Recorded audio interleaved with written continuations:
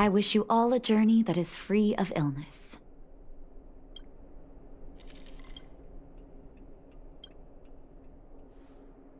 You came at a good time. There is something you can help me with. According to my patient records, there are a few that haven't come for their follow-up visits. It happens from time to time, but never as regularly as this. I'm a bit concerned. Have you heard of the Complex Illness Mutual Aid Society?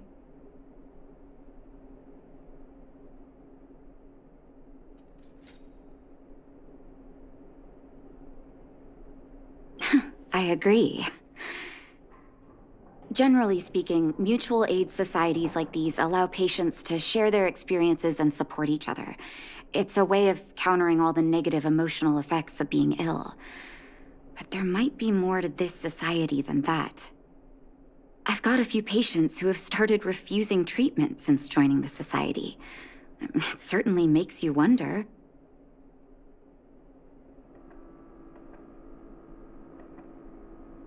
The most suspicious part is that no matter how much I ask, no one's ever willing to tell me anything about it. And that's where you might be able to help.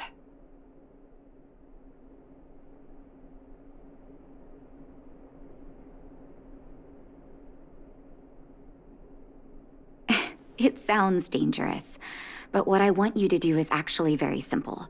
Investigate this so-called mutual aid society and find out what exactly they're up to.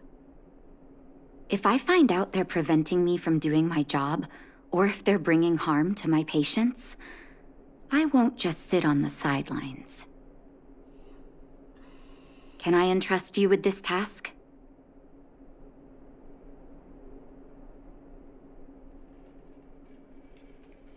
This little clinic has huge numbers of patients to deal with every day. If I didn't have you here to help me out, I wouldn't be able to focus on giving them quality care. Good luck. I'll be sure to thank you properly when you're back.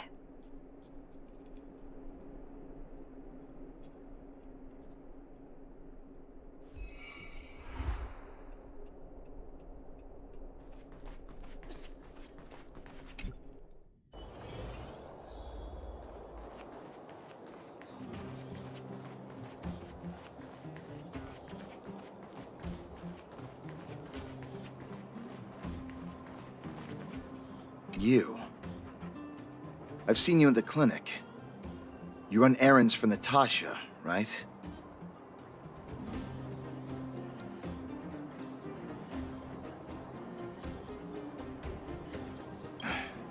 Don't play dumb.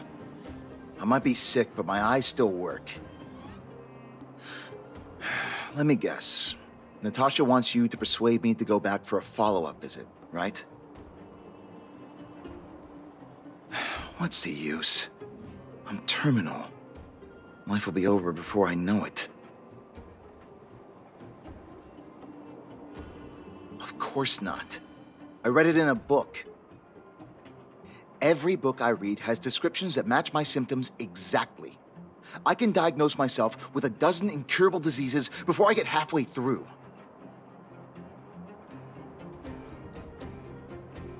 For people in my situation, a follow-up visit is just a waste of time and money. Not to mention medicine.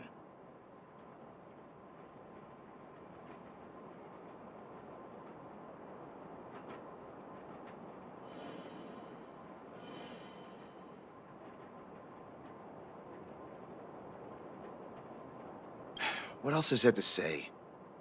Natasha was seeing me free of charge. She said I could keep a tab running for as long as I liked, then pay it back when I had the opportunity. I guess I'm too proud.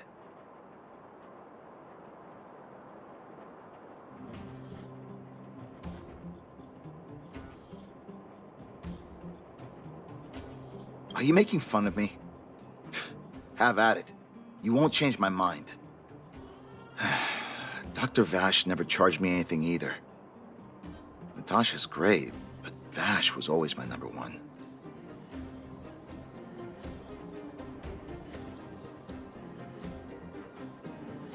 Natasha's brother.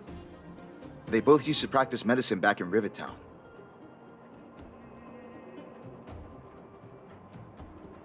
I heard he was a top student from the Overworld Medical Academy. Bellabog's main hospital wanted him. I have no idea what convinced him to set up down here. A kind heart, maybe.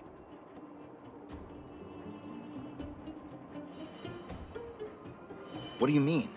Dr. Vash was a people's doctor. He handed out free medicine. He even followed up with detailed questions on how he felt. The underworld is always short on medical resources. They say that Dr. Vash made all his own medicine himself.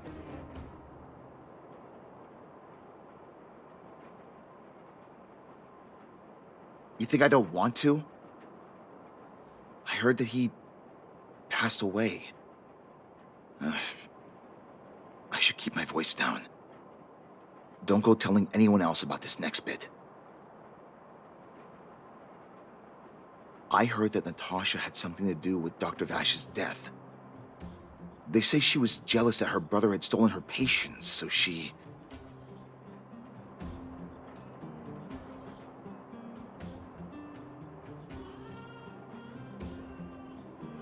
It's just something people were saying. I don't think Dr. Natasha could do something like that. Forget I said anything. Since Dr. Natasha sent you over specially, I'll do her a favor. I'll go to the clinic for my follow-up a little later. Bye for now. Avoiding a follow-up visit due to money issues. I should find another patient to talk to.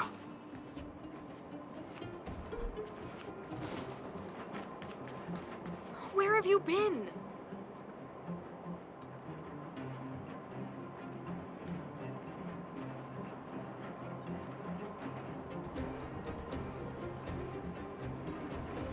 What was that? Oh, you'll have to be louder. My ears aren't what they used to be. Oh, everything's muffled. Ah! A follow-up visit. Is that what you're asking about? Natasha's a wonderful girl. She always gives me a thorough checkup. But at this age, it's rather a lot to bear. Even if they could cure me. I'm sure I wouldn't be around for long. I don't want to waste anyone's time.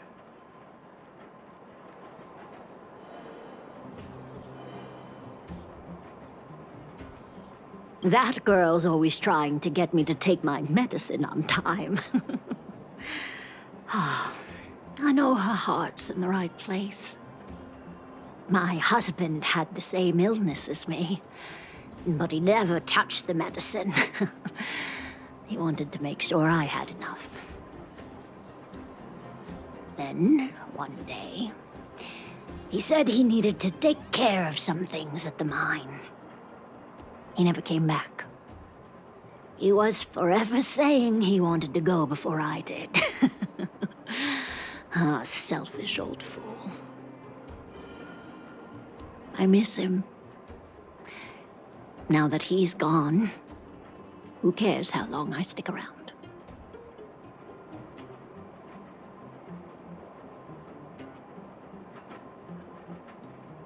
Do you think so? Wouldn't he want me to hurry up and join him?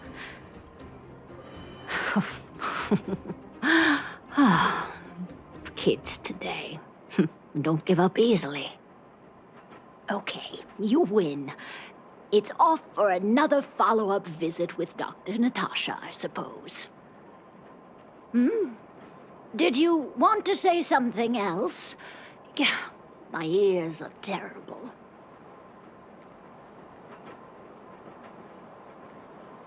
Virtual who?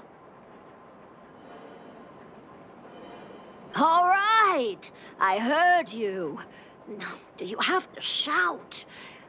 No, I've never heard of any mutual aid society. Where have you been? Avoiding a follow-up visit because of her husband. I should find another patient to talk to.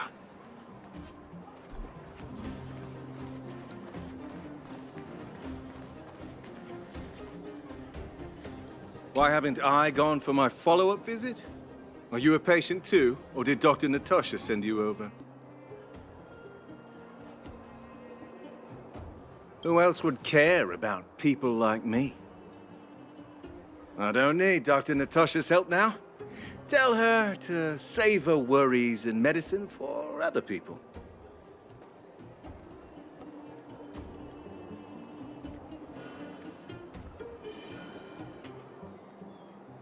A dispute? No. She's the only kind-hearted doctor in the underworld. I just don't really approve of her methods, that's all. Too idealistic and no real efficacy. She tries to save everyone, which means she can't save anyone. In the end, it's the patients who suffer, and she just tires herself out. Miners like me don't have time for lengthy treatments. If I can't take something and get right back to work, I may as well lie down and wait for death to come knocking.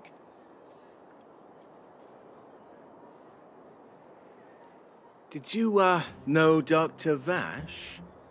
His wonder medicine is cheap, and the results are immediate. You just need to, be willing to, take a little risk.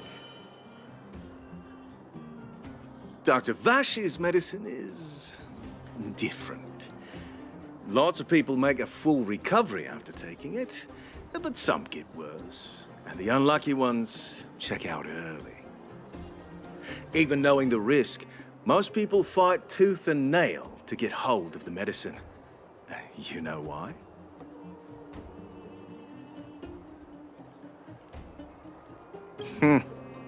You're smarter than you look. When life forces you to the edge, you'll throw yourself at any opportunity, even if it means risking it all. For people like us, a slow and torturous treatment is the same as a death sentence. If it's between that and a quick result, we'll take the latter. Forget it. Why am I telling you all this? Dr. Vash is dead anyway.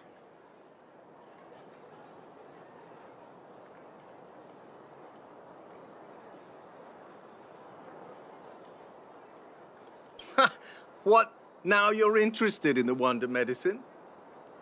Listen up.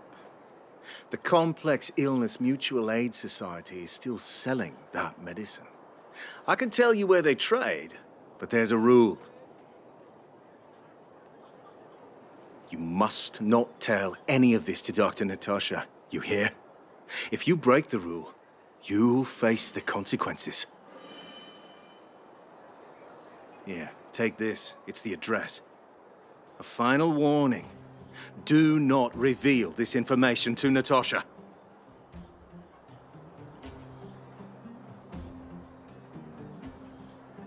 I know where to find the wonder medicine. What should I do next? That patient didn't want me to tell Natasha about this. Should I listen to him?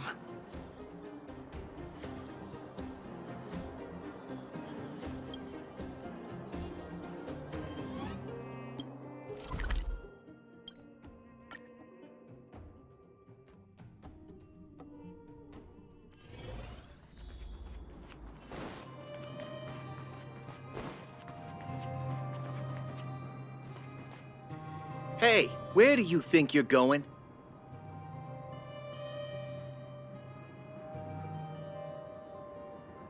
Medicine? Oh, you mean Dr. Vash's wonder medicine, right? You're the same as everyone else that comes through here.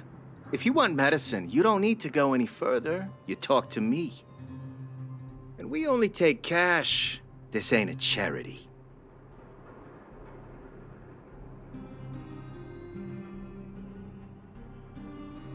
The Mutual Aid Society sets the price. It might be different from Dr. Vash and his handouts, but it's a darn sight cheaper than that clinic woman's medicine. Well, are you buying or not? Spit it out. I don't have time for chit-chat. Wait a minute. Your clothes. Are you friends with that doctor woman? I've seen you at the clinic before. I know it. Get lost, now.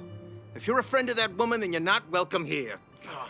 Shop's closed today. No customers. Wait! What about our medicine? We've been waiting for ages. Get lost, all of you. Save your breath and come back some other time.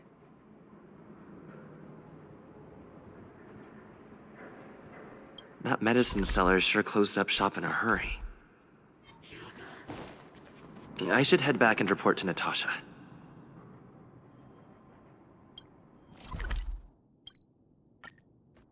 I heard that thing's been... It's still early. Where to now? Are you hurt? Let me take a look.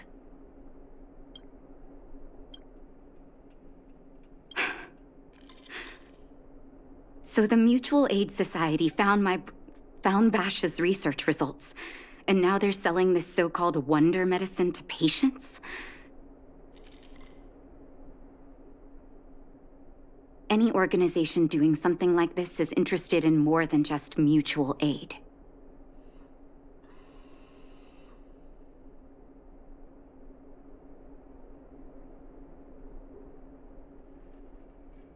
As a doctor, I don't accept that.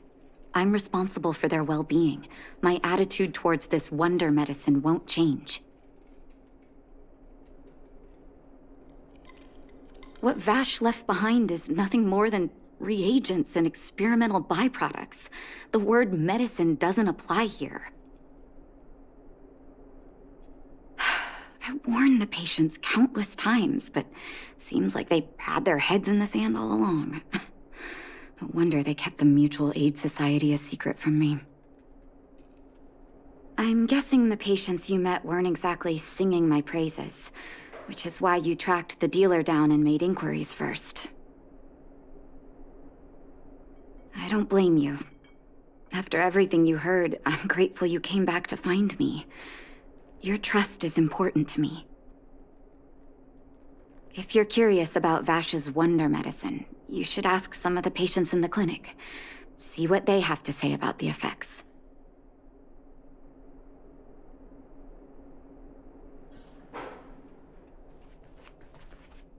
Some people say that Dr. Vash was a saint who came from the overworld to help those in need. I don't buy it. People's doctor, that's just what people who've bought into the myth like to say. Vash used to distribute free medicine all the time, but he couldn't have cared less about the people taking the medicine. The hard truth is that we were just his test subjects. It didn't matter if the medicine worked or not. What mattered was having a constant stream of willing lab rats. Of course, I can't control what anyone else thinks. That's just how I see it.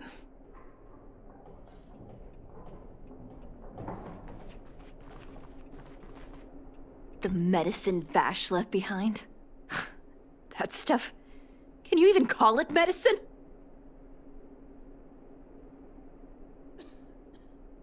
I know Dr. Natasha's here, but I have to tell it like it is. Vash had zero medical ethics. He didn't deserve the title doctor. He may have had the capability, but he didn't use it to help anyone. Whenever I went to see him, he never even asked about my illness. He just prescribed me his so-called wonder medicine. If it were you, would you have taken that medicine?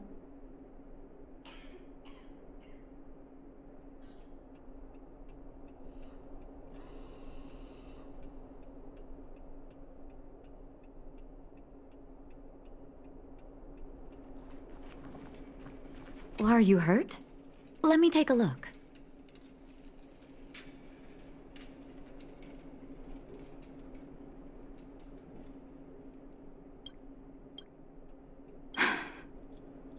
still haven't worked out how to convey it to you. The issues surrounding Vash. My relationship with him.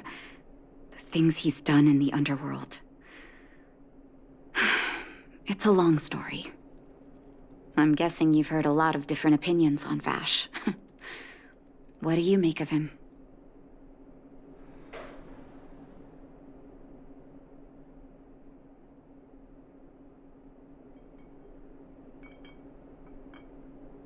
I want you to go and visit another patient, a victim of the Wonder Medicine. I want you to see the real consequences of abusing that medicine. Once you've understood her situation, come back and tell me what you think. After that, I want to ask for your help again.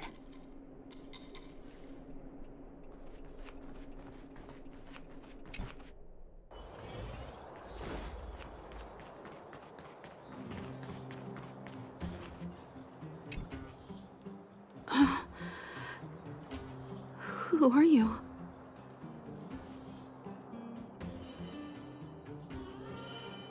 Who? And who am I?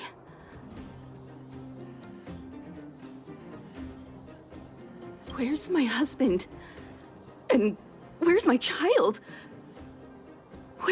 Where are they? You know where they are, right?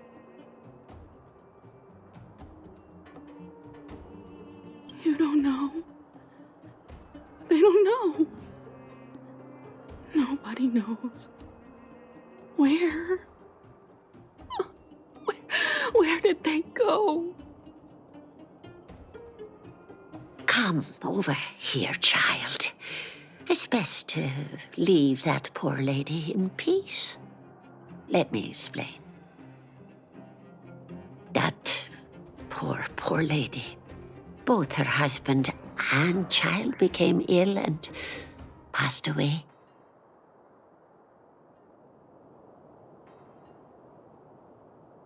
Yes, before her family passed away, she was a carefree young woman. Her husband and child caught a mysterious illness. The symptoms weren't grave, but their livelihood was certainly impacted. In order to try and rid themselves of the ailment once and for all, they bought some kind of wonder medicine. Who would have thought their condition would deteriorate so rapidly after they began using it?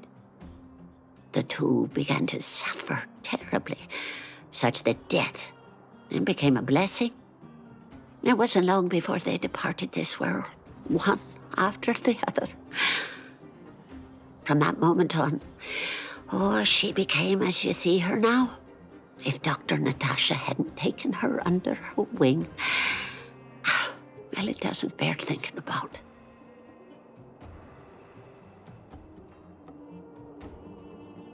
And yet, what more could have been done?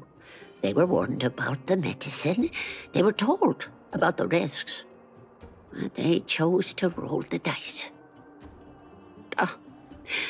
Talking about it tires me out. At least my husband and I are able to help her where we can. I just hope that one day she can lead a normal life again.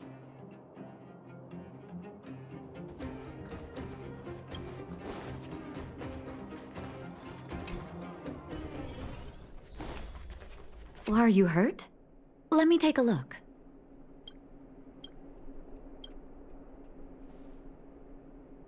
Did you speak to her? By the look on your face, I'm assuming you've come to understand the wonder medicine all too well.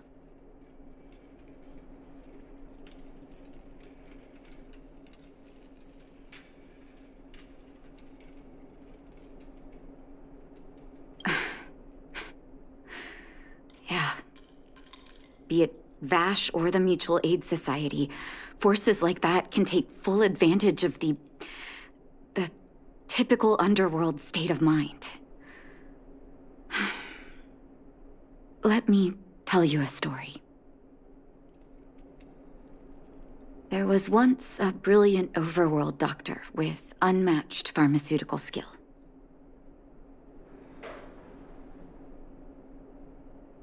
The doctor was set on developing a medicine that would steel the human body against the cold. He named his research project Blizzard Immunity. But his research met with obstruction time and time again, the biggest factor being a lack of test subjects. Tampering with the human immune system carries huge risk, and nobody in the overworld was willing to submit themselves to such experiments. As such, the doctor got in touch with his sister in the underworld, claiming that he wanted to support the medical effort below ground.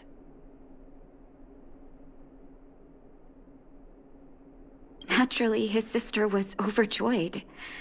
After all, as far as medicine was concerned, her brother had always been the standard she'd strive to attain. She brought her brother underground and entrusted him with her clinic and laboratory. I think you know what comes next.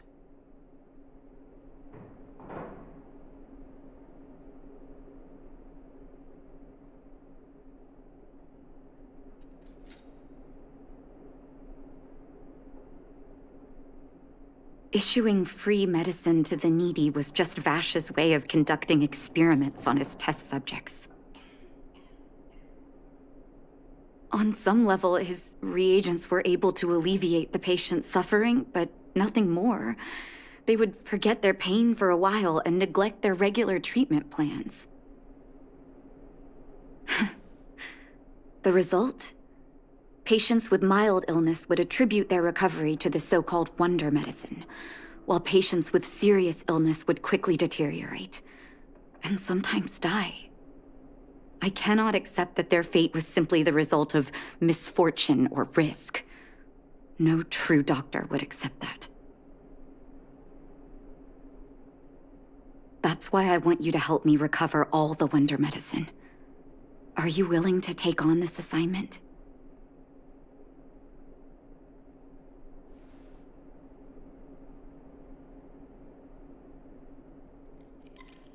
Thank you. This will be hard for the people that have come to rely on the wonder medicine, but it's up to us to remove this false hope.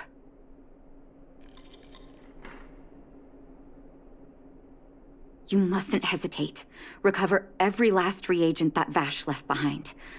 I'll take responsibility for the consequences. Don't worry about that. Go. I'll be waiting for the good news.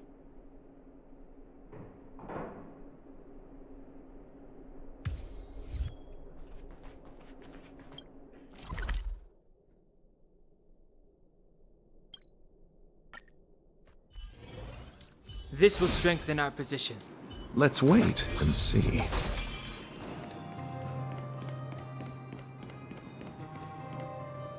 Stop right there! No one's allowed up ahead.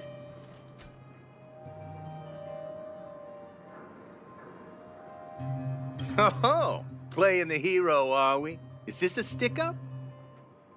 Wait a minute, you're that clinic woman's lackey, aren't you? Did you think the Mutual Aid Society didn't have its own intel? She's after our medicine and sent you here to smash the place, right? Men, look lively and send this idiot packing already.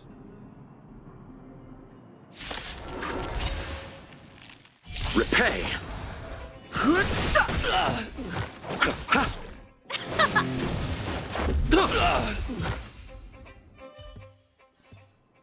A moment's excitement, nothing more.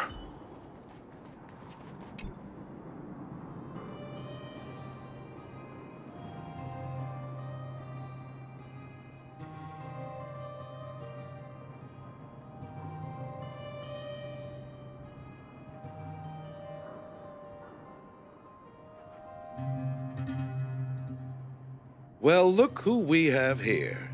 Your reputation precedes you, outsider. I didn't take you for a bandit and a thief. You listen here. I'm the president of the Complex Illness Mutual Aid Society. The medicine we hold here is lifeblood for many of our members. Are you sure you want to deprive them of that? Those poor patients. Along comes a life-saving wonder medicine only to be snatched away by a shameless bandit like you. The underworld is full of sickness. What would happen if we left it all to that clinic to treat? My mutual aid society has relieved that doctor of patients at the end of the road. Shouldn't she be thanking me?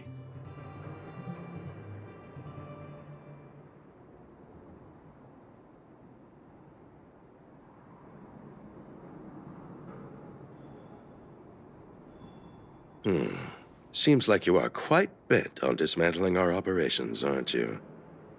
Fine, seeing as you came all this way, it'd be rude not to give you the opportunity.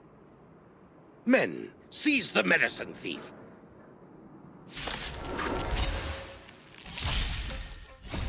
Rules are made to be broken. The sanctuary is but a vision. Break! Turn it up!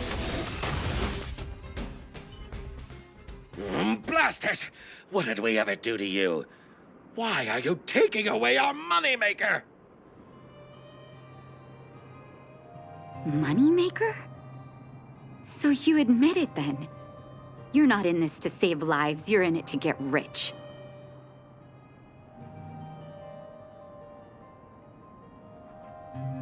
What are you doing here? Oh, as if we didn't have enough trouble already. Selling fake medicine with false kindness. You should have expected trouble to find you sooner or later. I have a responsibility to protect the well-being of my patients. Or to put it another way, I must eradicate any and all threats to them. You can't save everyone. The underworld is teeming with sickness. How could you possibly pull it off?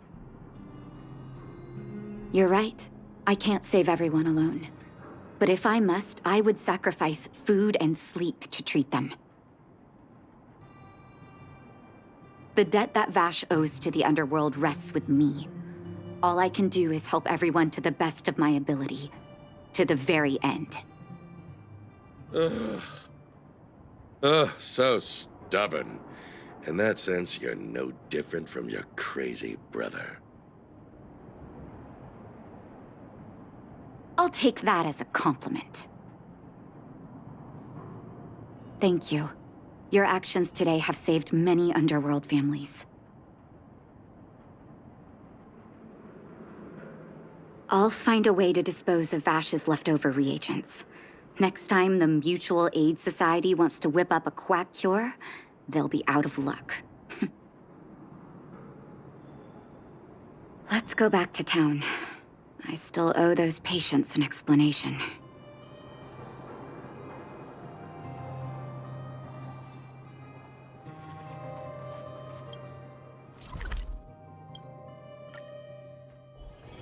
It's still early.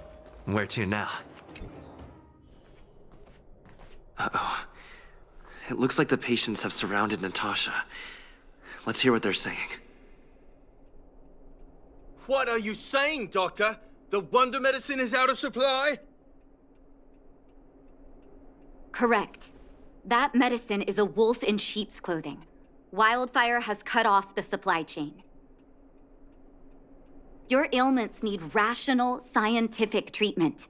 Relying on pseudo-medicines will only worsen your condition.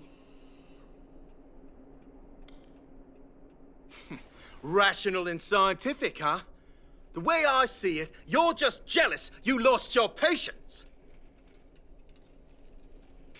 How dare you speak to Dr. Natasha like that? Where are your manners? Ma'am, please think for a moment. How can you still be siding with her? That wonder medicine was working fine for us, and now it's gone because she wants it to be? How can she? I understand your anger, but as your doctor, I ask you to trust my judgment. I will find a way to access more medical resources and help you through your struggles. If I must, I'll get help from the surface. The surface. I almost forgot that you were an overworld big shot.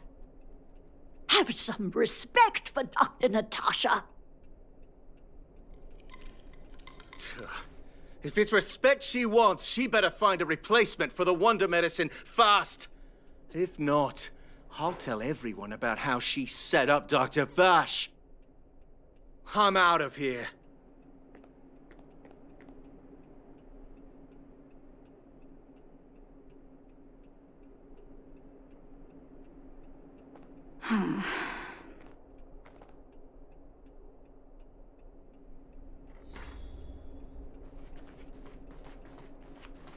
Are you hurt? Let me take a look.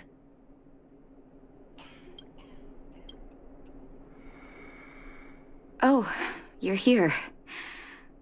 I apologize. That must have made for uncomfortable viewing.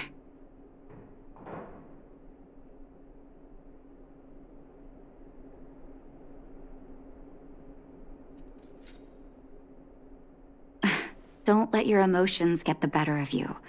If I were in his shoes, I might well have had the same reaction. Now I need to focus on treating the patients and dispelling their doubts.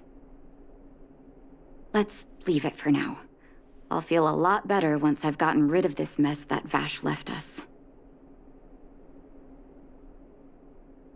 Now's as good a time as any to tell you Vash's whole story. If there's anything you want to know, don't hesitate to ask. No, but I used to think we were so close that we may as well have been. I actually grew up in the orphanage. It wasn't until I was adopted by an overworld family that life changed for me. My adoptive mother always saw me as her own flesh and blood, and Vash loved me like a sister. That is, while we were still young. My adoptive parents belonged to a prominent medical family. As kids, we were exposed to all kinds of medical texts.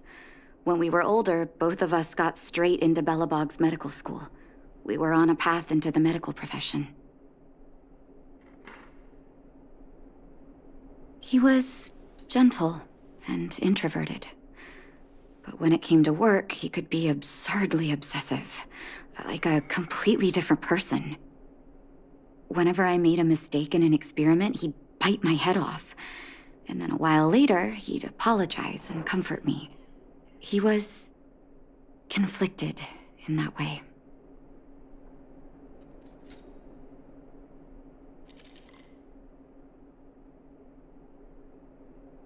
I didn't know he had leftover reagents in Rivet Town.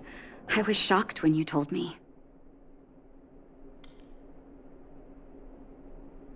If you fail to make a clean break with the past creeps up on you.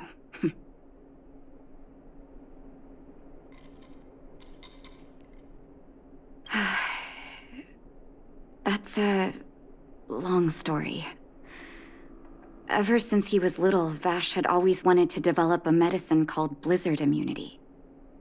He saw the human body's vulnerability to cold as a disease, and wanted to cure it so that humanity could survive the eternal freeze. If he succeeded, people would be able to leave Belobog and rebuild their homes in the snow plains.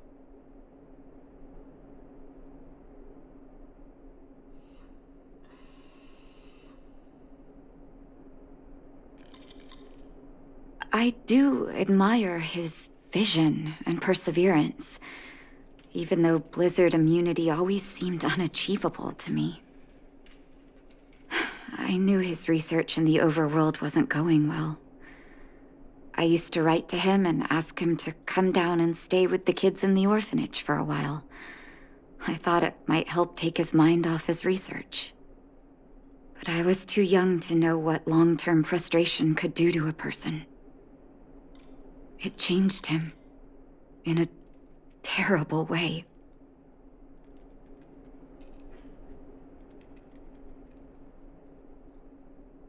During his stay in the underworld, he met patients affected by fragmentum corrosion with mild symptoms. Compared with non-patients, their bodies reacted differently to hot and cold. And that fascinated Vash. He began to simulate mild fragmentum corrosion, thinking that it could lead to breakthroughs in developing blizzard immunity. Those reagents of his aren't cure-alls for critical illness. That doesn't exist. Vash made the reagents to mitigate the suffering of his patients in the short term. A convenient way for him to observe changes in his test subjects. But behind my back, he had been doling out the reagents to residents who were kept in the dark. When it finally struck me that something was wrong, his terrible research had already turned him into a madman.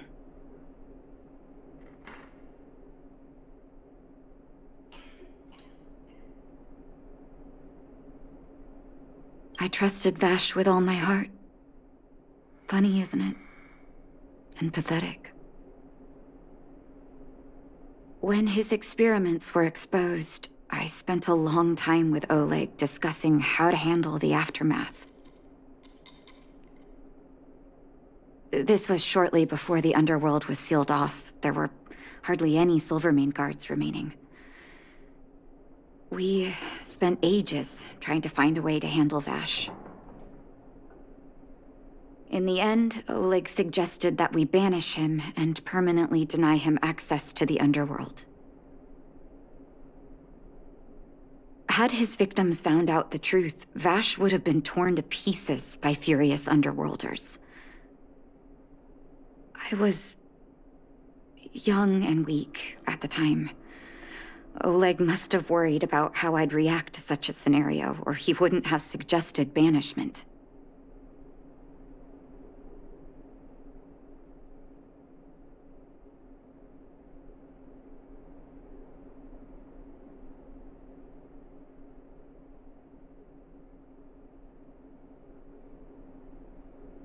I hope so. The day I learned the truth was the day I no longer recognized my brother. Oleg and I took Vash to the overworld. He made his final request to us, to take him outside the city to the snow plains he'd always wanted to conquer. His figure gradually disappeared into the snow curtain. I've been telling myself that Vash is dead ever since. Forgive me. I'm not good at telling stories.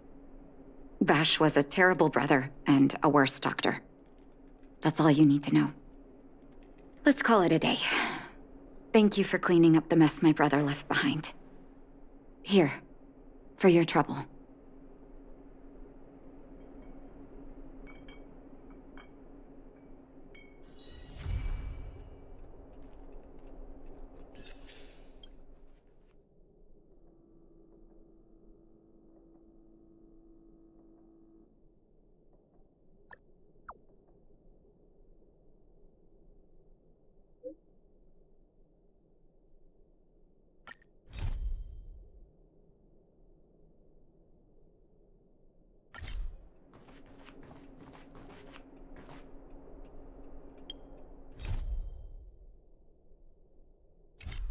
I wish you all a journey that is free of illness.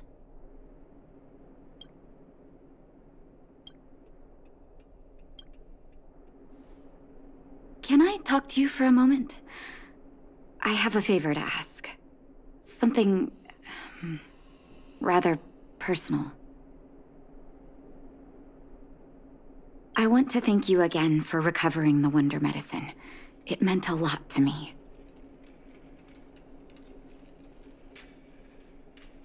But disposing of Vash's reagents isn't enough to solve the medical supply shortage. Many of my patients can't be seen promptly, and my stock of medicine is running low. Thanks to you, the route to the overworld through the furnace core has reopened. I'd like to use it to return to the surface and see if I can get some help.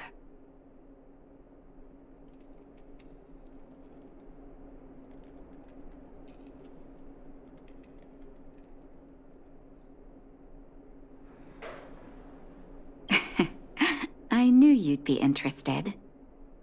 Remember my adoptive parents I mentioned to you a while ago?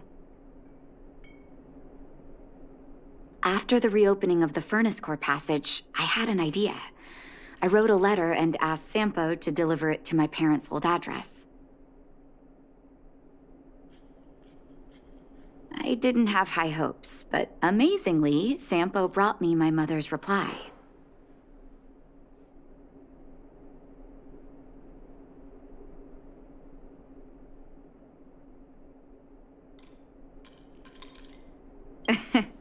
That's exactly what I thought when I got her letter. Mom said they still live at the old house, but they're not working on the front lines anymore.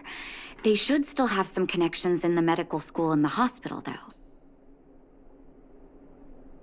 If I'm lucky, maybe I can convince them to send extra medical supplies to the underworld.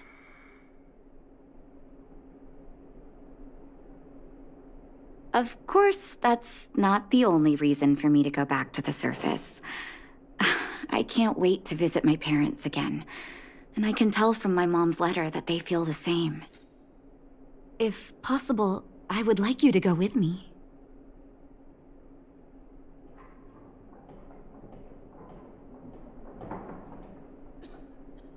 Wonderful. That's such a relief. I've sent another letter to my mom telling her to find us near Fountain Plaza. Don't worry, I know my way around the administrative district.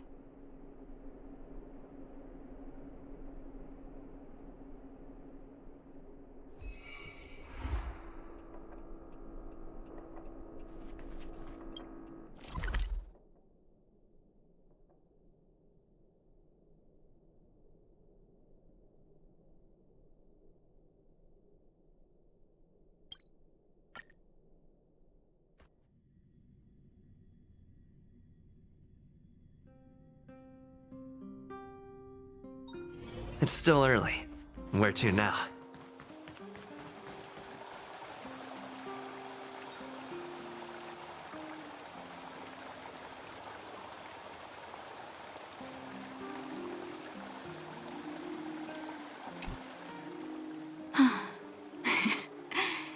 This place doesn't seem to have changed much from what I remember. Oh, there you are. Sorry, I got distracted watching the crowds. Look at the busy flow of people. Life in the overworld carries on as usual, as if nothing has happened. We're a little early. I've got an idea. I want to buy my mom a gift. You're more of an overworld local than I am now. Any suggestions?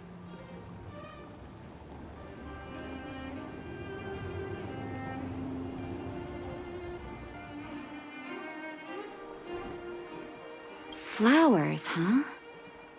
That's a great idea. I've been underground for so long, I almost forgot what flowers smell like. Flowers it is, then. Can you lead the way?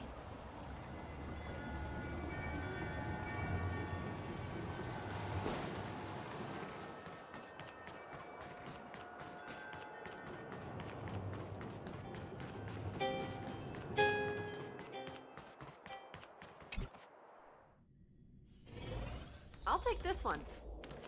Eversummer? Was that always the name? Seems I was too young to get the irony back then. Sorry. I don't mean to sound cynical. Maybe it simply represents the people's hopes up here. Now that I think about it, sending flowers is quite the tradition in my family. Mom, Dad, Vash, and I, whenever something good happened, we sent each other flowers to celebrate. Do you want to hear a flower story?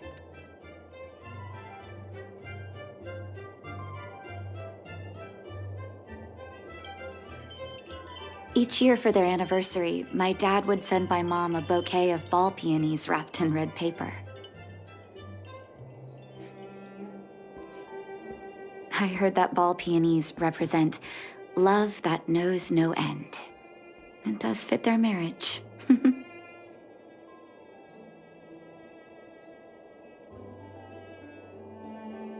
My father is a famous surgeon in Belobog. Because of his fame, people in medical circles paid great attention to his surgeries. He always had a lot of stress to deal with. Each time he finished a tricky operation, my mom and I would buy a single stem of sunshine and then pin it on the chest pocket of his apron. Sunshines represent warmth and love of light. For patients on the verge of death, my dad might have been the only light to penetrate the darkness around them. Vash. Out of everyone in my family, I think he probably appreciated flowers the least. Still, I remember the day he received his offer from the medical academy. My parents took me to the florist, and we bought him the most expensive marquee stem in the shop. When we gave him the flower, he failed to hide his smile. You can't imagine how hard it was to get him to smile. As an orphan, I never knew my birthday. My adoptive parents took me to the overworld and made the day I joined the family my birthday. And each year on that day, my parents would give me a bouquet of first snow. And the number of stems represented how many years had passed since I joined the family. I only found out later that first snow represents beautiful memories. My parents gave me a beautiful childhood. And I still haven't had the chance to thank them for that.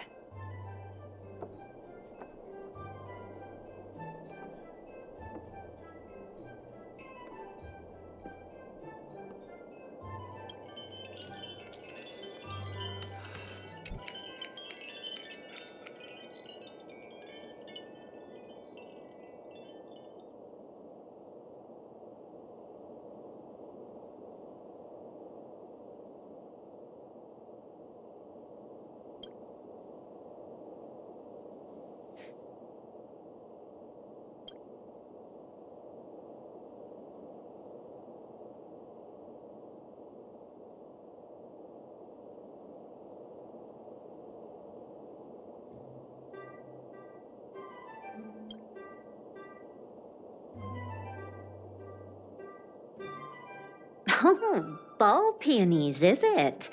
1 second. I'll get it ready for you.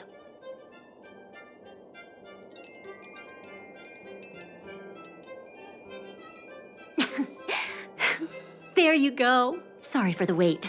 Hope to see you again soon.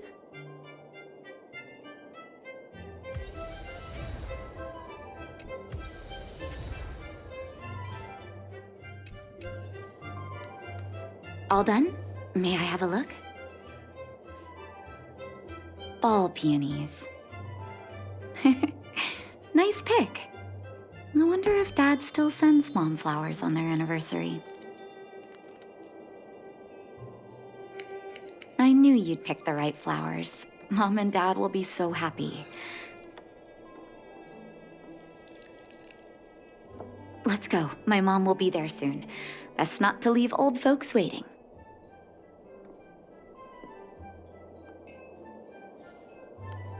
I'll take the...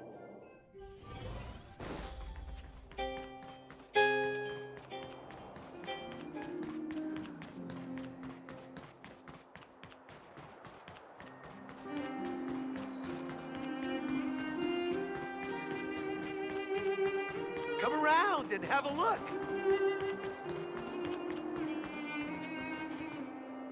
Mom! Nat? Nat, is that you? Oh, come here, my darling.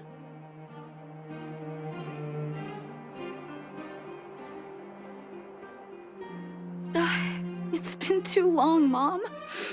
Too long. Sorry. I don't usually get this emotional. How have you been, Mr. Oswell? Thank you so much for taking care of my parents these last 10 years. I'm doing fine, Miss Natasha, just fine. Look at you. You've blossomed into a fine young woman. Such a pity that your father... Dad, I was wondering where he is. Is he... It was 3 years ago, Nat. No need to be sad. He passed away very peacefully.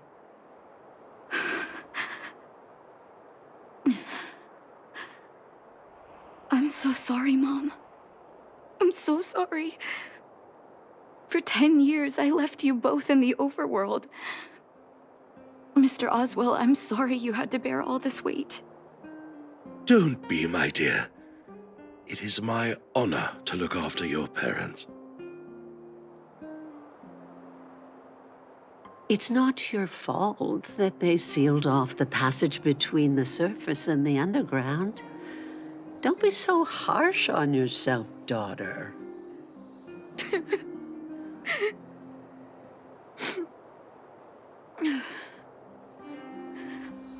Oh, Mom. I have so much to say to you. But, there's an urgent matter that needs your help. I apologize. I wish this were a happier reunion. But there are too many suffering with sickness in the underworld. You're the only person I can go to for help. Oh, there's no need to apologize, my child. I've heard of your deeds down there, and I know you've saved many lives. Your father? He would be proud of you. We have many connections in the medical academy. No matter what you need, be it medicine or data, I should be able to get it for you. Be the doctor you always were, Nat. We have all the time in the world to catch up later.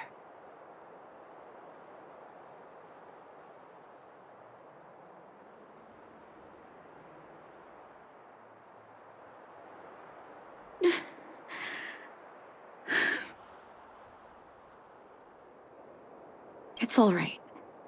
I was prepared. Although it still hurts to hear it from Mom. With her help, we'll be able to ease the underworld's medical supply shortage. That's good news for patients who'd lost hope. I really wish I could spend the whole day talking to her about the old days. But sadly, now is not the time. Let's head back to the underworld. We need to spread the good news. Miss Natasha, one moment, please.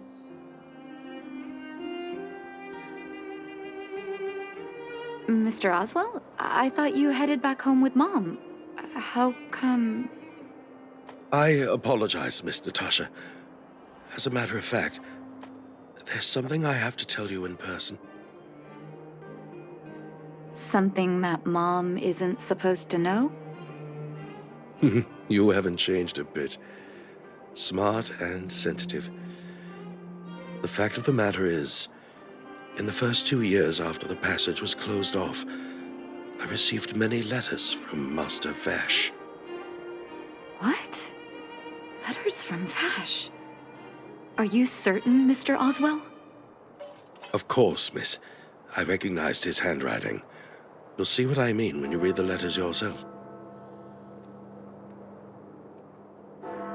Actually, those letters were intended for your eyes only. The delivery address was the underworld, but because of the sealing off of the passageway, the letters were sent back to your old house, to me. I don't understand. Did you not show them to my parents? I'm sorry, miss. I opened one of them out of curiosity. Master Vash stressed in the letter that your parents must not know what happened to him. That's why I put the letters in a secure place. waiting to hand them to you when we could meet again.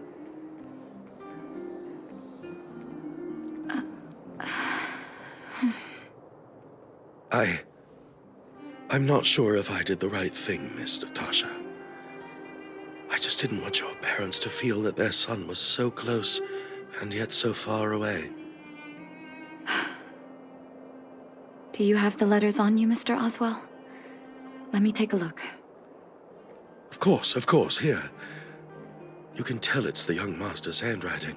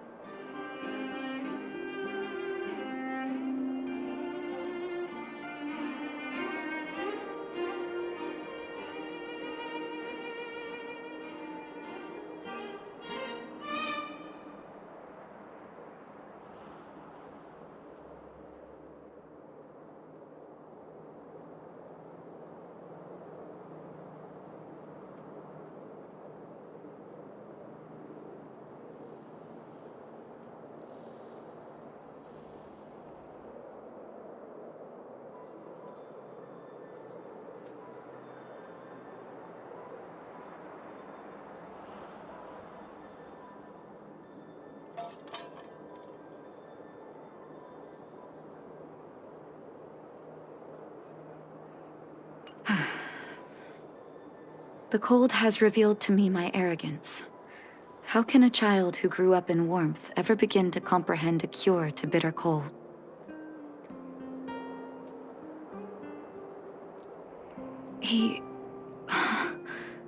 Vash didn't give up on his research into blizzard immunity, even after he left the city. I live in abandoned houses under broken roofs and continue my experiments. One step after another, I've made breakthroughs. I'm trembling, not because of the cold, but because I can feel I'm getting closer to the answer I seek.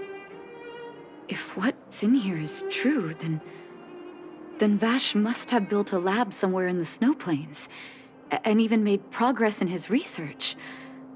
But how can that be?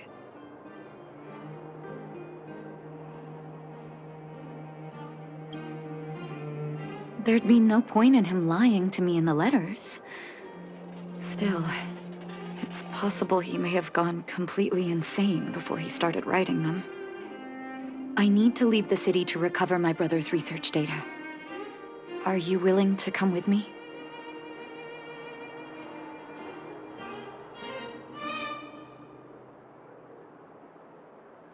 Leave the city? You are taking too much risk, Miss Natasha. I know, Mr. Oswell, but I have a hero with me. He saved the underworld. I'm sure he'll protect me, right? Vash, it's been so many years. Are you still alone in the blizzard? Oh, ignore me. I'm just talking to myself. Let's go. It's time to face my past head-on.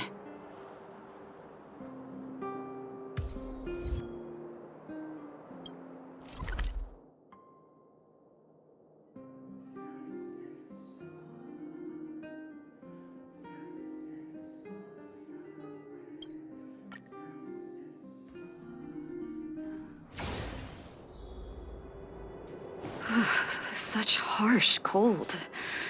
It's hard to imagine anyone surviving in these conditions. Unless blizzard immunity is real. Let's hurry up. We need to find any clues that Vash may have left behind before both of us become ice sculptures.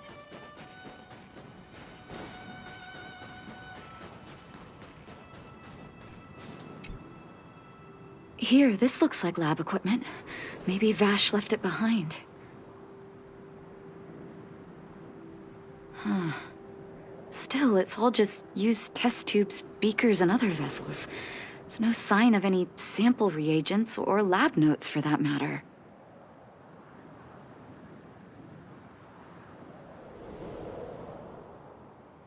Oh, I know my brother. He's meticulous when it comes to medical experiments. There's no way he wouldn't document his results. I want to go deeper into the snow plains. Can you press on any further?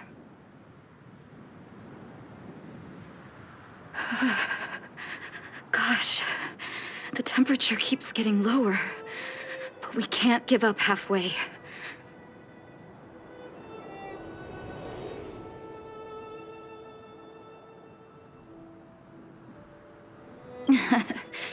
Oh, that's very kind of you. But don't you underestimate the leader of Wildfire.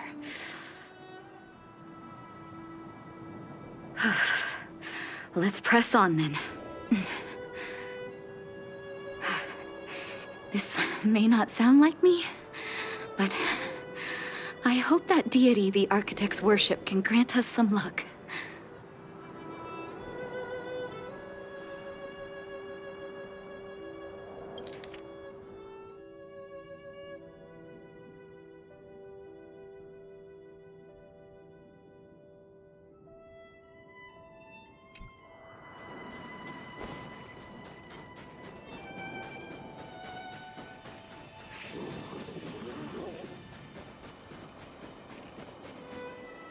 Citizens?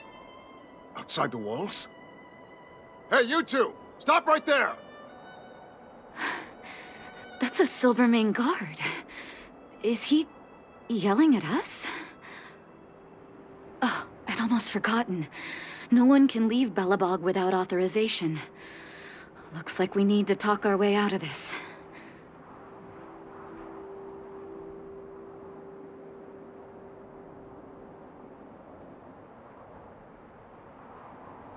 I can't say you sound suspicious, but I can't just take your word for it either. Captain, look at her necklace. Maybe she's telling the truth.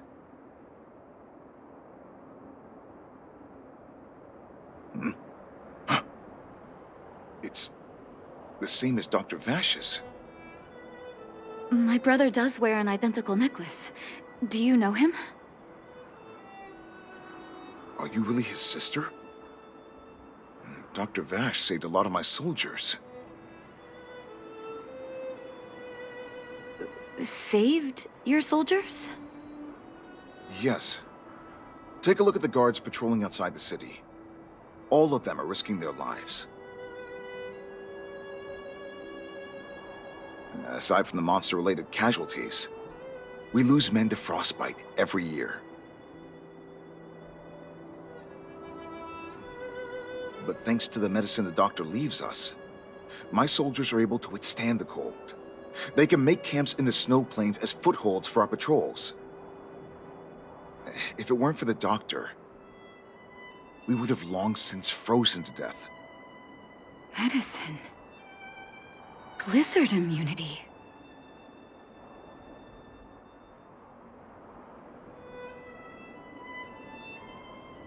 The medicine is extremely potent.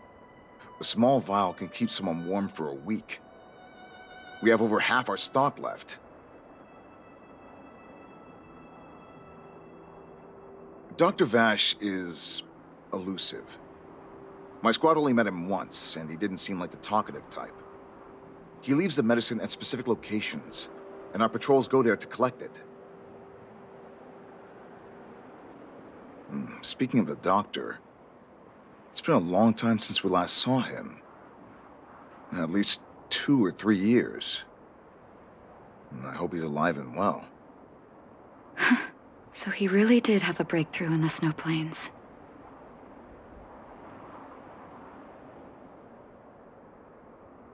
Oh, did the medicine have any side effects for you?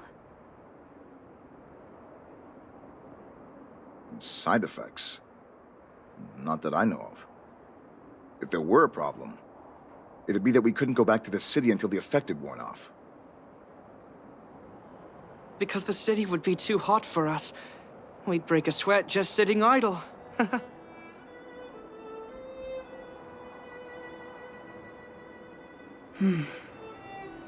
Thanks for the information. We're planning to head deeper into the snow plains to find my brother. Seems like you've made up your mind. I'd really like to send some of my men with you, but we can't leave our posts. Here, take this medicine. If what you two told me is true, I'm sure you're more than capable of handling yourselves out there. Thank you, Captain. We'll take it with us.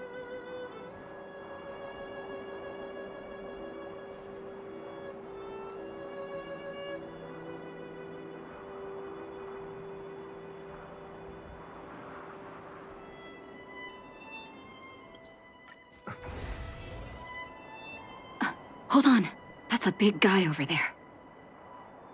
Did you see that? There's something on the monster's back. Oh, the blizzard immunity. Shall we drink it? It's your call.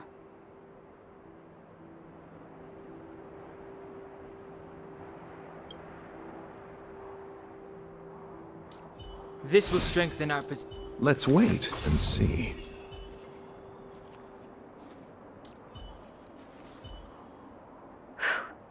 I'm ready. Doctor's got your back.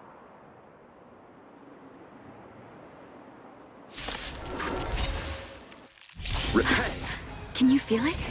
It seems like Vash's medicine is working. It's but the vision. Break! So warm. It'll take more than that. Let's rock! Cut! Rules are made to be broken.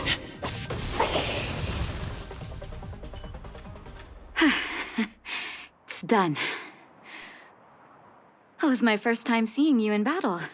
You've got some moves, don't you? No wonder you were able to save the underworld. Let's have a look over there.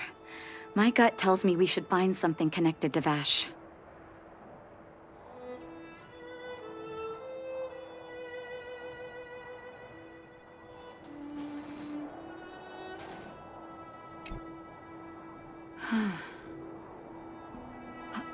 These are records of his experiments. It's Vash's handwriting. This must be the location of his final lab. Come have a look. His last experiment was nearly 2 years ago? What happened after that? But his notes seem to suggest he was working to improve blizzard immunity. Brother, where are you? What happened?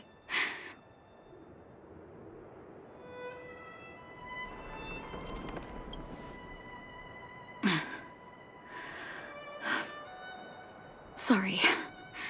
I needed to take a moment. After seeing the letters Mr. Oswald kept for me, I was hoping things might have ended differently. I shouldn't have asked you to come with me to such a dangerous place.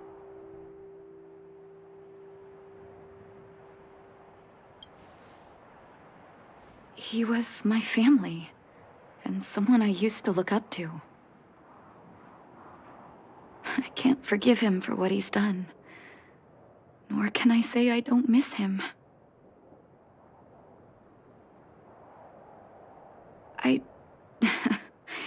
Maybe I should feel glad. The medicine might not have been what he wanted it to be, but it came to something. Maybe he found some inner peace.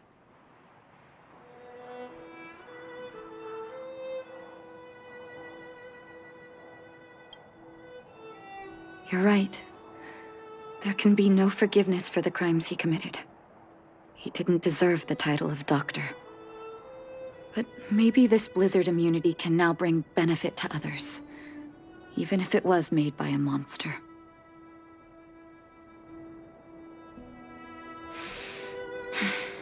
Human beings really are conflicted life forms.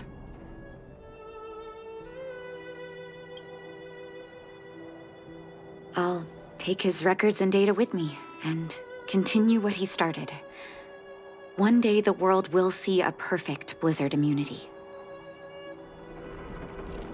Before we leave, I'd like to ask for another favor. The last one, I promise.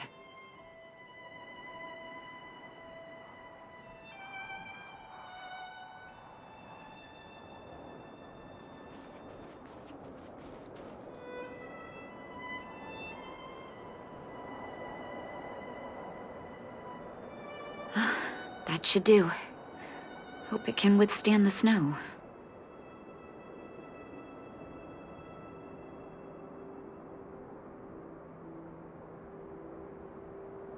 I don't know.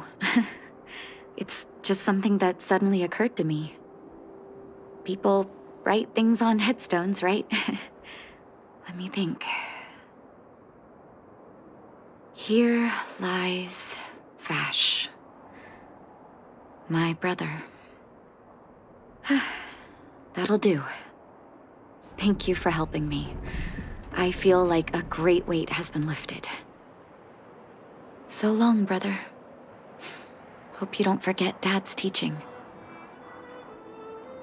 A doctor does not get to choose his or her patient, my children. Remember, never say no to those who come to you for help. Never.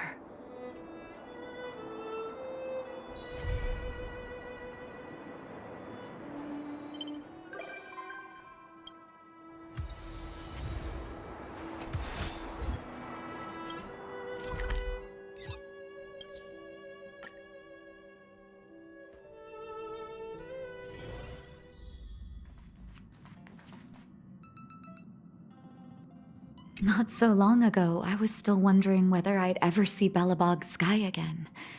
Now I'm on a train coasting through the universe. Sorry. It's so beautiful outside. I got a little lost in thought.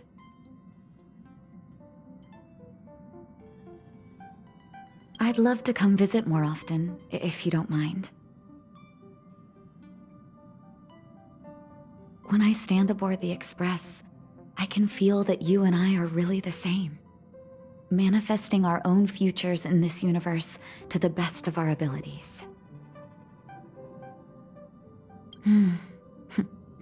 Everyone's working hard for the bigger picture. I believe I'll have lots of happy memories here.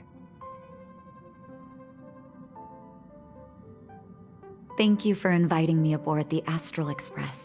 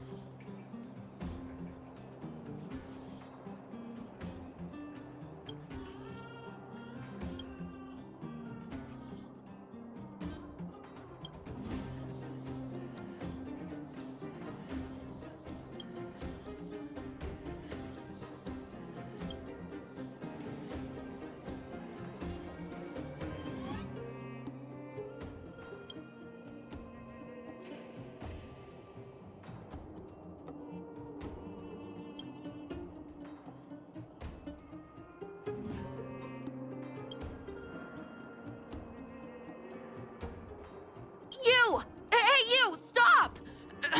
You are now a conscript of the moles.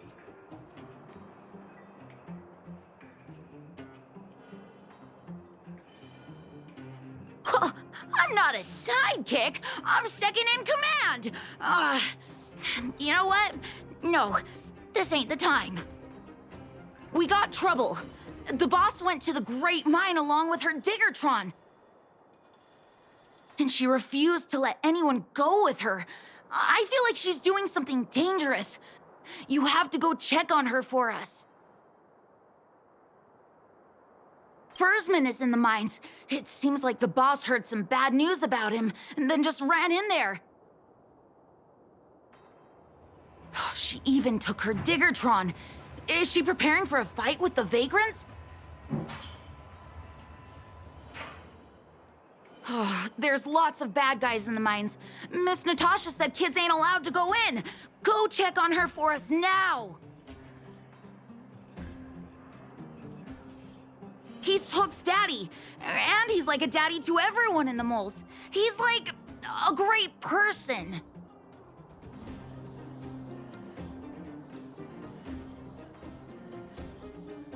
Thank you. Please hurry.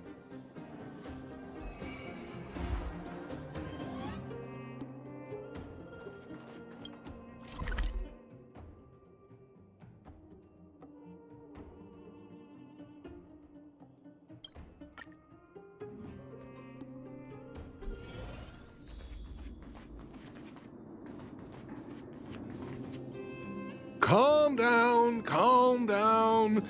We're all here to work for a living. Why not sit down and talk it out?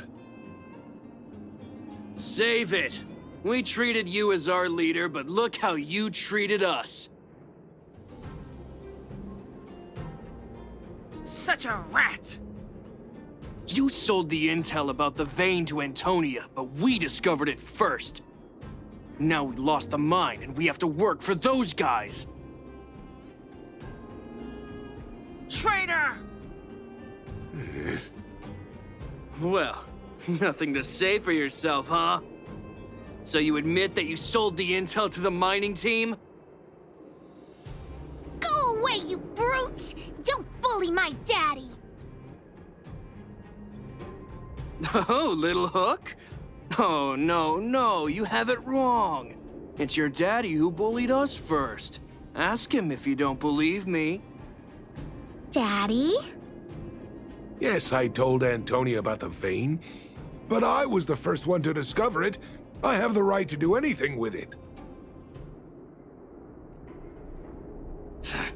It's only because you have that detector. Let's see who's boss when we take it from you. Back off.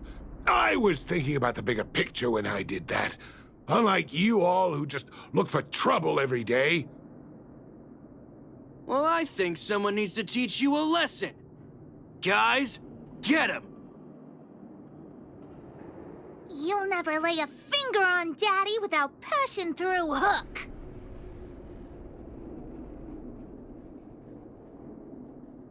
It's you! Come and help Hook! Another punching bag? Fine by me. I'll kick all your butts!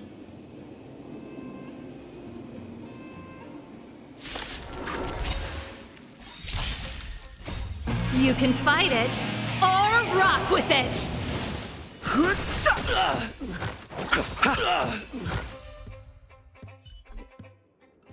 Daddy, are you hurt? Just a few scratches. How about you, Hook? Don't worry about me. I have Diggertron. No one can hurt me. Good. That's good. And you, young man, are you hurt? Thank you for your help.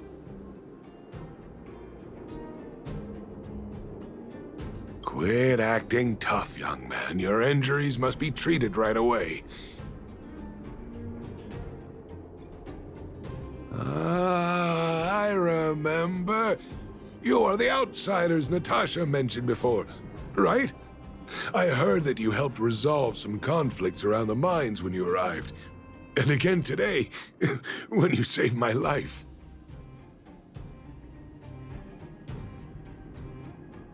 The conflicts between the vagrants and the mining team have lasted for quite a long time. Even if you have just temporarily mitigated our rather tense relationship, it is greatly appreciated. Daddy, let's go to the old witch's clinic.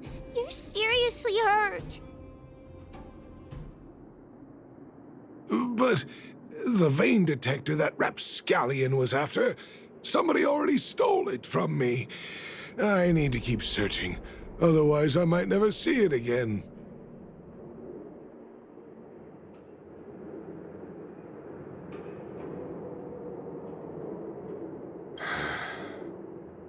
It's just a tool. I guess I should let it go. Let's head to the clinic.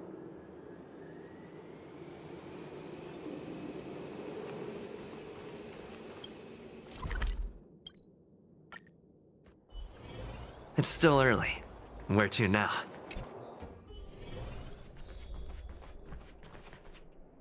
I've taken care of your wounds. I'm running short on medical supplies these days, though, so behave yourselves and stay away from trouble. You hear me? Don't pretend you didn't hear that, Hook. I'm talking to you. Hook wasn't the one that caused trouble. It was those bad guys. We were just defending ourselves. Ask him.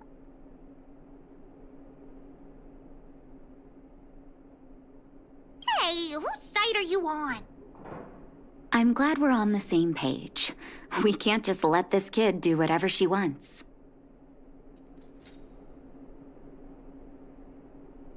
That's enough for now. I'll say this one last time, Hook. If you cause any trouble again, I'll take Diggertron away. Do you understand? Hook understands. The boss of the moles should stick to her word. I have patients to take care of. See you later.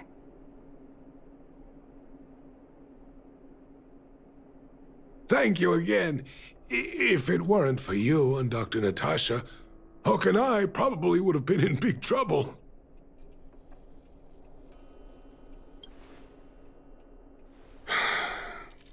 Well, a few days ago, I found a geomarrow vein using a vein detector, and I sold this info to Antonia, a supervisor of the mining team.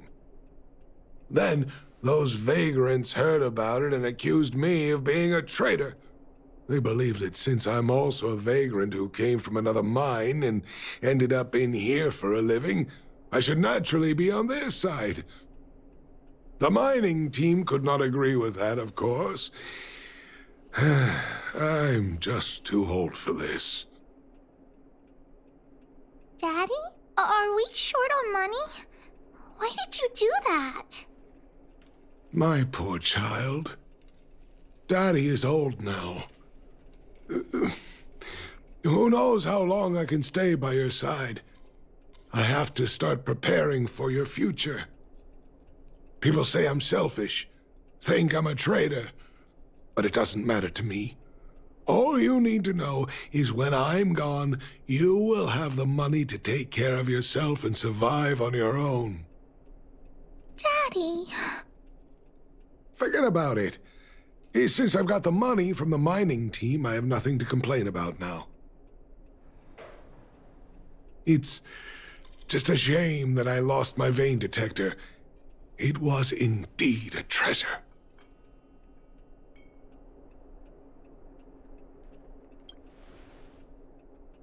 It's an ancient relic that I found in a mine. People say it's a device that mining teams used for detecting geomarrow veins long ago.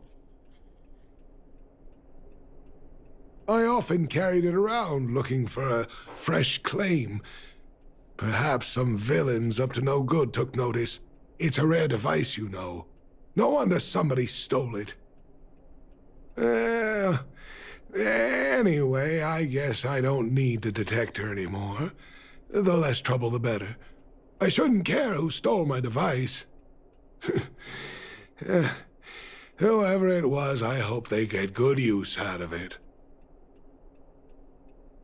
Hook seems to be giving me a look like, I want to talk to you outside the clinic now. So that's why people call eyes the windows to the soul.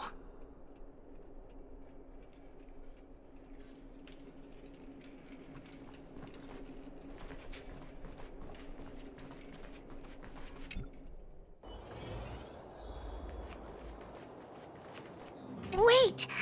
Hook needs you to help with something.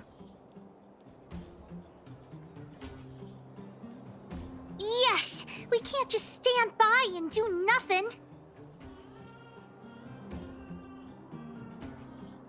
That detector is Daddy's treasure, so I gotta get it back. You'll help me, won't you?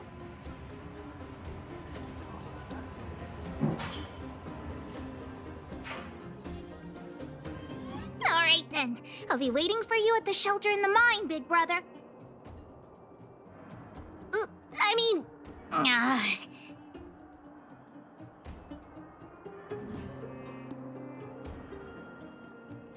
See ya!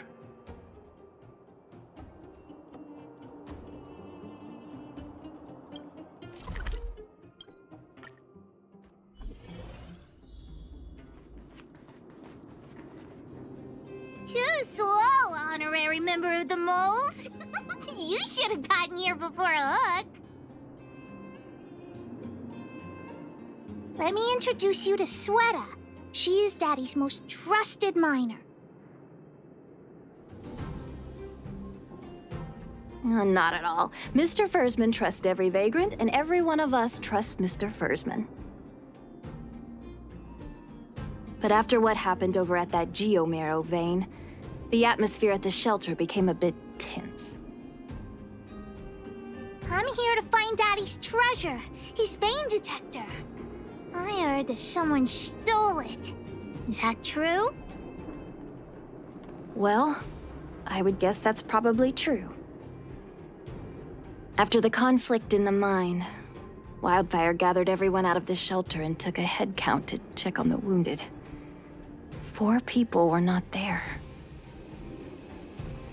When we returned to the shelter, Mr. Fursman's detector was gone. We searched all around the shelter but found nothing. I guess one of those 4 people was the thief.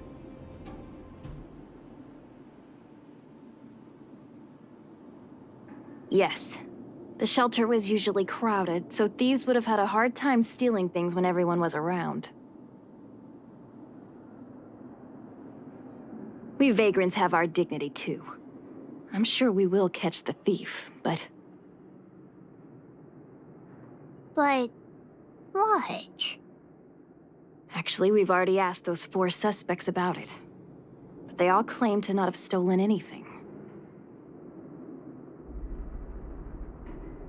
Of course, we could never expect thieves to confess and turn themselves in, right? In my opinion, one of those 4 was lying.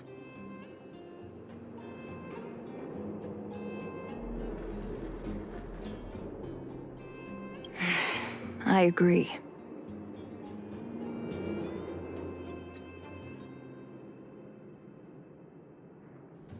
All 4 suspects are at the shelter. If you're feeling confident, why not give it a try? Maybe you can determine who the thief is.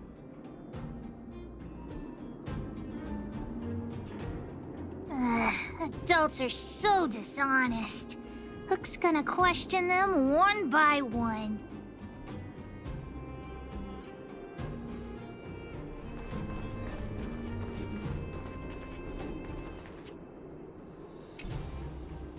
Well, well, well. What's this? Playing detective, are we? Spill it! Did you steal my daddy's detector? You little brat. How dare you label me a thief? Someone needs to give you a good lesson on manners. I'm an honest and decent man. I'd never do such a shady thing. Anyone can say that. If you really didn't steal anything, then just answer our questions. Oh, you have a temper, huh? All right, I'll spare a couple minutes for your little detective game.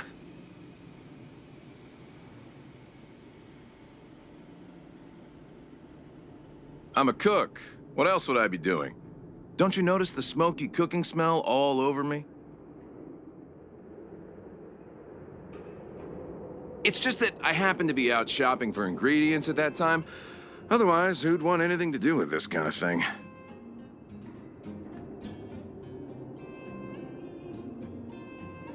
That old Fursman was kind to me. When we were at Rivet Town, he put me in charge of the whole mining team's food supply.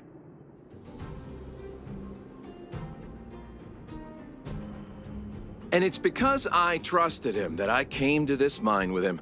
I mean, I didn't expect he would take that money for himself.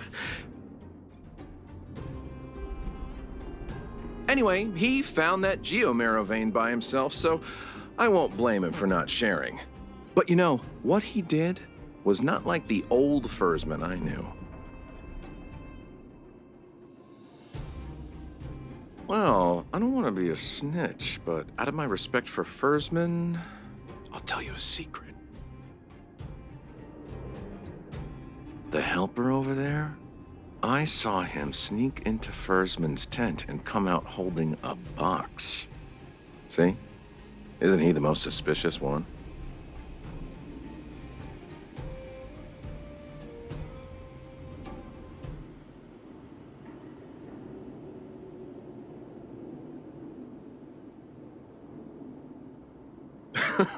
I don't care if you believe me or not. I've told you all I know. Now leave me alone if you don't have any more questions. I'm busy.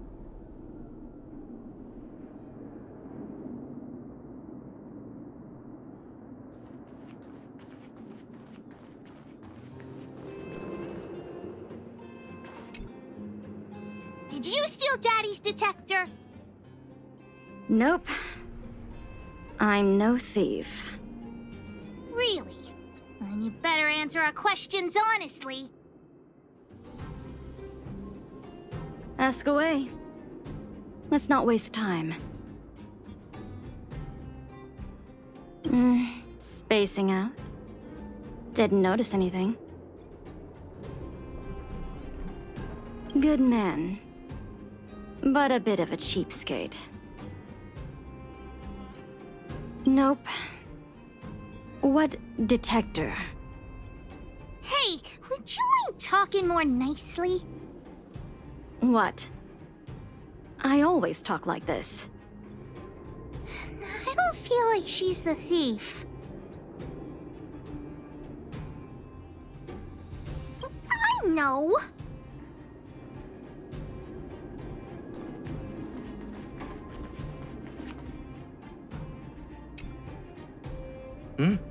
Hook?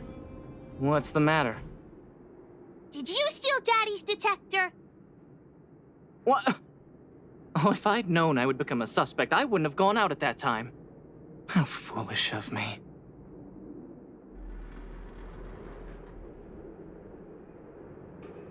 We just need you to answer a few questions.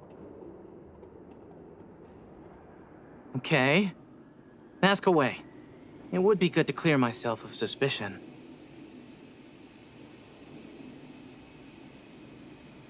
Nothing special. I just went out to get some fresh air. Oh dear. I know that's a lame alibi, but I swear it's the truth. Mr. Firstman, he's a good person. Though... Oh, never mind. Oh, no. I must sound very suspicious, but I really didn't do anything. You have to believe me.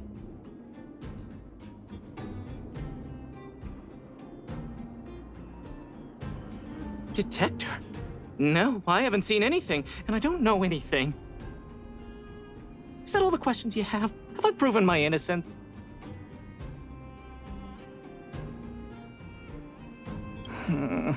Oh dear. All this waiting around is enough to make me even more anxious.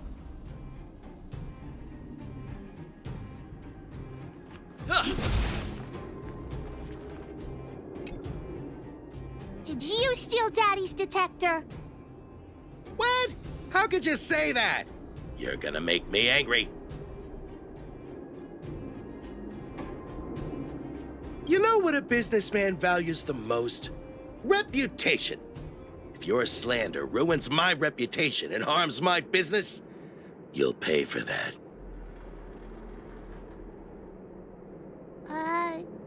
Well, then answer our questions. We'll decide if we believe you or not. I have the right to remain silent. I withhold my opinion toward this question. No comment. Oh, you... I'll give you one more chance. Think carefully and give your answer to Diggertron this time.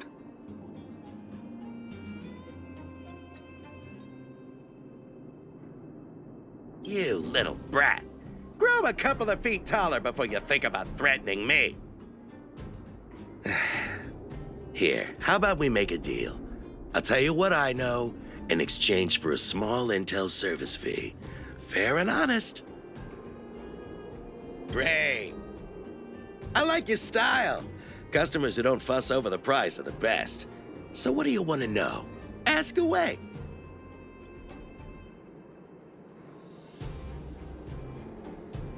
I went into town to restock. Nothing out of the ordinary, right? I restock on a regular basis, everyone knows that. I was wondering why there was nobody at the shelter.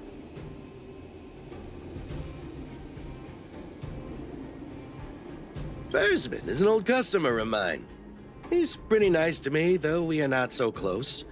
As to what he did about that Geomero vein, it was kind of unethical. We're all neighbors. We've known each other for a long time. But he sold out to the other side and left his own people out to dry. I really can't agree with that. Look, the cook is definitely the thief, I'm sure about that. I value my reputation more than anything, so you can trust me. In my line of work, I've learned to read people. And something's definitely fishy with that cook. I could tell from the start. If you don't believe me, just ask anyone.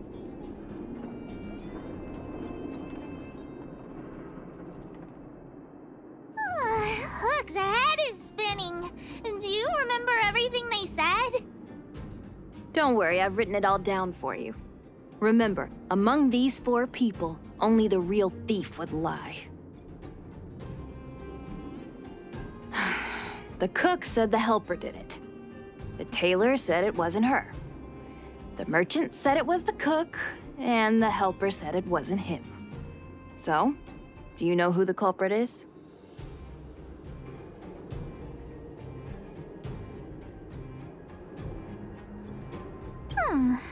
I don't know why, but I'll trust your judgment.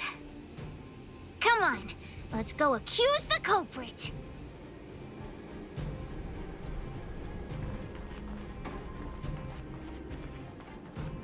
Huh? Where's the cook? Where did he go? Beats me. I saw him running out in quite a panic. That guy has to be guilty. Where is he running off to?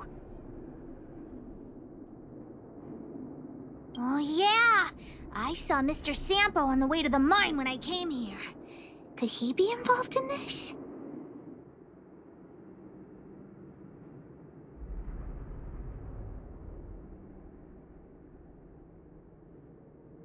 Follow Hook! Mr. Sampo should be that way! Mr. Sampo's always at the clinic hanging around Miss Natasha. Hook thought he was really sick or something. If he's working with the thief, then he's also a bad guy!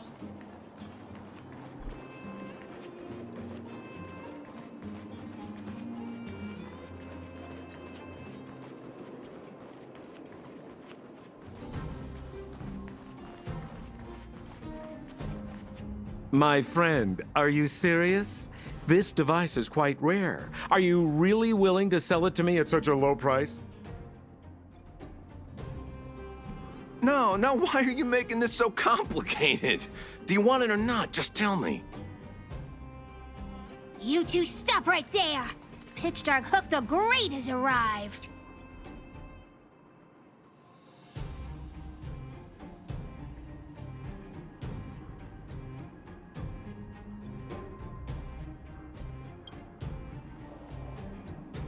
Oh boy, I knew it was too good to be true. I gotta make this clear. I have nothing to do with this fella. You have to trust me. Miss Hook, please, don't point that thing at me. It's scary. Hey, how can you sell me out like that? We had a deal. You stole Daddy's treasure! Diggertron will not spare you. This is all that old Fursman's fault. Just because he has this device I'm holding, he can make a fortune. It's not fair! Well, it seems you guys have some issues to sort out, so maybe I should leave.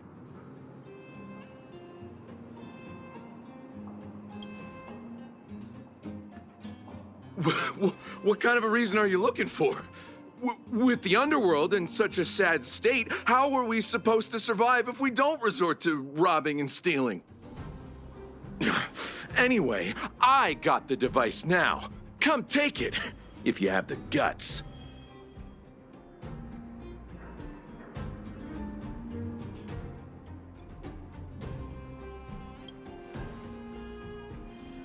Diggertron, get ready.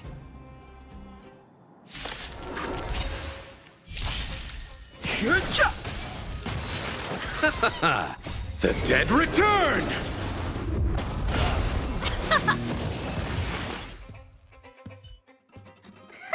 You sure talk tough for someone who can't fight. Come on, hand the detector over to Hook. Huh? No, Daddy's treasure! It's broken! Hey! Now this is Sampo's time to shine. Of course! I wouldn't want to miss out on seeing you and Miss Hook's acts of heroism, would I? Listen here. There's a fellow in Bouldertown they call Balloway the Miner's Lamp. He's an appraiser. Although he claims that he doesn't do appraisals anymore for ancient relics, he actually still does a bit behind the scenes for ones that are of especially high value. I think this device of yours is probably worth a lot. It might be a good idea to try your luck with Balloway. Here's a trick. First, pretend that you want to sell it for a low price, then wait for him to excitedly fix the device for you. After it's fixed, tell him you changed your mind and you want to keep it for yourself. This business tactic is what I call a bait and switch. Pretty clever, huh? Balloway the Miner's Lamp. Got it. Thanks, Mr. Sampo.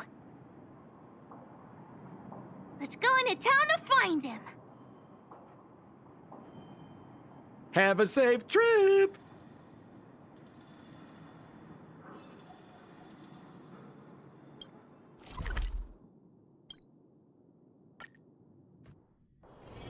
It's still early. Where to now?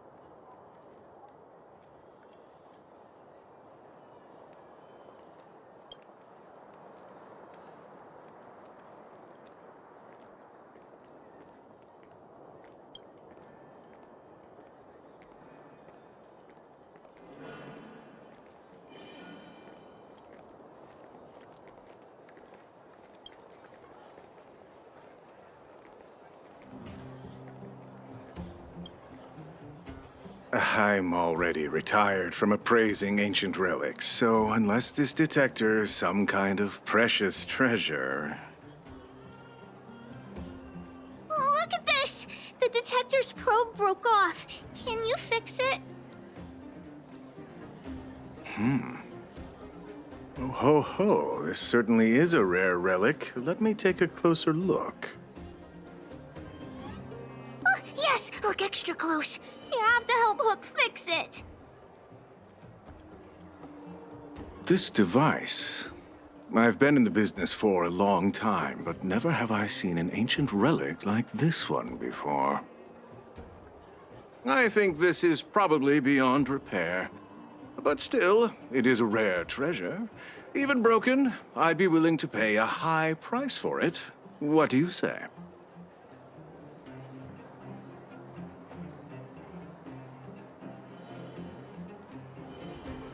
The detector's probe is gone. It's like searching for something without eyes or ears.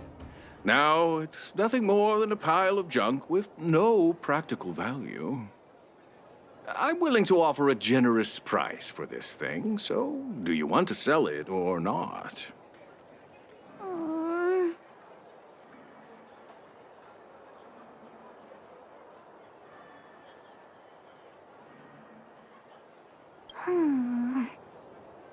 All right then, let's go find Daddy.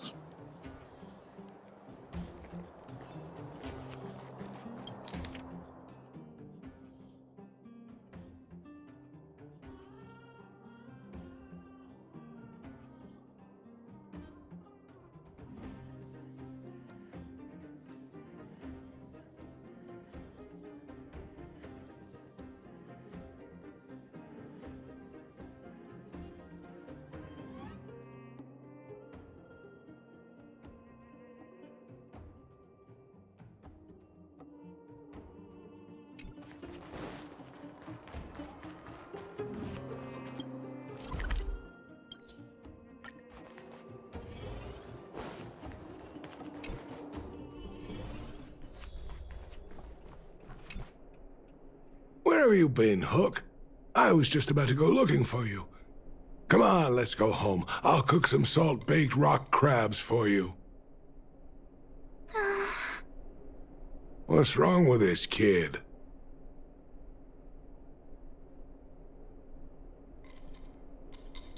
Vein detector? The one I lost? Big Brother and Hook helped Daddy catch the thief that stole it. But Daddy's detector is broken. It's all my fault. If only I could have found it sooner. So it was stolen. You're not hurt, are you, Hook? I'm fine. Daddy, can you see if your detector still works? The geomarrow probe is damaged. I'm afraid this thing won't work anymore.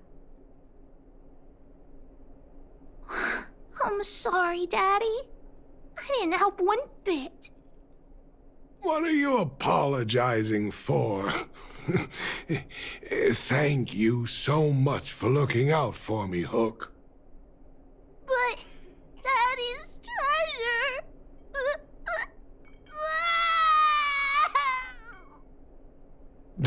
Don't cry, Hook.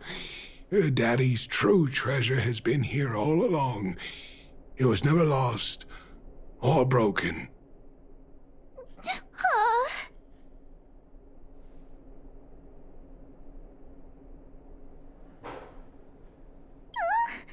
Even you know what it is?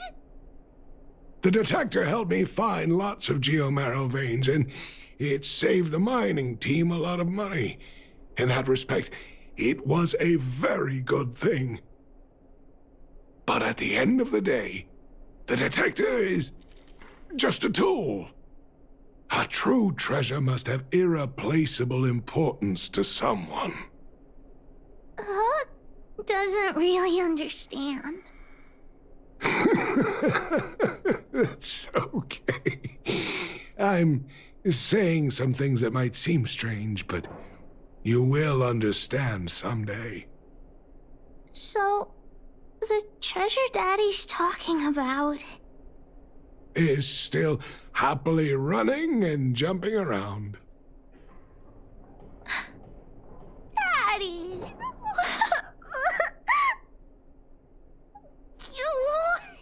You're not allowed to see her cry! Go away!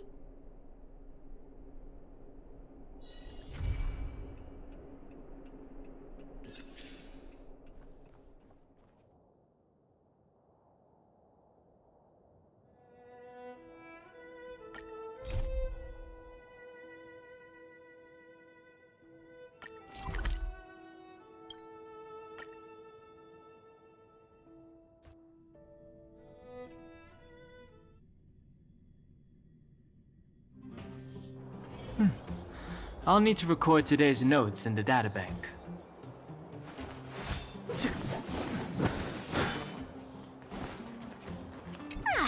honorary member of the Moles, listen up. Oh, how rude. You should have called me Pitch Dark. Never mind. Thank you for helping Hook find the detector. But now, Hook needs to ask you another favor. Hook and Daddy's birthday is approaching. Every year at this time, we exchange gifts and celebrate our birthday together. Yeah? What's the problem? Daddy's job has been more difficult since moving to Boulder Town. He gets home really late every day. I don't want to use his hard-earned money to buy a gift.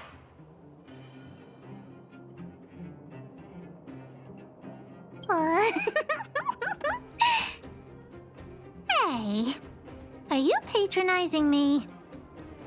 Actually, I still have some valuable treasure of my own in Rivet Town. It's a shame I left it there. If I go bring it back and sell it for a decent price, I can buy a gift for Daddy without begging anyone for money. I know that Rivet Town is super dangerous right now. That's why I'd like to enlist you as my bodyguard. That way, even if the old witch finds out later, I won't be the only one getting a scolding.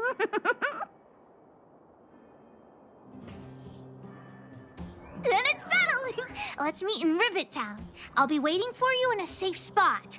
You're not allowed to not come.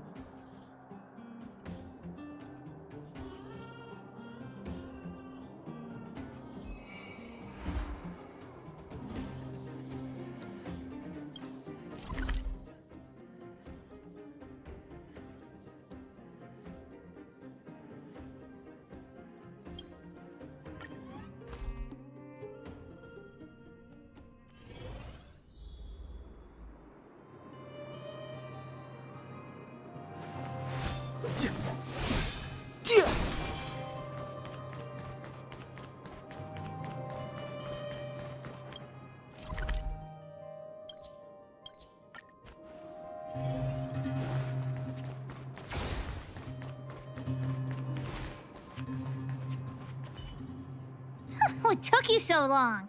Hook's been waiting here for ages.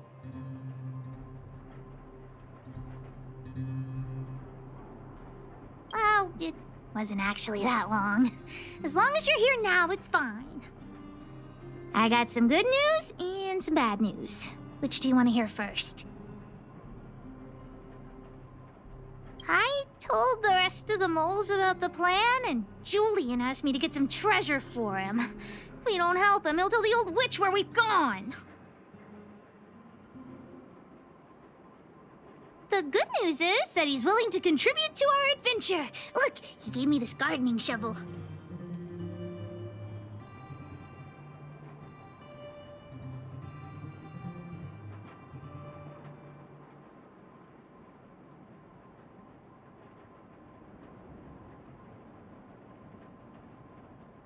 Well, Julian has been a huge help to me. Consider this returning a favor. Well, the treasure won't grow legs and find us, will it? Come on, let's go.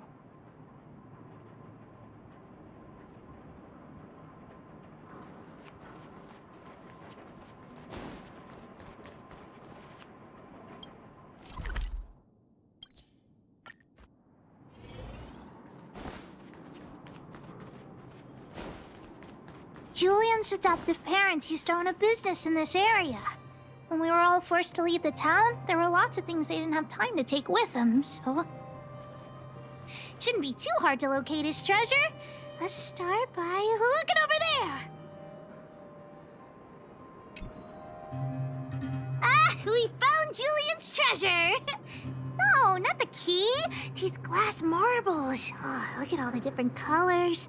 Bet it wasn't easy collecting all these.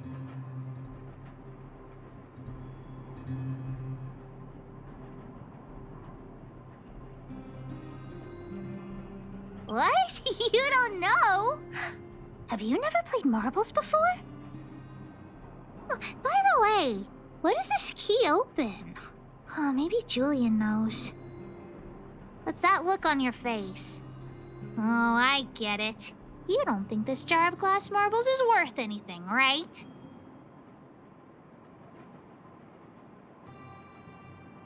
Don't even try to pretend otherwise. The look on your face sold you out. Let me tell you something. This jar of marbles means a lot to the moles.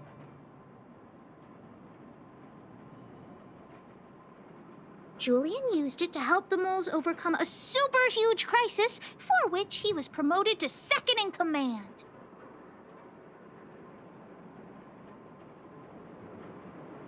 Of course it wasn't that, but his accomplishments are nothing to be scoffed at. In the past, the kids in town were arch rivals to us at the orphanage. Those kids used to bully us, relying on the pocket money that their parents gave them. One time, they sent us a formal declaration of war, challenging the moles to a marbles competition. We were all well aware that we didn't stand a chance. We at the orphanage only had some old glass marbles we scavenged from the side of the road, which are no match for those rich kids' marbles.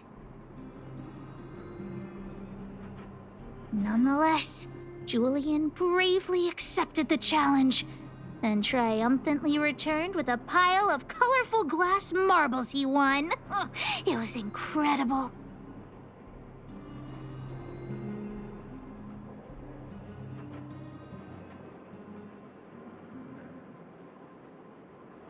Yep. So, now you know why you wanted us to find this treasure. All right, enough chit-chat. Next, we need to find my treasure. Time to get to work. Hook's treasure is hidden below the orphanage near the mine's entrance. This doesn't feel like the Rivet Town I remember. Do you think the orphanage is like this now, too?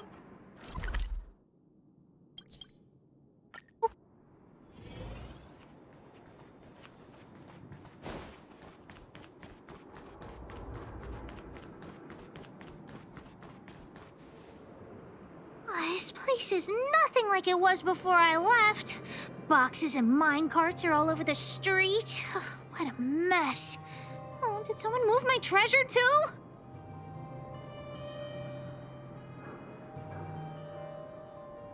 I used to keep it in the mining team's junk pile. Behind the corner, there were heaps of geomarrow and boxes. Hopefully it hasn't been taken.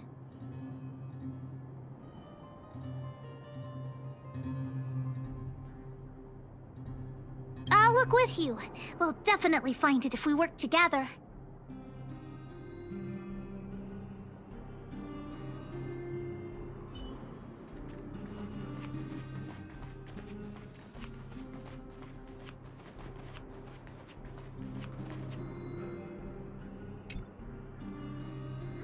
Look, it's in this box. This miniature drill rig was given to me by a guy from Daddy's mining team as a birthday present. I'm going to turn it on. Whoosh! It won't turn on. Oh, just don't talk to me right now. I need to calm down.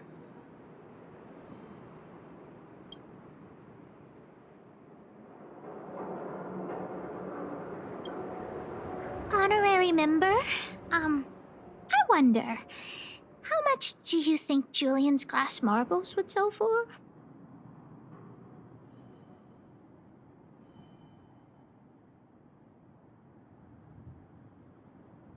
I wasn't actually planning on selling these marbles, but Julian gets his treasure and I get nothing. What a lousy bargain.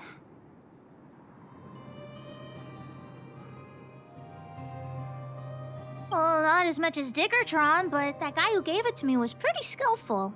He could always make fancy things.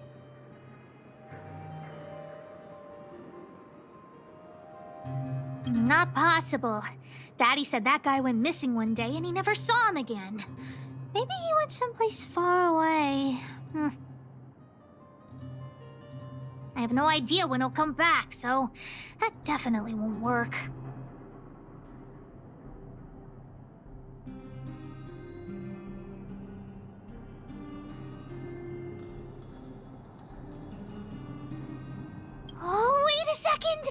I hid another treasure at the orphanage!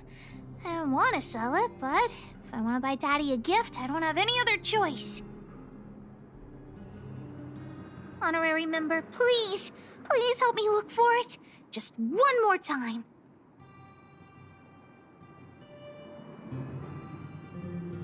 I promise this is the last time. Let's go.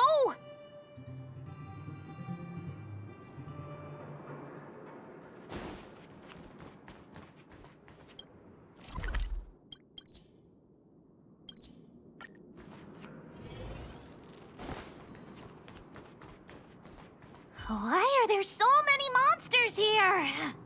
We need to deal with them first.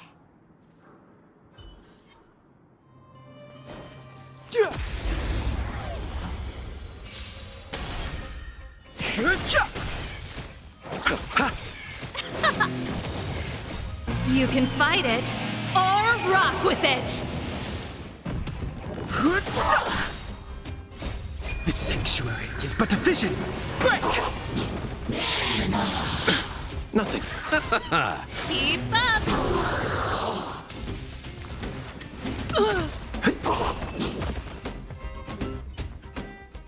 Wait! Let me take a look at my notes. I marked the location where I stashed the treasure.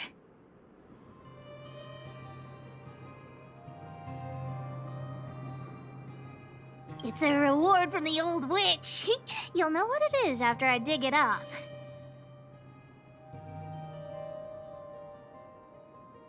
Go down the stairs on the left, then walk 10 paces forward. Turn right, walk another 15 paces, spin around 10 times, then keep walking forward.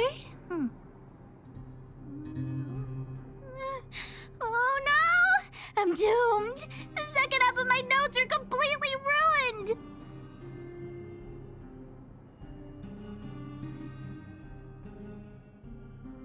Oh, what kind of lame treasure map would it be if it only had 1 or 2 steps? Without the second half of my notes, how will I ever find the treasure?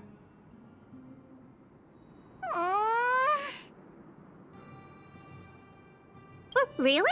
Quick, let me see. Let's use the home use object finder to help Hook search.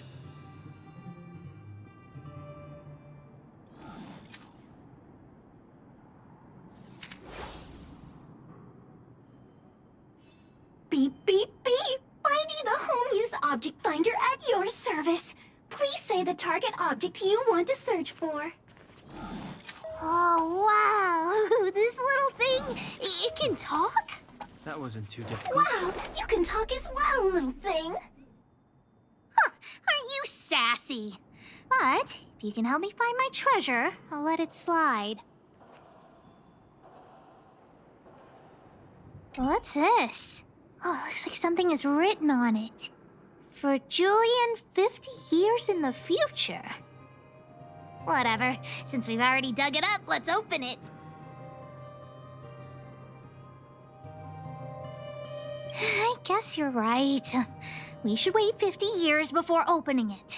Let's take it back to Julian along with the glass marbles.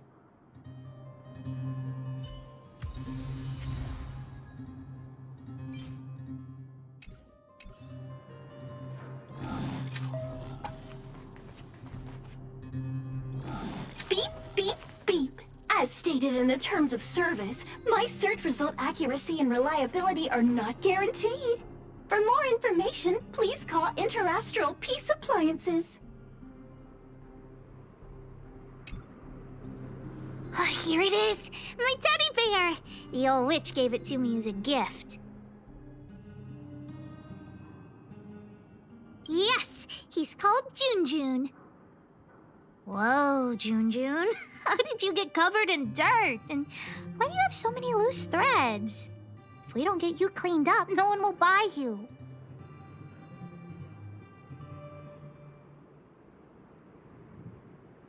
The old witch said that Junjun isn't just any old teddy bear. He'll be worth a lot of money once he's cleaned up.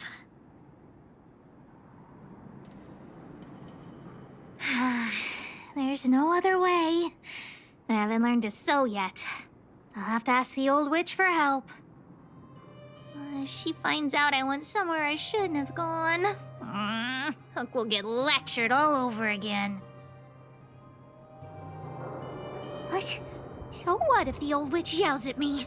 Hook still has to prepare the gift for Daddy.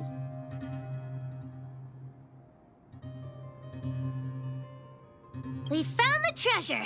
Let's split. The monsters here give Hook goosebumps. Ooh, too scary.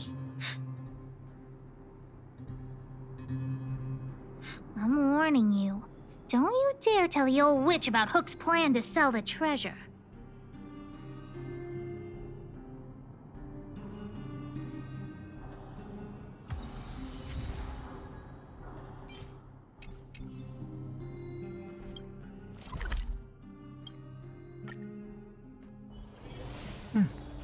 I'll need to record today's notes in the databank. Hook? What are you...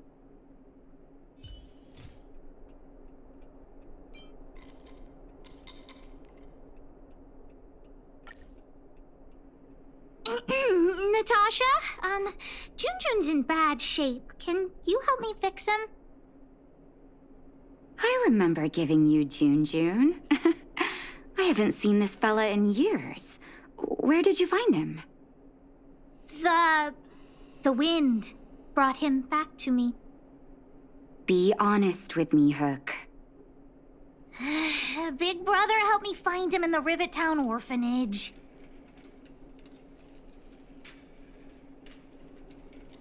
You had him take you to the Fragmentum just for this teddy bear? Hook, how many times have I told you? Natasha, please. Please help me fix Junjun. I'll clean the clinic for you for a whole month. You say that every time, and then... Great! See you soon! Big Brother, I'll leave Junjun with you. What am I going to do with that girl? You shouldn't indulge her, outsider. I know it's difficult to tell Hook no, but sometimes it just has to be done. Junjun. So she gave her bear a name, huh? I've lost count of all the dolls I've made. To be honest, I wasn't expecting her to like this one so much. It was an award I used to give the kids in Rivet Town for good behavior. Can you imagine what an orphanage is like with so many difficult children? I mean, I had to come up with a solution to get them to behave. Hook pretended to be well-behaved for a month in order to get Junjun. She ate on time, slept on time, even stopped fighting with the other kids.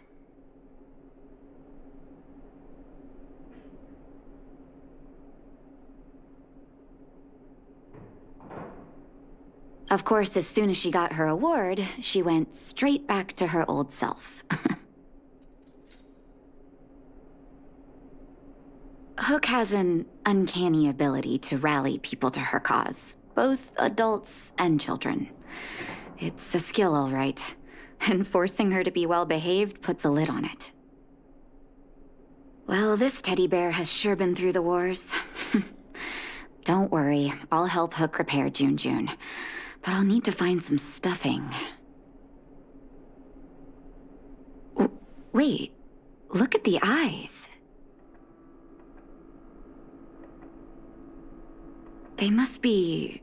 Erebus? Huh. Strange, I didn't notice when I sewed them on.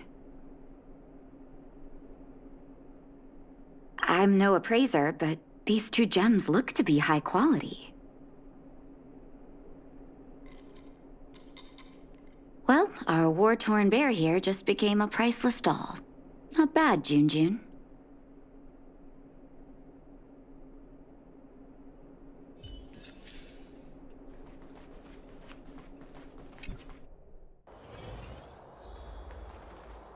Did the old witch yell at you? What? Why'd she only mind that. You didn't tell her what I was really up to, did you? Great. Your loyalty as an honorary member of the Moles is acknowledged. Anyway, why are you still standing here, silly? Do you have something to report to the boss of the Moles? Gems? Does that mean he's worth a lot of money? Well, of course I'll sell him. If the gems are expensive, Hook can buy a better birthday gift for Daddy. Anyhow, this is super useful intel. If you'd been with the Moles a bit longer, I'd be promoting you to third in command right now. I'll need your help again after Natasha fixes June. Always be prepared to answer the call of Pitch Dark Hook the Great.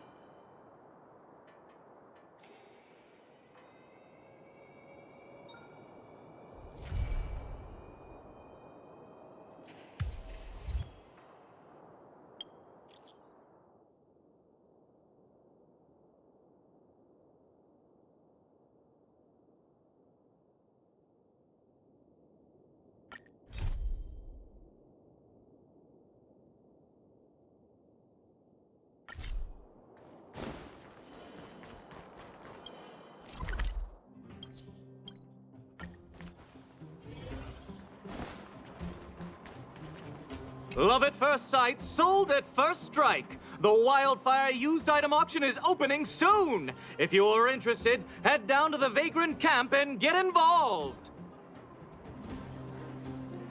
Outsider! I remember you. Perhaps you're hoping to find some treasures at the auction too.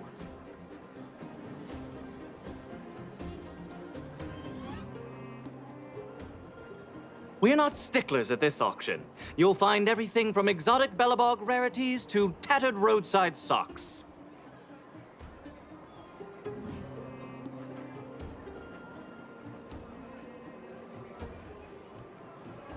Well, after Wildfire got involved in the maintenance of the Vagrant camp, they saw there was a big resource distribution problem.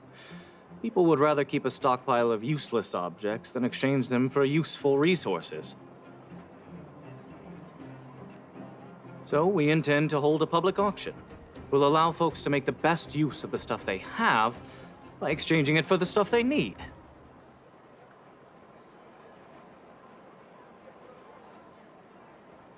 It's mostly vagrants from the camp, but Boulder Town residents are welcome to join as well, of course. The more attendees we have, the more items there will be for trade, and the better we can meet the auction's goal.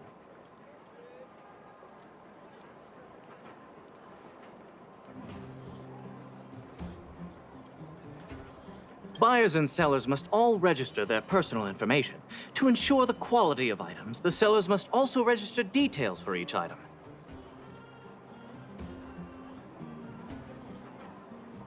Then there's the standard auction procedure. The auctioneer presents the items, and the bidders place their bids on the spot. Pretty straightforward, don't you think?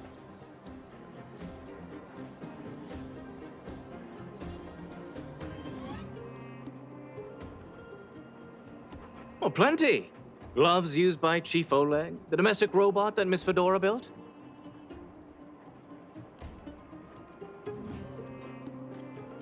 There are lots of prospectors hunting for ancient relics in the Vagrant camp, so there should be a lot of unique items at this auction.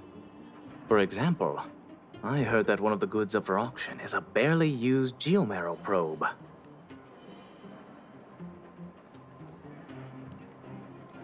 Ah, never heard of a treasure like that before, huh?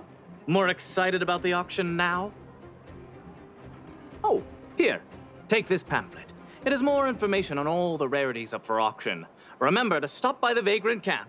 Be there, or be square. I should tell Hook about the geomarrow probe. She might want to help Fursman get his treasure back.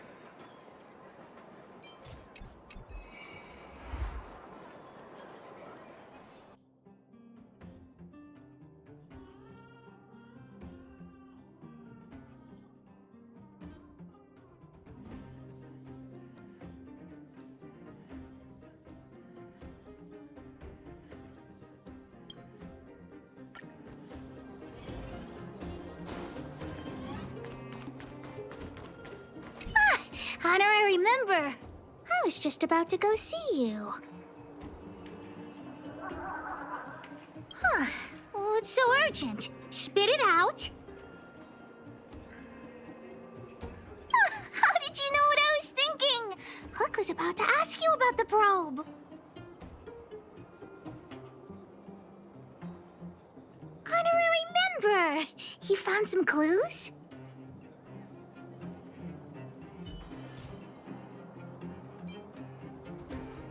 The auction.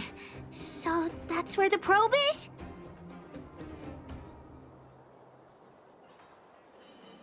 That's nothing. You're here too. I've got the honorary member here to help me with the bidding. Junjun is still with the old witch. Let's go get him and then register for the auction.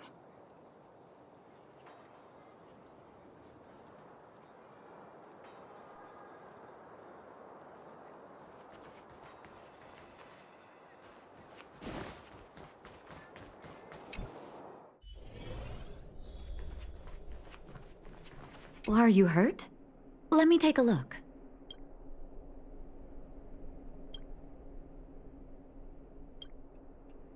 Stupid witchy old... Natasha! Have you finished fixing Junjun? Oh, your teddy bear? He's nearly done. Here, take a look at him. Wow, he looks brand new! Natasha, you're incredible. Glad to be of service. Now then, did you really bring him over here with you just to pick up Junjun? Come on now, what are you guys up to this time? We're going to the auction. No, that's not what we're going to do.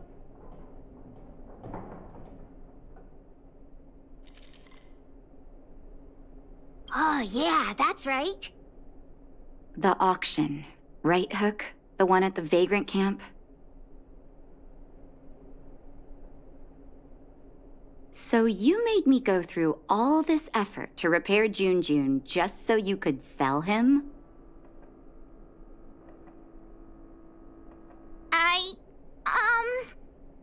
Psst, honorary member, think of something.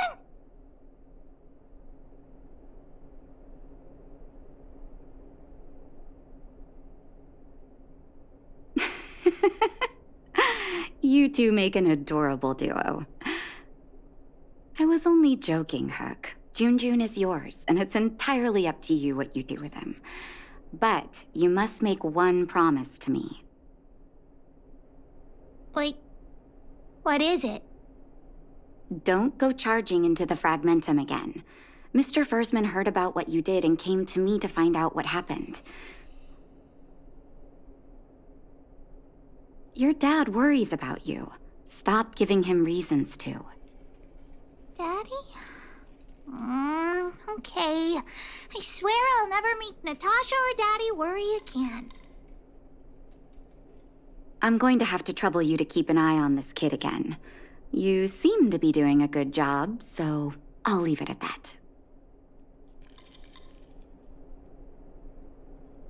Off you go then, and good luck. Thanks, Natasha. Honorary member, let's head to the auction.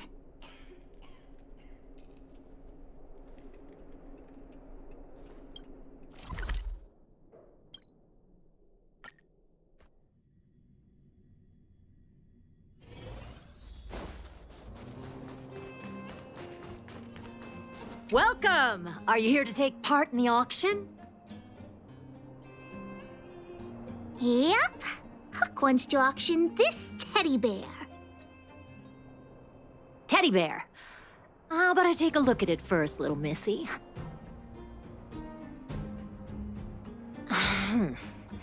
With all due respect, I don't think this item will generate much interest at the auction. I don't see any value in it. Okay, let me take another look. The craftsmanship is excellent, and the fabric is soft, but I'm afraid that won't command a high price on its own. the eyes. Huh. Wait a minute. That's natural Erebus. What are precious gems doing on such an ugly teddy? Hey, who are you calling ugly? Take that back. Well, well, well, who'd have thought it? Allow me to make a suggestion. You should only auction off the gems. What are you talking about? You can't just take Junjun's eyes off. All right. Don't get upset, little missy. I'll respect the wish of the owner and keep Junjun here intact. Please, sign this commodity contract here. Let me do it. And if you and your friend would like to bid, please fill out this buyer registration form as well. Of course we'd like to bid. I'll sign again. Honorary member, ask about the probe. Probe? Are you talking about the Geomarrow probe? As far as I know, there are a lot of people interested in acquiring that device. The estimated sale price is no less than 600 shield. Stop bluffing! Because it's a rare and useful treasure, the Geomarrow probe will be up for bidding in the final round of the auction. But don't worry, the gems on your teddy bear are also very valuable. You'll have the chance to bid on the probe if someone's willing to pay a high price for him.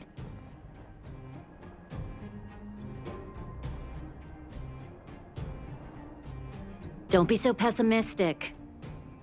I'll tell you a secret. The more bidders there are, the more you can get for your bear here. The place is teeming with potential buyers. It only takes a gentle nudge to get them to join in. Hook doesn't get it. What are we supposed to do?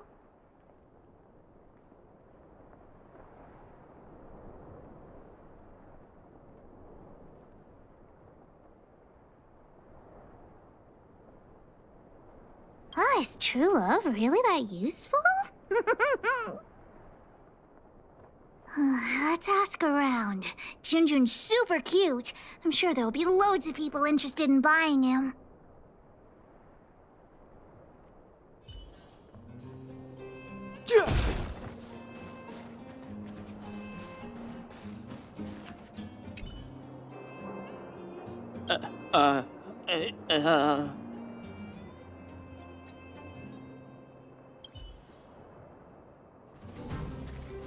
Well, look at that!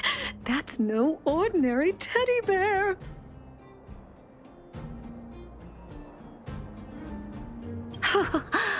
Wait, how did you know that? Unless you're a fellow gemologist. Yes, I didn't think anyone else had noticed. I guess getting my hands on those gems won't be so simple after all. But it's so absurd. I don't understand why precious gems would be sewn onto a teddy bear. Is this some new kind of scam? So you don't think Junjun deserves those gems? Junjun? Who's that?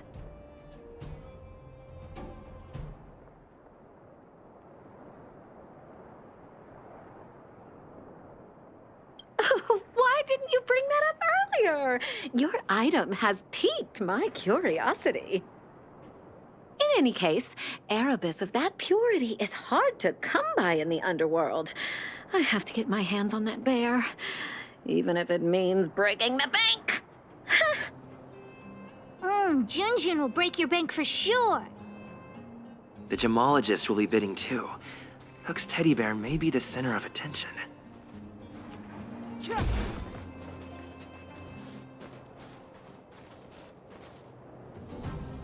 Don't try making conversation with me! I don't trust anyone here! I'm warning you, there's only one winner at an auction. Everyone here is one of my competitors. Ugh, what a weird man. I'll take that as a compliment. You think I can't hear you, you little brat? You're Sellers, right? I just got sight of a teddy bear on the bid list. Is that yours? You two with your poker faces. You got a trick up your sleeves with that bear. This guy thinks that the whole world is against him. What should we do, honorary member?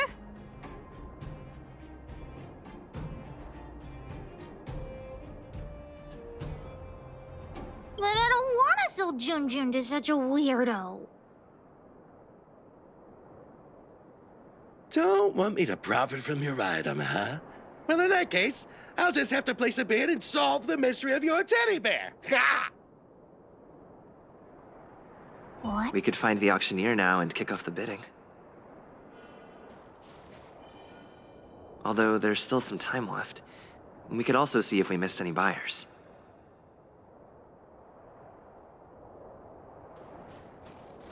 Has anyone seen my grandson? Oh, finally! Don't run off again. You're such a disobedient... Oh, how many times have I told you to stay close to me? You'll get lost. Oh. Help! This is my flesh and blood. Now, how could I possibly... Oh. Come on, let Grandma see that cute little face. Oh, for the love of... You're not my grandson after all. Well, then where has my darling grandson gotten to? Oh, dear me. This is dreadful, dreadful.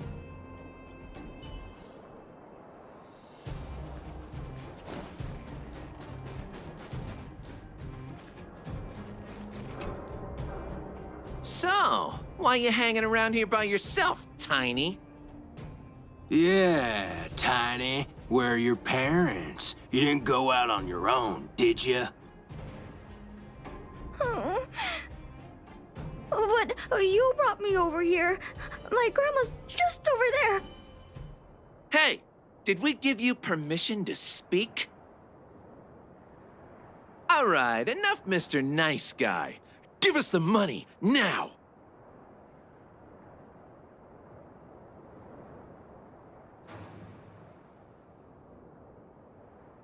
Huh? Who the heck are you? Boss, these two must have more money than this brat. Let's rob them instead. Agreed! Get him!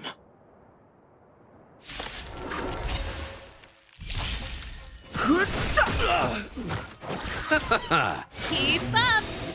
You can fight it, or rock with it!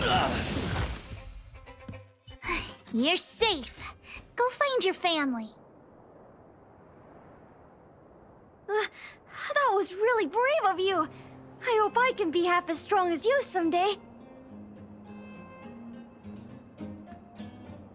Thanks so much, guys. I gotta go.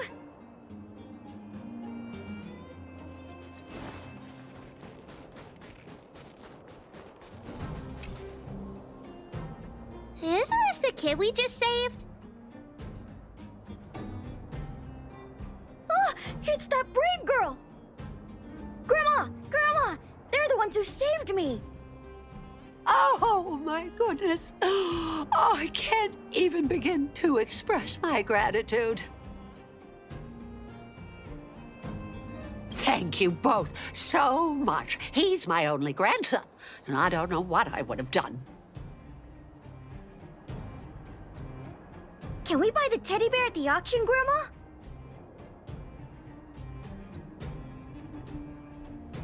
I'm sure that teddy bear must have belonged to a nice person. Let's go and take a look. If Grandma wins the auction, don't tell your parents I bought it. Let's pretend it was a gift from this kind young man. was the best. Aw, they're really sweet. Junjun will be super happy if they take him home. Anyway, we should get going. Come on, honorary member.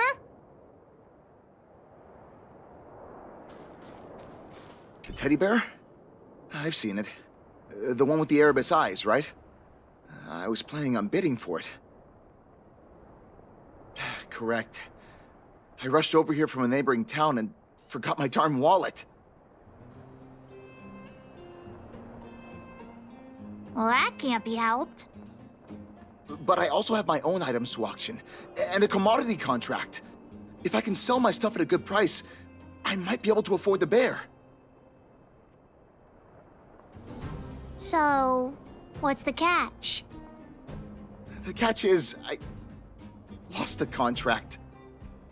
Well, that can't be helped. Not so fast. I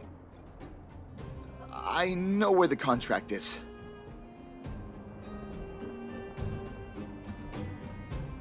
A robot stole it. And now it's lurking somewhere in the machine graveyard. And I'm too terrified to go after it. Just my luck. If I can't retrieve the contract, I won't be able to buy the bear.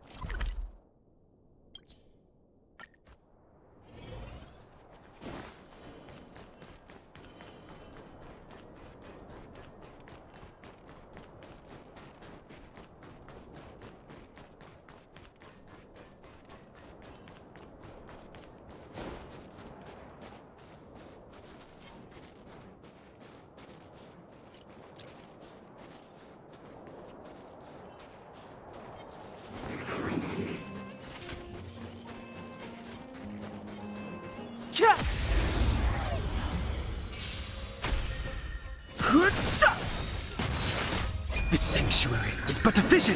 Break! The dead return! Is this a contact that careless guy lost? Let's give it back to him.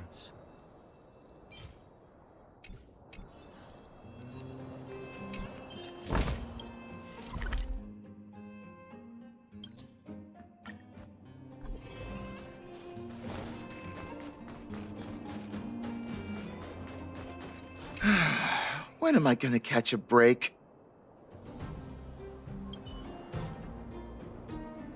Huh?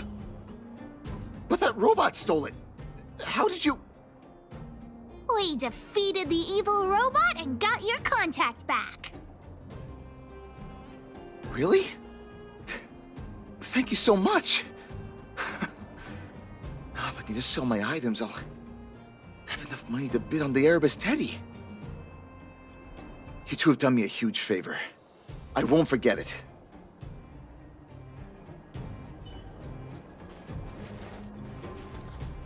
I heard there was something called a Geomero probe at this auction. But I didn't think it would be so pricey.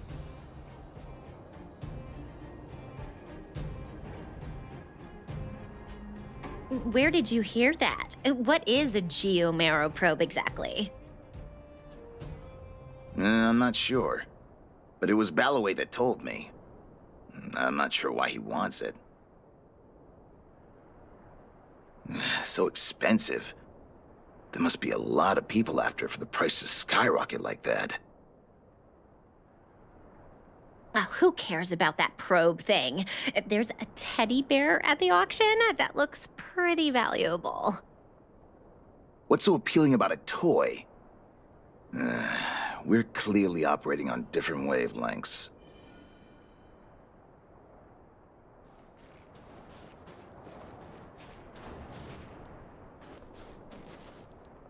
Why did the auction house set such a low opening bid? I'm bound to make a loss. Perhaps I should publicize it myself. Oh, I don't like talking to strangers, though.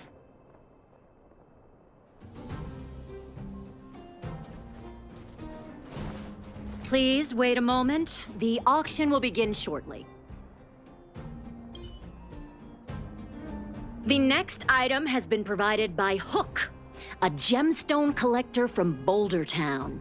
It's a handmade teddy bear adorned with Erebus.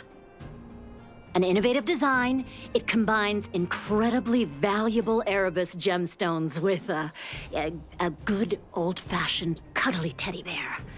The opening bid is 300 shield. 325!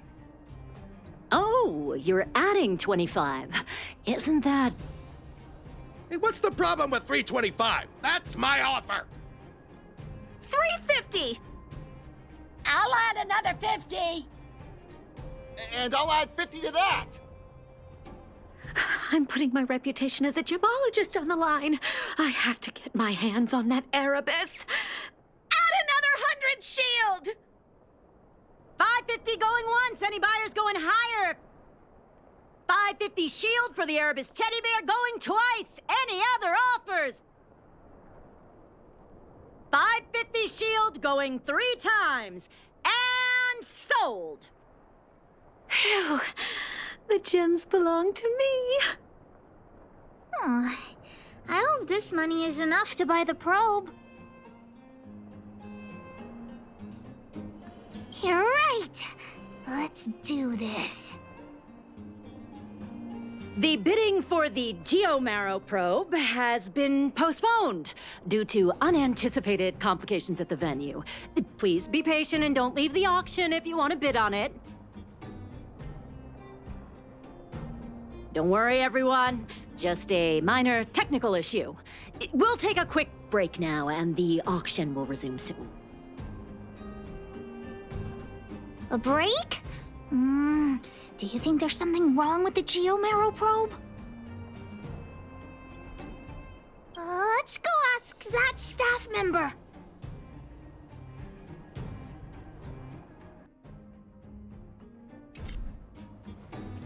What happened to the Geomarrow probe? You tell me right now, straight away, immediately. There's nothing to worry about. It's just a technical issue.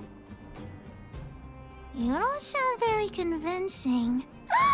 Did someone steal it? Well, we can't say for sure that it was stolen. We've contacted the seller and sent some people in search. We should soon be able to...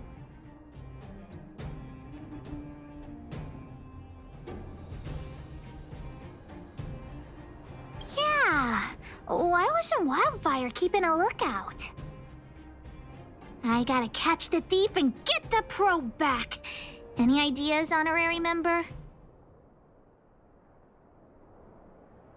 Are you suggesting that someone altered the registration form? That's simply not possible. We've been keeping a close eye on everything. Fool! What the honorary member means is that the thief only came here to create trouble. They weren't interested in buying or selling, right? When the going gets smart, the boss of the moles gets smarter.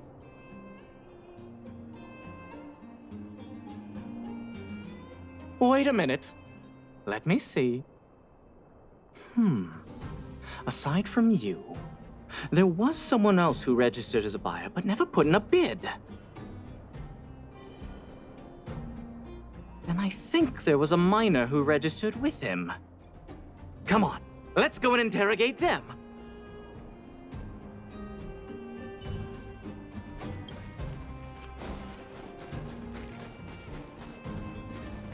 Hi, excuse me. May I ask where the miner who registered with you has gone?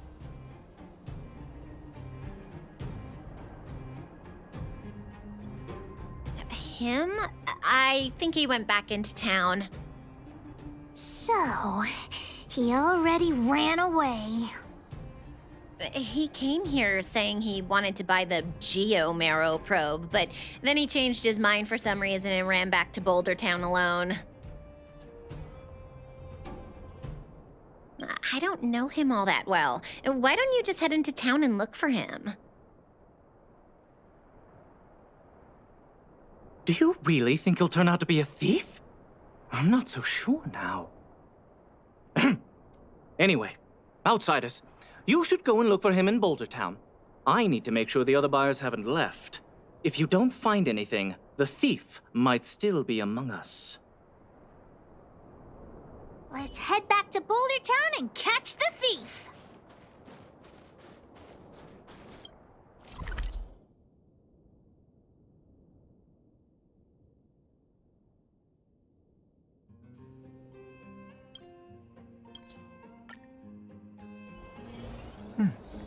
I'll need to record today's notes in the databank.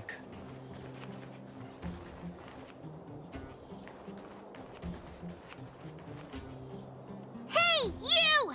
Did you take the Geo-Marrow probe? Hand it over right now! Huh? What? Who are you? Where are the people I'm supposed to meet up with? Honorary member, we shouldn't waste any time talking to him. Let's just knock him out.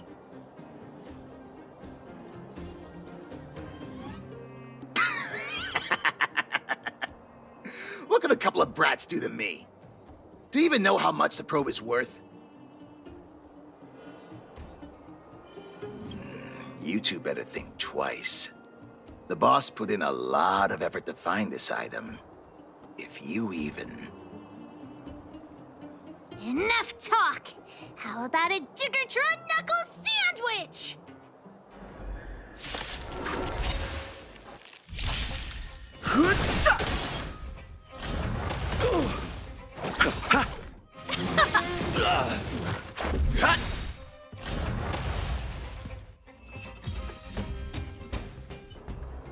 Okay, enough! I give up, okay?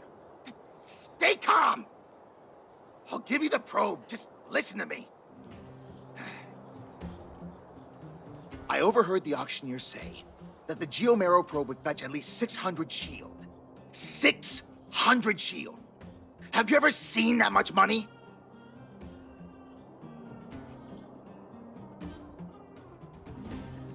Why would I lie to you at this point? How about this? The boss, along with a few buddies and I, we put together 600 shield and buy the probe from you. Hmm? No! Hook won't do that! Come on, Missy. Don't be so stubborn. We can talk it over. Oh, I see. You just want to keep the probe to yourselves, right? Ugh. And here I was thinking I'd met some nice people. You're worse than I am. Huh?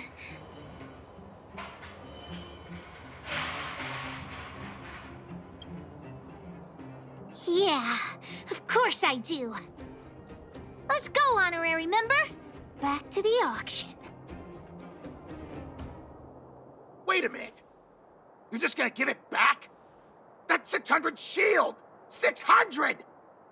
At least think about it! There's nothing to think about, Mr. Thief. I want this detector, but I don't want to be a louse like you. We're gonna win it at the auction fair and square. Let's go.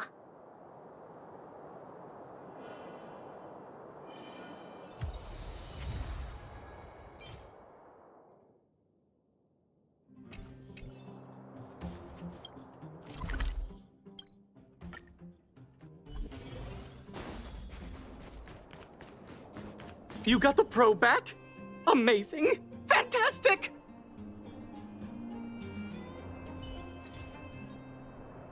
The owner asked me to pass on 150 shield as a reward for retrieving it.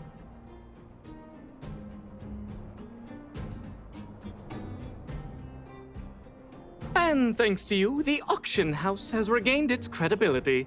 Please, accept an extra 50 shield. That's 200 shield! Really? You've earned it. Besides, if you win the bid for the Geomarrow probe, you'll have paid back the seller anyway, right?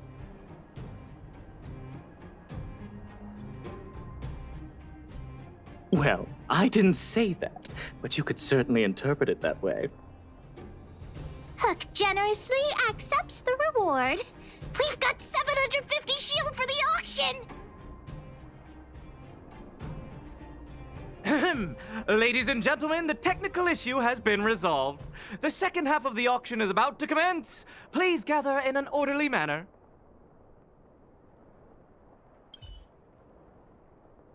The next item up for auction has been provided by a veteran prospector from the Vagrant Camp.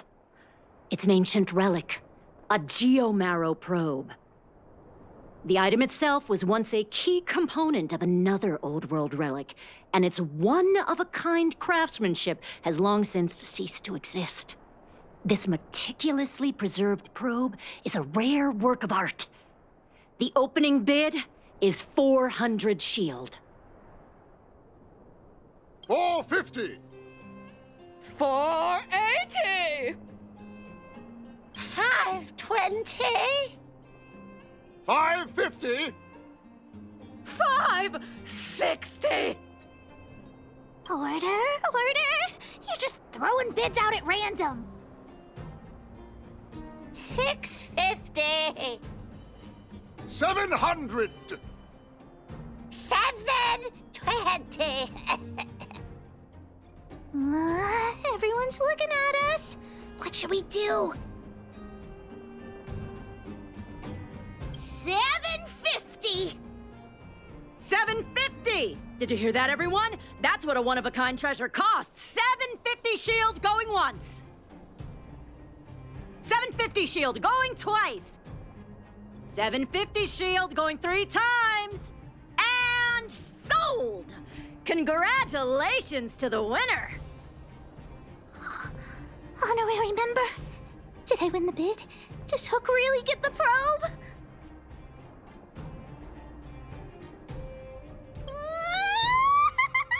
Hook actually won the bid! Big brother, thank you so much. Hook would never have won the probe without your help.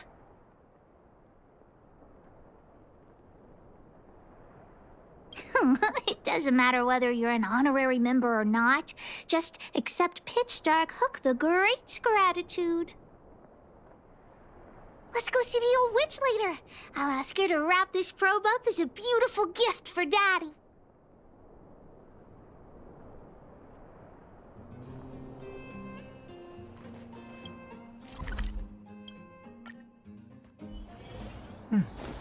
I'll need to record today's notes in the databank.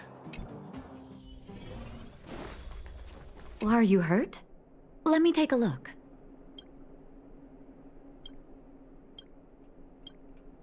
Natasha! Hook, you look very happy. Did something good happen? Mine and Daddy's birthday party is starting soon. Can you help me wrap up this gift? I want to surprise Daddy.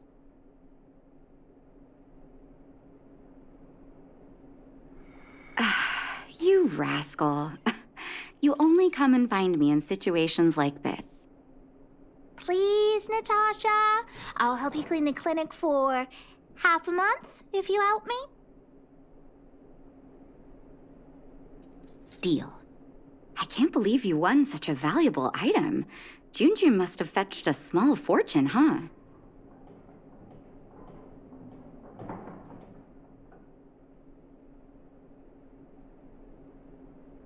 Even with the Erebus, you must have put in a lot of effort to get such a good price.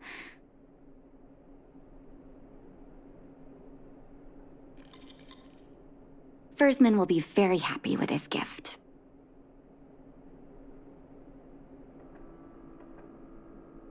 By the way, Hook, how are your birthday party plans coming along? Have you invited this young man?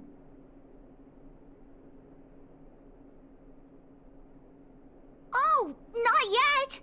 Big brother, do you want to come to my birthday party? Great.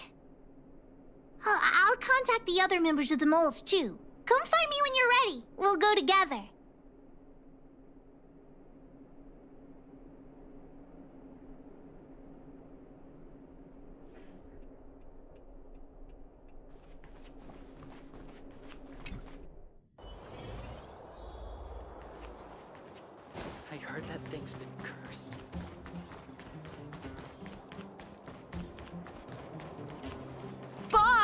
The big hero you mentioned is here.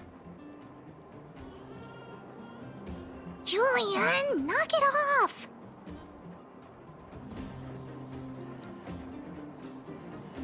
Nothing? Hook would never compliment an honorary member behind their back.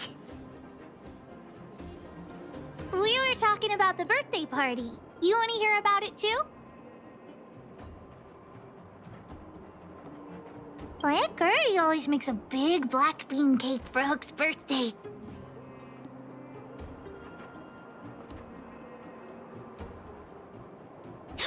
Oh, and Daddy always makes a huge roasted rock crab for me. It makes my mouth water just thinking about it. And don't forget about Diggertron. Daddy brings a year's worth of machine oil and Diggertron drinks it all up. I'm the boss of the moles. If I don't get enough to eat, how will I have the energy to punish villains? We were talking about the birthday party. You want to hear about it too?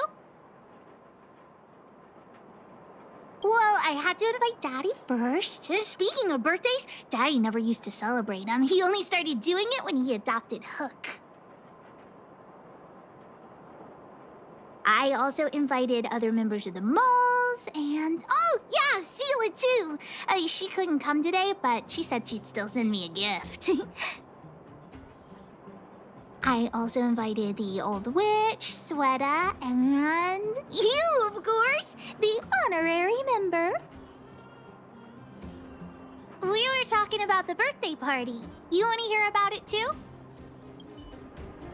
I do hope you will forgive the ramblings of an old man, but I would like to say a few words. I had no idea when my birthday was before I adopted Hook, and I most certainly did not celebrate it. I didn't realize how important birthday celebrations were until I met my daughter. That is why I chose to have my birthday on the same day as Hook, so that we could celebrate this special day together. That continued year after year until I too began to look forward to the party. Today is an extra special day. In addition to the moles, Hook has invited a dear and brave new friend. I hope you have a wonderful time at the party today. Natasha told me that you helped Hook retrieve a teddy bear. It used to be that Hook could only fall asleep when she held that bear in her arms. Don't bring that up. Hook's grown up now. I can sleep without hugging June. Life has gotten increasingly difficult since we left the mining town. All those days away at work have meant that your dad hasn't always been around to look after you.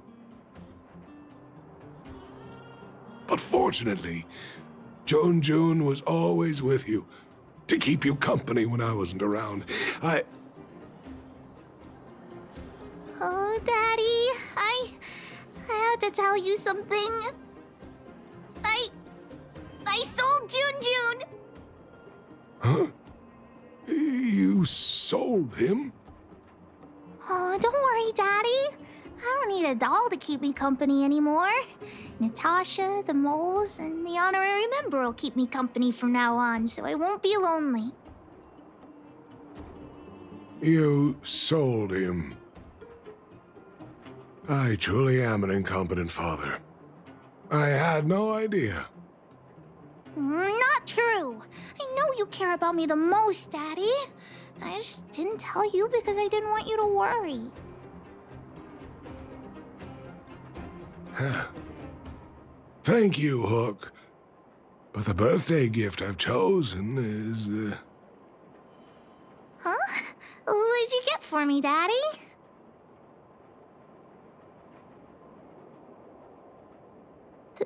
This... a teddy bear's cap, clothes, and a dresser? And a little home for him. Toy-making companies are increasingly scarce this year. I had to travel to different towns. I never expected June might have been sold. What a shame. It's okay, Daddy. Don't cry.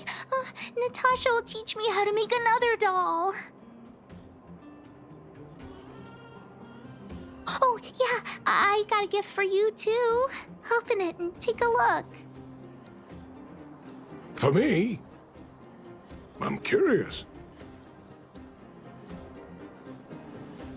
It's the Geomaro probe. He got me to bid for it at the auction. I bought it with the money I got from selling June. With this, you should be able to repair the vein detector. Right, Daddy? Daddy? Thank you so much, Hook. Daddy really likes this birthday gift. But, I might not be able to use it right now. Huh? Oh, why not?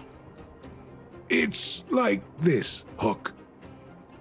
I bought your gift with the money I got from selling the vein detector.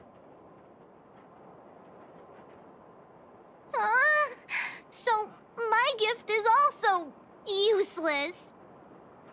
Oh. Hook, do you still like the gift I got for you? Of course! Your gifts are the best in the world. Well, I feel the same way about your gift, Hook. Me and you are in the same boat. Daddy!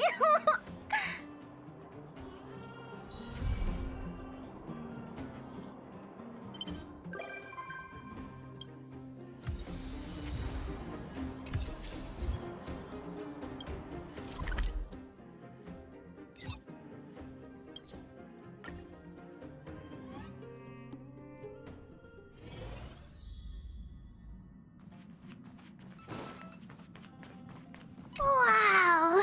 So everything outside the window is a universe? The stars look like candy! Endless candy. Well, how do you know? Even if they don't, who's to say there isn't a planet that tastes like honey? All these stars surrounding us? The Express is like a traveling theme park, warp jumping through candy. Which means you live inside a warp jumping candy theme park? Oh, not fair. Hook hereby declares the Astral Express the mole's newest adventure route. Full speed ahead, honorary member.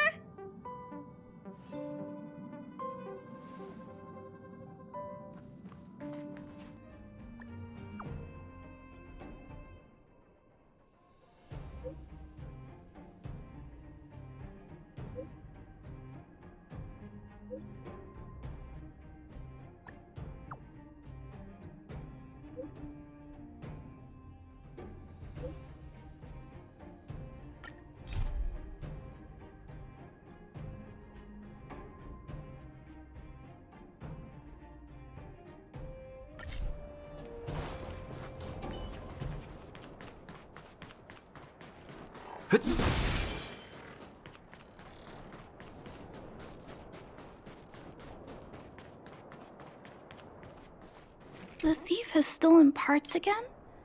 How am I going to track down this crook? Oh, it's you! There have been a few unusual thefts in the dwelling over the past few days. The vagrants say that the parts they worked so hard to obtain have completely vanished. They're worried that there's a thief in the dwelling. Despite our investigations, no one has been able to track down the thief. What's even stranger is that the thief appears to be only interested in stealing parts and doesn't care about other valuable items. The vagrants had no choice but to ask Mr. Svarog to look into it, but he still hasn't found anything. I investigated the matter myself, but I came up empty-handed. Jeez, I'm baffled. What a strange thief.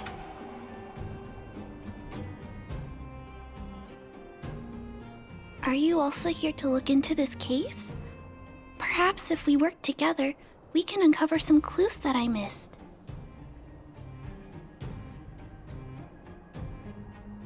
It's just, I haven't found enough clues yet. The thief is really tricky. They haven't left any traces in the dwelling. Oh, I heard the vagrants on patrol last night ran across the thief again, but I haven't had time to look into it. Should we go ask them?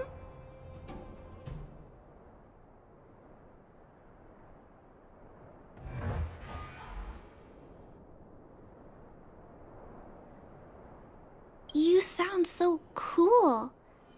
You're like one of the characters from Mr. Svarog's movies.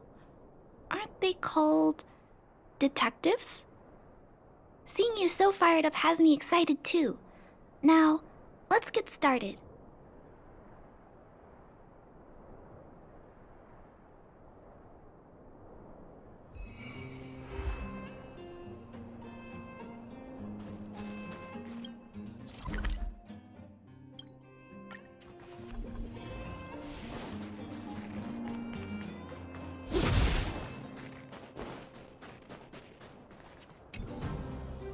Sir, how are you? I heard you saw the thief who stole the parts last night. Can you tell us what happened? Ah! Who's there? Oh, Clara, it's you. I thought it was... You scared the living daylights out of me. I did see the thief last night, but who is this person next to you?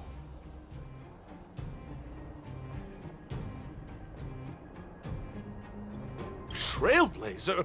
Oh, I know. You're the outsider who's made a name for themselves around town, right? Oh, wow.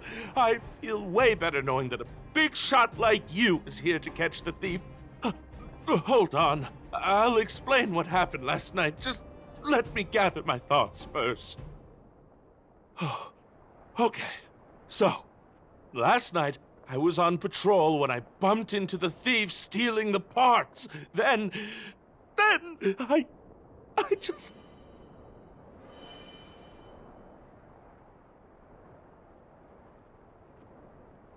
Goodness! Okay, I'll explain slowly. I was cold and hungry while on patrol last night, so I decided to return to the dwelling and heat up some leftover canned food for a snack. When I entered the tent, the thief's silhouette scurried across my vision. I couldn't see the thief's face because the tent was so dark, but I could tell he wasn't a nice guy. Because when he turned to flee, he swung a knife right across my face. In that moment, I really thought I was going to die. I could feel the blades chill on my cheeks and smell its rusty scent. The weapon that fella had was definitely a metal one. That's the only thing I'm certain of. Also, I saw the outline of him in the dark. The fella's head was absolutely square. Yes, you heard me, square. Can you believe that? Someone with a square head? It was truly terrifying.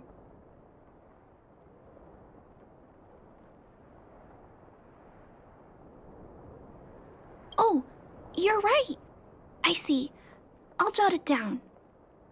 Sir, please take a deep breath. So, the thief was armed with a metal weapon and had a, square head, correct? Yes! That's correct! Hmm. I'm struggling to make sense of these clues. Do you have any thoughts?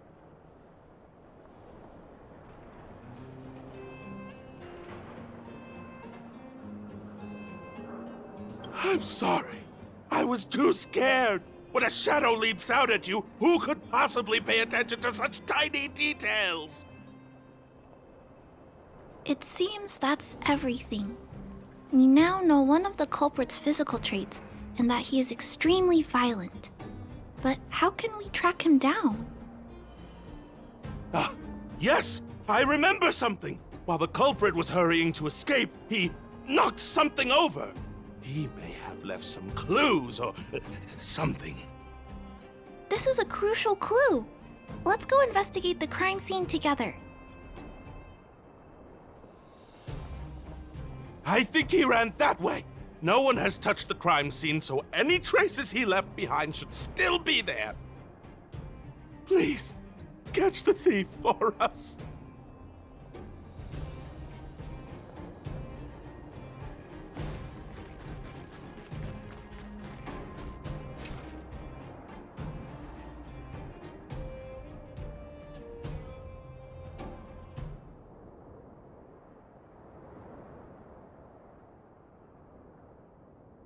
Take a look at these marks.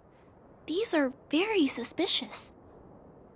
Could they have been left by the culprit? They point in that direction. Let's go take a look.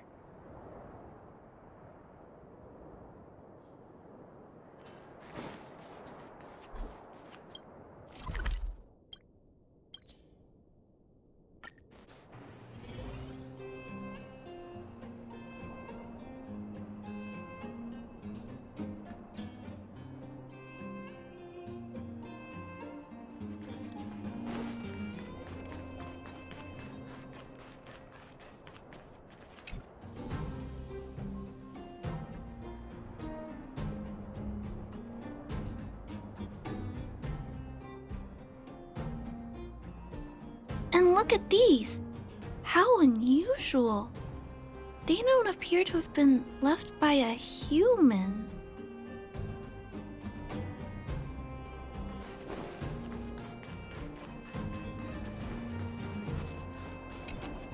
The tracks stop here. I guess we'll have to look around for other clues. This is where the mechanical waste is disposed of, though. Could it be...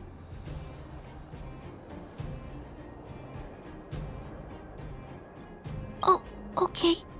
I'll follow you. Let's split up. Wait, what's that noise?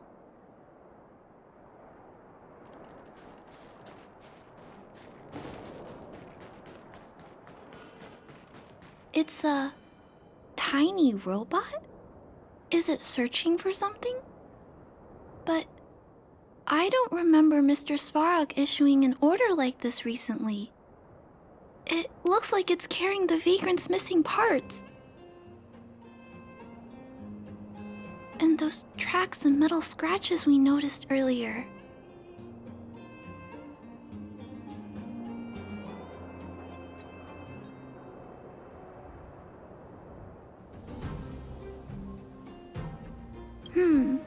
It appears we're thinking the same thing.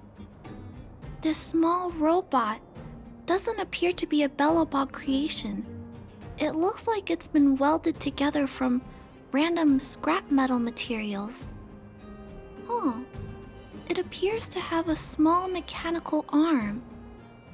Ah, it's noticed us. Human. Injured? No. Hurt. Please don't.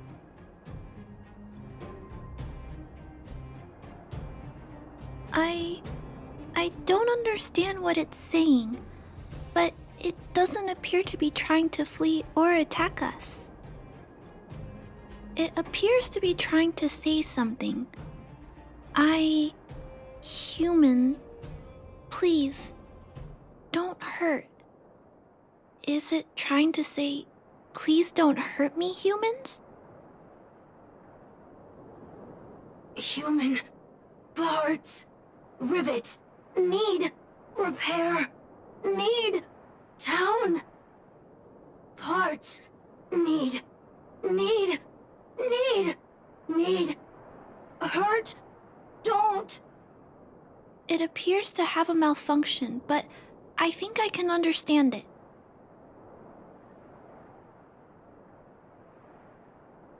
It seems that it needs these parts, and it's begging us not to hurt it.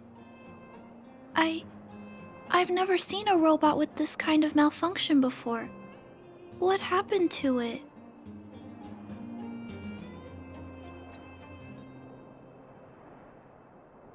Although the small robot appears to want to communicate, its speech is all scrambled.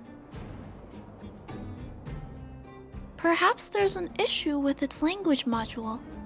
This little guy probably can't understand what we're saying either. Run. Escape. Open. Fire. Workshop. Chase. Don't. It's running away.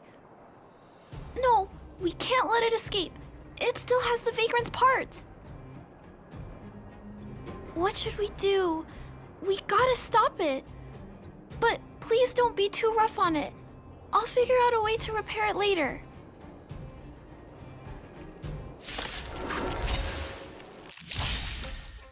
Hurt. Pain. No. Hurt. Don't. Pain. Suffer. Sorry. Parts. Sorry. Rules are made to be broken. Sorry. Hurt. Suffer. Pain. No. Pain. Sorry. Sorry. Pain. Hurt. Sorry. Suffer. Sorry. Sorry. Pain. Sorry. Ouch. Pain. Sorry. Why? Sorry. Pain. Suffer. Sorry. It seems to have stopped working.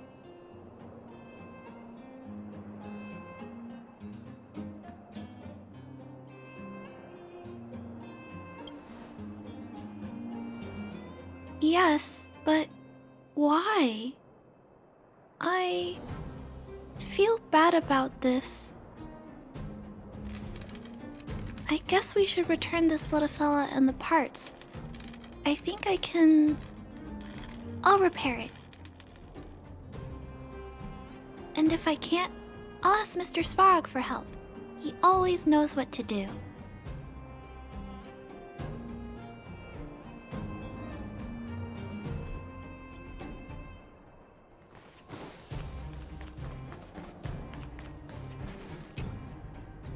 Initiating assessment of the robot's condition. Please wait, Clara. While Mr. Svarog is assessing this little fella, let's give it a quick checkup ourselves.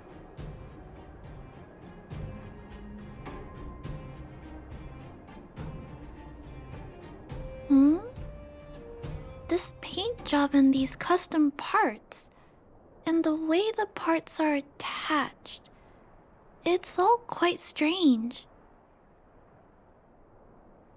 But one thing is for certain. This little fella is not under remote control. He's operating entirely of his own accord. Its design is, well, unique. I've never seen a robot with a design like this before. It really seems like something that was thrown together rather quickly. Its creator most likely didn't consider whether the system would function properly or not. Is it a failed robot pet creation that has been abandoned? But if it's a pet, then why would it gather parts itself?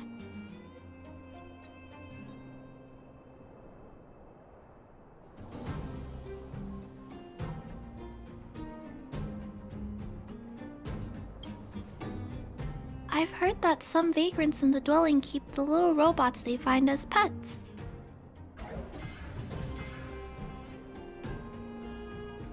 Some vagrants also make modifications to their pets, which they call pet upgrades. Pets like that are pretty rare, but some of the folks who have them have formed a small community to share ideas. Some are interested in nurturing robots. Others force them into battle.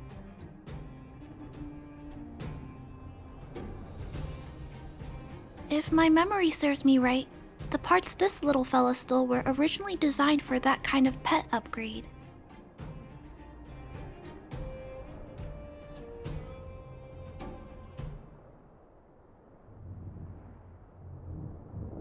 The vagrants, or to be more accurate, the majority of the people in the underworld, regard robots as nothing more than tools.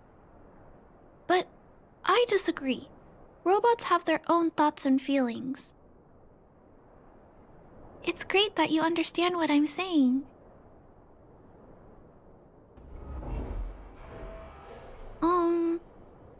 I'm sorry. I just suddenly felt some strong emotions. Let's get back to work on repairing the small robot. This jack's placement is odd. The chip is buried deep inside. If you don't look closely enough, you won't even find it. Assessment of the robot's condition is complete. The shell damage is estimated to be 98.2%. The assessment concludes that a total recovery is impossible. It is recommended that the robot's external shell be removed and replaced, while keeping the outer circuitry and related transmission devices. You can always rely on Mr. Svarog to come up with a brilliant idea. So, I guess we'll have to go find a new robot shell to fix it, right?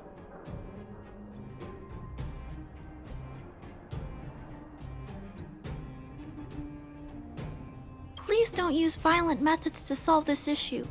There are other options. There must be some robot shells lying around the machine graveyard. Everyone calls it a graveyard, but there are actually lots of useful parts buried there. I'm gonna return the parts to the vagrants first. Then I'll check on the little fella. Can I trust you to find a shell in the machine graveyard, big brother?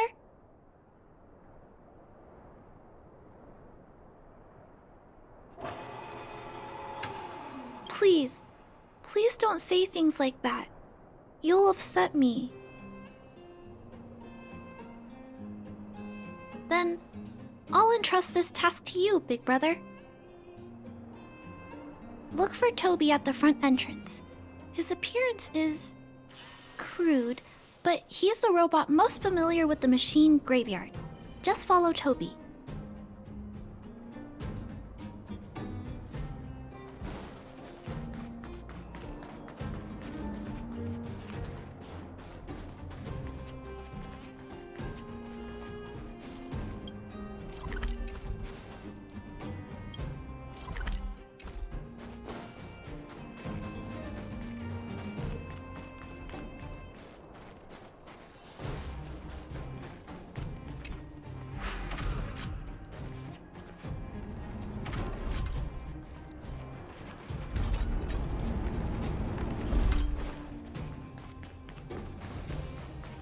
Hello, guests of Miss Clara. Please do as you wish.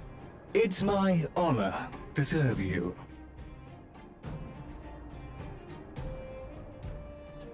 Miss Clara has assigned me the task of planning your sightseeing route in the machine graveyard. I will guide you down the path.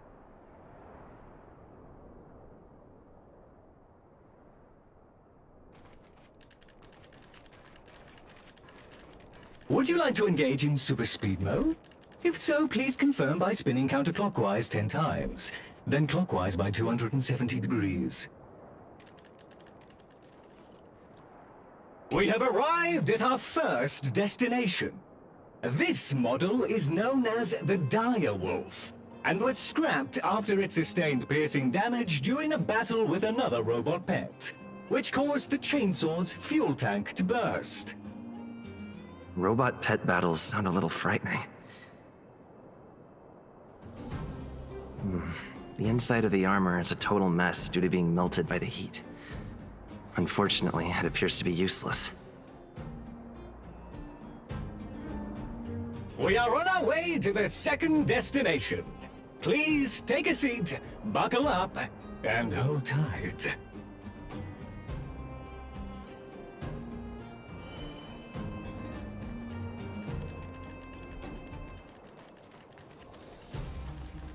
Caution! You have exceeded the speed limit. Please obey Bellabog traffic laws. On the road, safety is the top priority.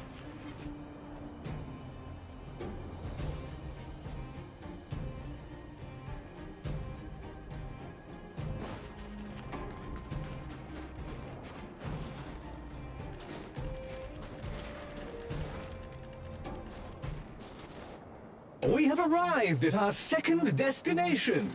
This module is called the Beetle, which is the same as mine. This machine was scrapped because it accelerated erratically for 7.1 kilometers after it incorrectly interpreted a command, causing the engine to catch fire and the core module to melt down. That is such an odd reason to be scrapped. However, the shell appears to be in good condition, so I'll bring it with me. Your trip has concluded. Please keep an eye out for vehicles approaching from the back or sides, as well as enemies and automatons. Your trip has concluded. I appreciate you putting your trust in Toby.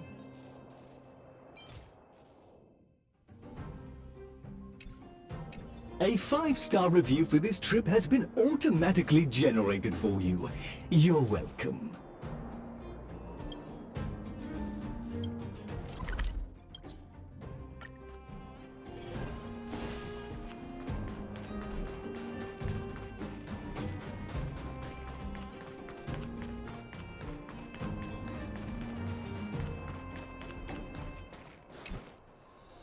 Clara, it's time for a break. You shouldn't repair machines when you have negative emotions. It's bad for your physical and mental health.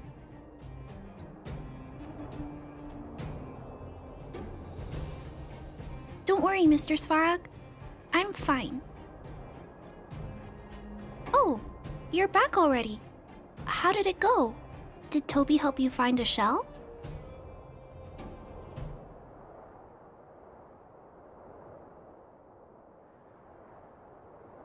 This shell...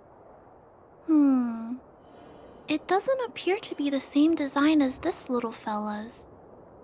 But it shouldn't matter. The structures of these small robots are nearly identical. Thank you for bringing this to me. I finished extracting that chip from the small robot. Now, all that's left to do is move all this circuitry into the new shell.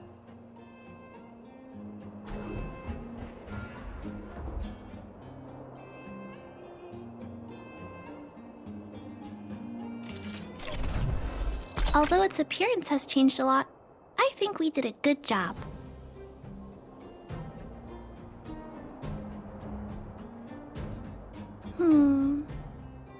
But what I just did, is it any different from those pet upgrades that the vagrants perform? Not compatible. Incompatible? Huh? It's making a strange sound. Incompatible. What's going on? Is it malfunctioning? Incompatible. Incompatible. Risk level high. Clara, get away now.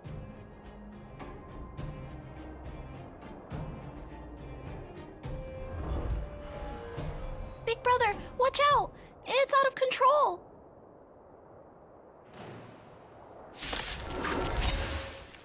Incompatible. Incompatible. Terminate. Phew, That was close. Fortunately, Mr. Svarog and Big Brother acted fast. Why did the little fella... Was there a compatibility issue? Troubleshooting. Assessment. The system on the chip and the new hardware are incompatible, causing the robot to behave erratically. The current issue has been resolved. Risk level, low. Alert lifted. It appears to have adjusted to its new shell after the battle. That's great! But I'd like to keep a closer eye on it for a while. Compatibility tests should take a few days. Hopefully, it'll be all back to normal by then. I'm also curious about where this little fella came from. Could you please come back later, Big Brother? I need to look into something. I may require your assistance. Thank you, Big Brother. I'll text you when this little fella is fixed.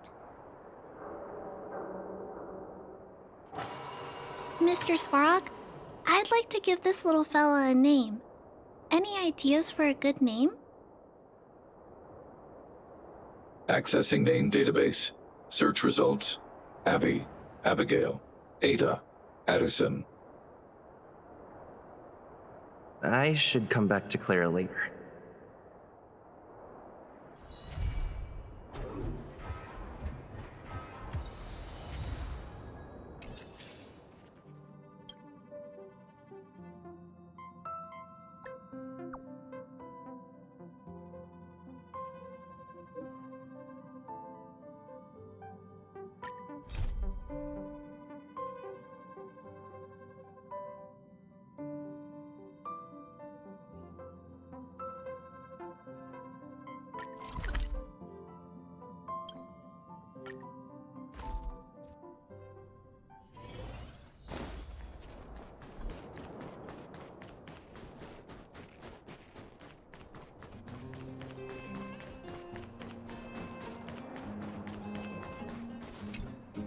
You, Pascal, very like Clara. Good boy, Pascal.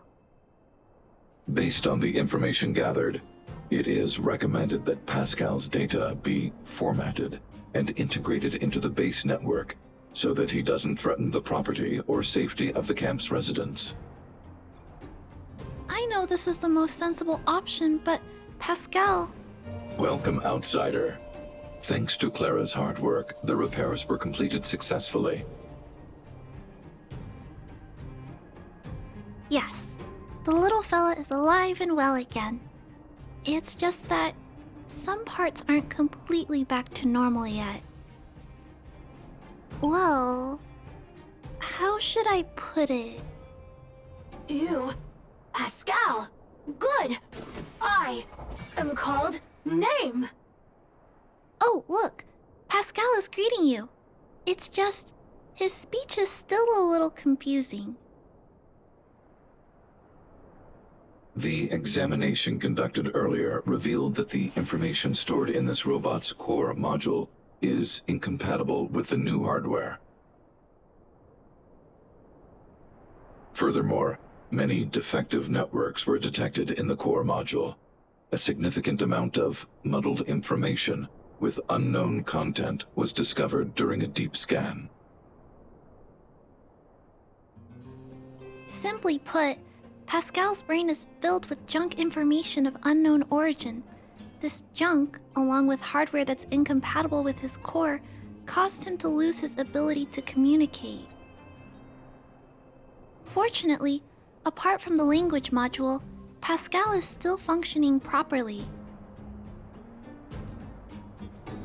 However, the robot still has a 44.7% chance of malfunctioning.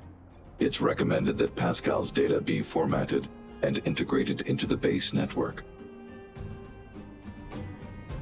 Mr. Svarog, I understand, but I think Pascal is different. He possesses a quality that other small robots don't have. In some ways, I believe he's similar to Mr. Svarog. I can't overlook this unique quality. Mr. Svarog, could you give me a little more time? I want to investigate this further. If we don't find anything, you can integrate Pascal into the network.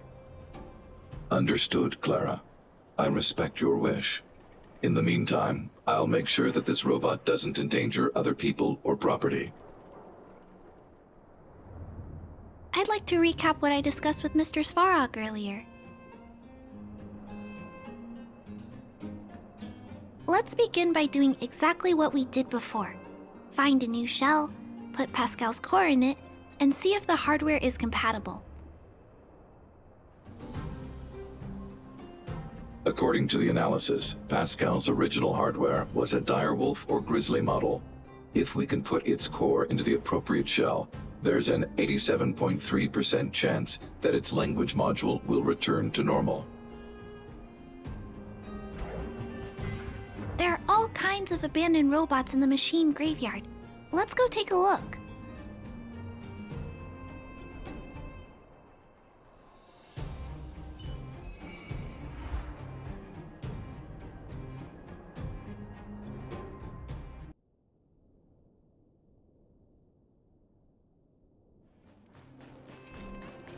It's the same old place. Everywhere you look, there are robots that have lost the ability to function.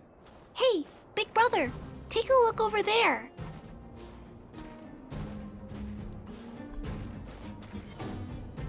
This is an automaton direwolf, but it appears to have been modified. It's most likely another abandoned robot pet. Although it doesn't seem to be functioning, you should still be cautious when approaching it.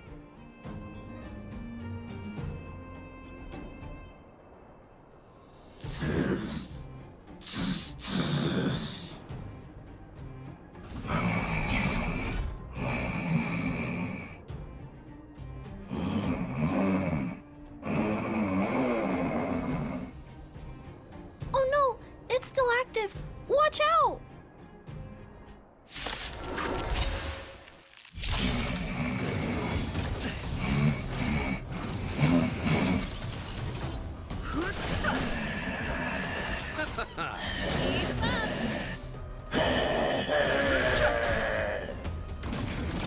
This big fella is completely out of control. Let's quiet him down.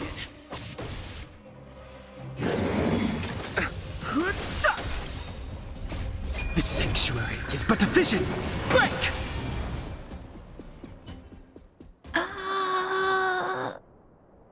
Here it is. This is the core. I'll pack it up and take it with us. Then all that's left is to drag the shell back. Judging from how active the robot was, its core isn't just scrap metal. It should be repairable. I can't let any robot go to waste if it can be repaired. So, I'm going to try to fix them all.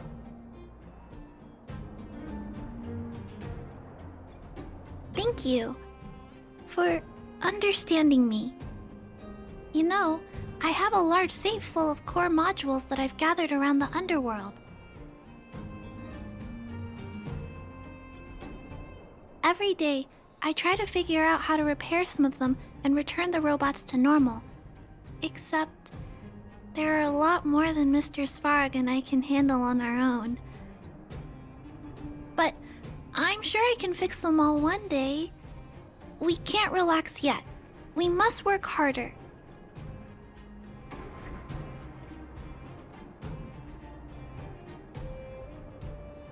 I know. You and Mr. Svarog have helped me so much. Someone needs to do the same for those poor robots. I've got to do my best. I was talking so much that I totally lost track of time. Let's head back. Otherwise, Mr. Svarog and Pascal will get worried.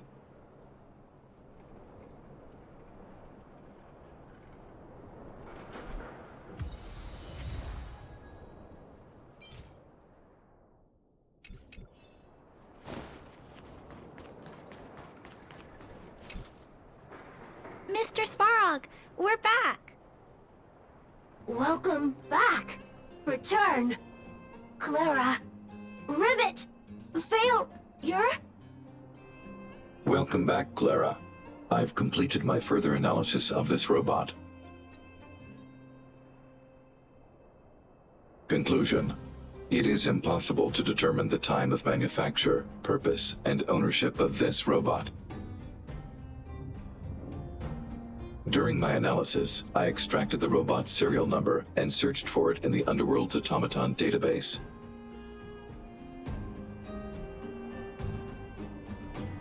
According to my search, there are 32 automatons with the same serial number as this one. Even after eliminating the scrapped ones, 3 automatons still match the keyword description. Failure. 3. Back. Rivet 1. Failure.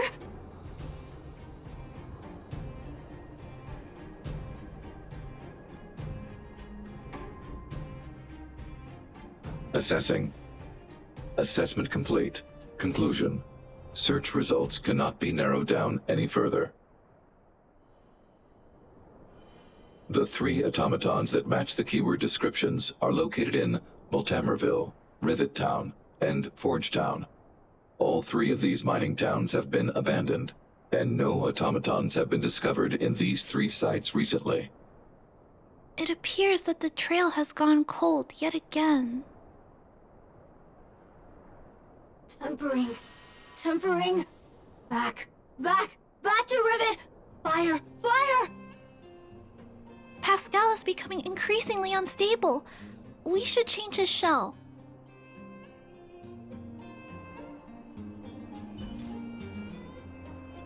Pascal, I'm going to change your shell. Don't worry, it won't hurt.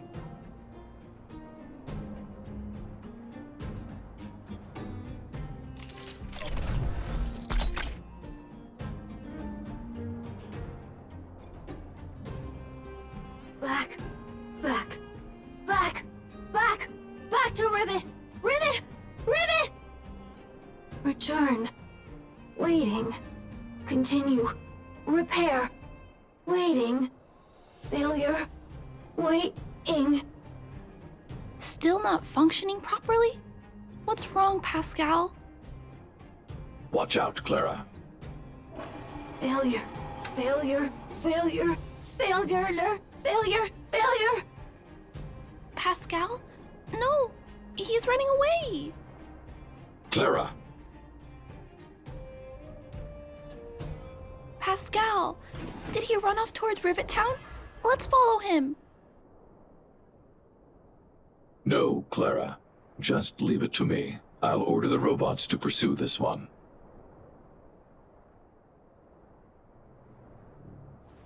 No, Mr. Svarog! Please, don't. Please leave Pascal to me. It was my decision to keep him in the first place, so I must take full responsibility.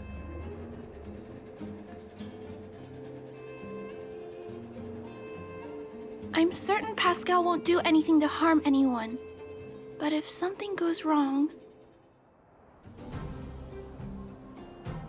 Please let me handle this myself. Please, Mr. Svarog.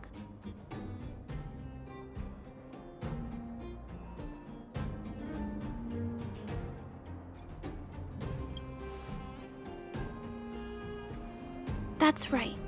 This all started with me and can only end with me. I'm certain Pascal would never do anything to harm anyone. Clara, please tell me how you came to this conclusion. Pascal possesses a quality that other small robots lack. It's kind of similar to the emotions we humans have. I've only ever seen this quality in Mr. Svarog. I feel a warmth from these emotions. I feel drawn to this quality and try to respond back in my own way. But I'm also aware that not all emotions in this world are positive. If there are too many negative emotions that go unchecked, then someone needs to step in and stop them. The only things that can stop such negative emotions are rationality and responsibility. This is a valuable lesson I've learned from Mr. Svarog. Mr. Svarog, I want to help Pascal overcome those negative emotions. I want to take on this responsibility. That way, I won't have to hide behind Mr. Svarog anymore. I understand, Clara. I support your decision. I won't intervene unless the situation risks spinning out of control.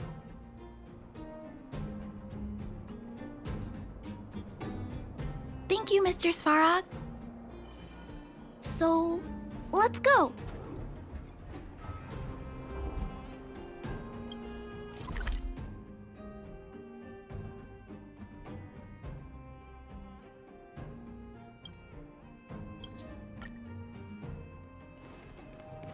Look, Pascal's over there. Who's standing next to it? Huh? Isn't that a grizzly robot? Let's go take a look. Pascal, who did this to you? Pain. Hurt. Pain. Hurt. Pain. Hurt. Hurt. Pain. Clara, get away. This is a fragmentum creature. It's extremely dangerous. A fragmentum creature? What are you talking about? How is that possible? Pascal is obviously a robot, just like you. Could it have malfunctioned? It appears to be normal. Please step back. I shall eliminate this fragmentum creature. No, it's going to attack Pascal. We have to stop it.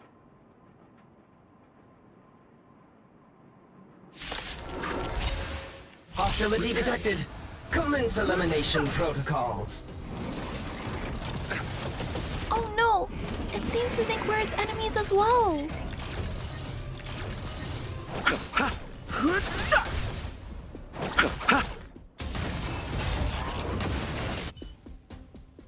Phew! Luckily, the patrol robot and Pascal's cores are still intact. The big fella's shell is only slightly dented. Thank you for your help. The only thing that puzzles me is why the big fella mistook Pascal for a fragmentum creature.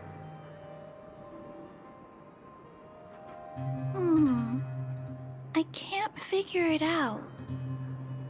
Well, let's not worry about that now. Anyway, I'll take this core back and examine it. Now, let's insert Pascal's core into the big fella's shell.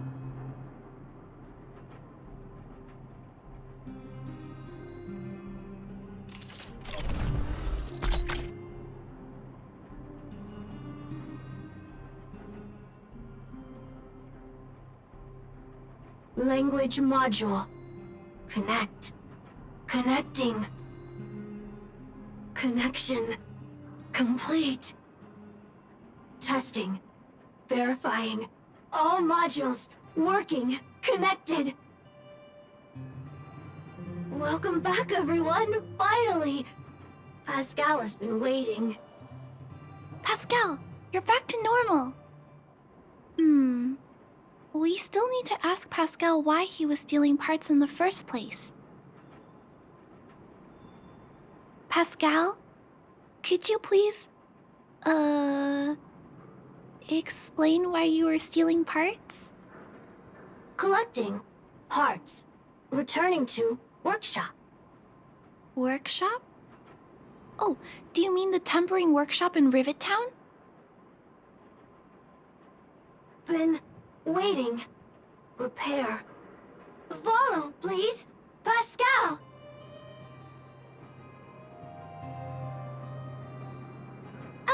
Pascal ran off. He went in that direction. I think he wants us to follow him.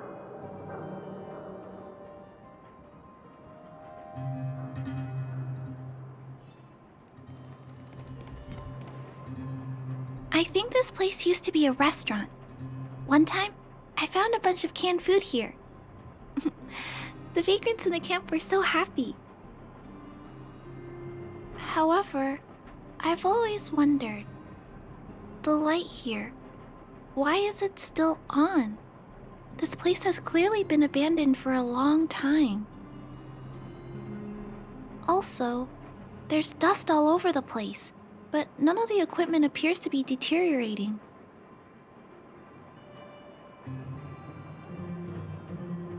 Anyway, someone must be looking after this place. But who? And why?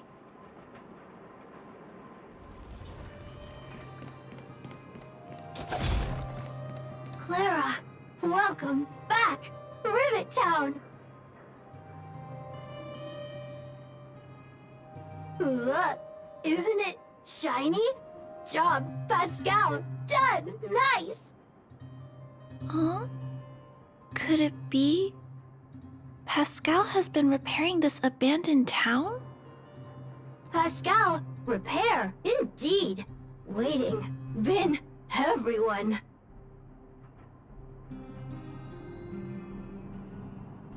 Parts, Pascal, collect, non-stop.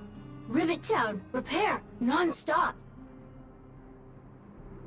It seems that Pascal was stealing parts because he wants to repair the town. Waiting, everyone, Pascal, non-stop. Leave, everyone, come back one day. Has Pascal been waiting for Rivet Town's evacuated residents to return?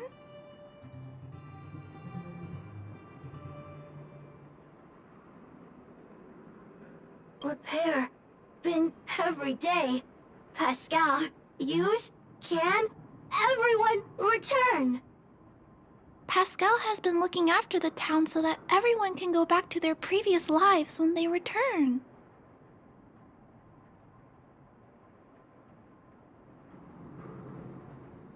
Workshop, tempering, here. Base, Pascal, secret. Parts, store. Enemies, not here. Place, safe. Scared, no need, everybody. Ah, this appears to be the secret base where Pascal keeps the parts. Although we now know why he took them, there are still many unanswered questions.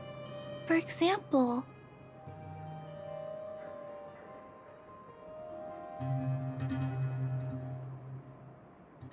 Right, but I don't think Pascal will give us a straightforward answer on this one. I wonder if we can find any clues here. Rivet Town, live, Clara. Tour, feel free, please.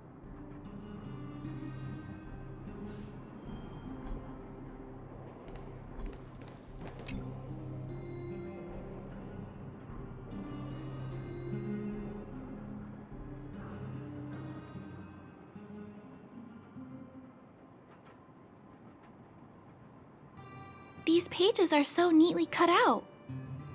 Oh, and they smell like geomarrow fuel. Is there someone here in Rivet Town doing this? Or could Pascal have collected the pages and put them together?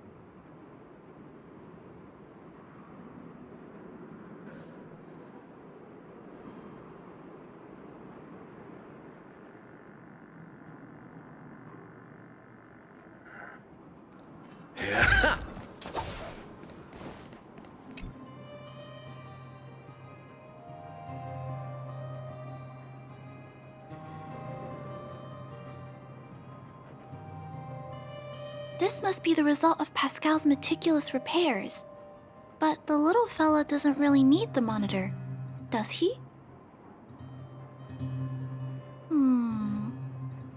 Hey, those look like handprints on the side of the cabinet. Human handprints. Could this monitor have been recently used by someone?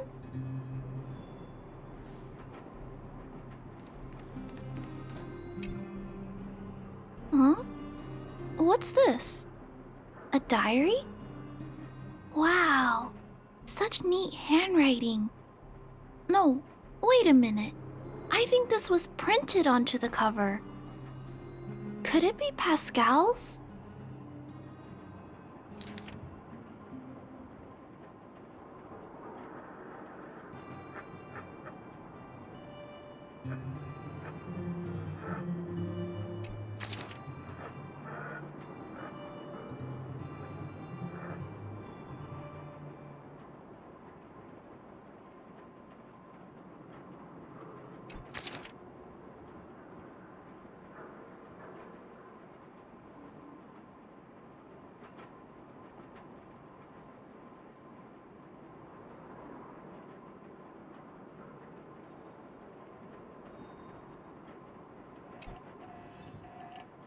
Oh, Pascal.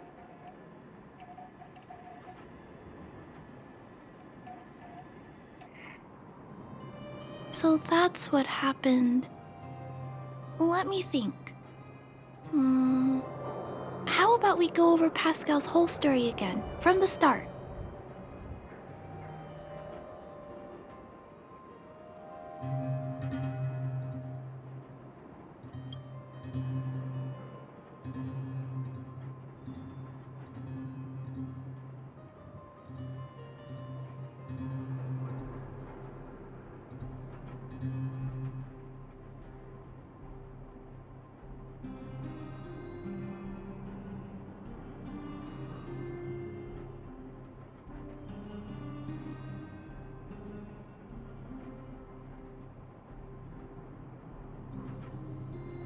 That is correct.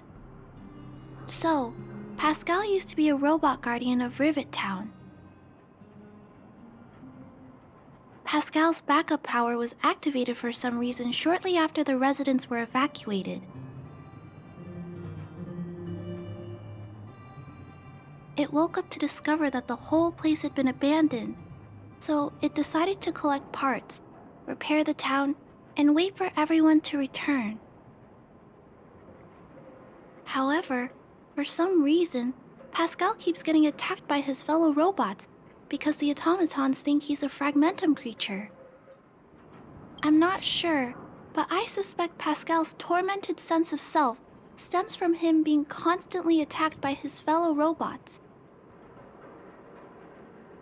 The module used to detect emotions was frequently damaged, eventually turning him into a small robot that did nothing but collect parts.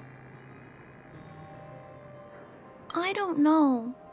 I can't find the answer in Pascal's diary. Pascal, why do your peers keep rejecting you? Big brother, Clara, tour, enjoyable, is it? Pascal, collect parts, ready, continue. Or, wait, instruction, next. Pascal's consciousness does not appear to have returned to the level shown in the diary.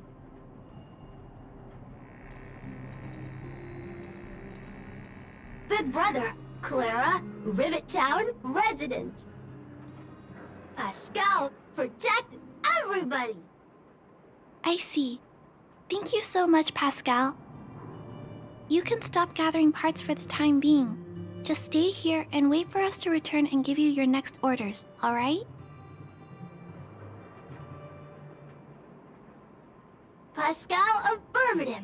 Be good. Wait. Let's go back to Mr. Svarog and talk about what to do next.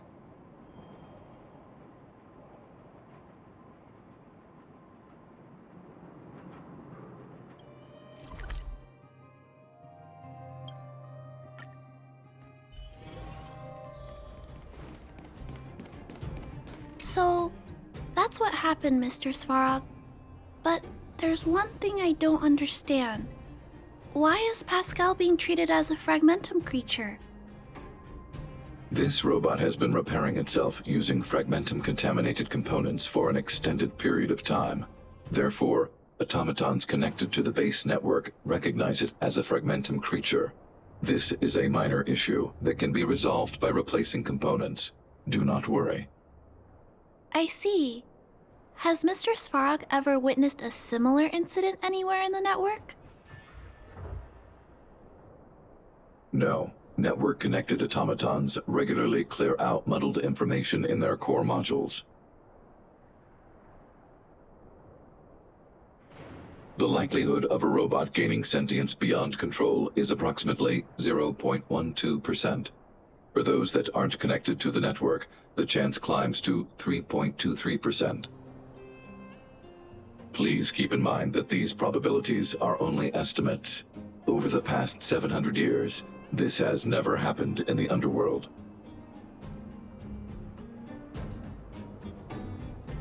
Improbable events that are easily disregarded frequently result in catastrophes.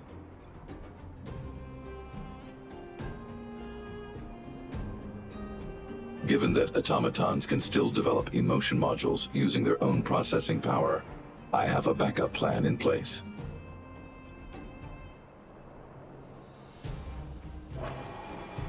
Mr. Svarog always takes all factors into account and handles problems logically. I can't do that myself yet. So, what should we do with Pascal? It is recommended that Pascal's data be formatted and integrated into the base network. I will maintain the robot's core module and repair its hardware once it has been integrated into the base network.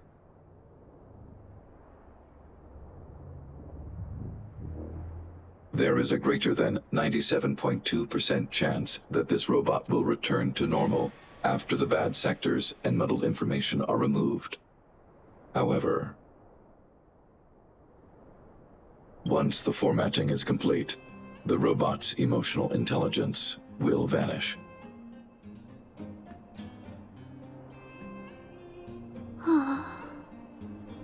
Is there no other option? This option minimizes both internal and external losses. Although Clara's account indicates that the robot is relatively stable, the assessment based on the computations shows that both the risk of Pascal crashing and the amount of muddled information are increasing when it approaches 100%. I understand. But I don't think I'm ready to give up on Pascal just yet. We've helped Pascal find compatible hardware. If we can eliminate the muddled information without damaging the sectors linked to his emotional intelligence... You know the chances of that are incredibly low, Clara. No, I can't just give up. There has to be another way. Maybe there's another way. We can install a lock in Pascal's core. Clear the redundant data and locate the core sectors that are still intact. Then we can install a new suite of operational programs. This suite of programs can regulate Pascal's behavior and prevent him from hurting people.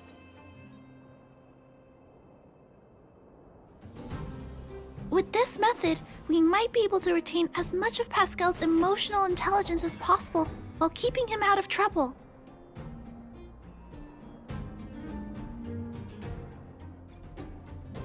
If we can keep Pascal's emotional intelligence, I might be able to teach him to treat people with kindness.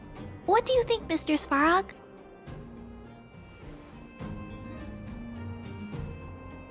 This procedure is theoretically viable, but there are risks. It will not eliminate the muddled information.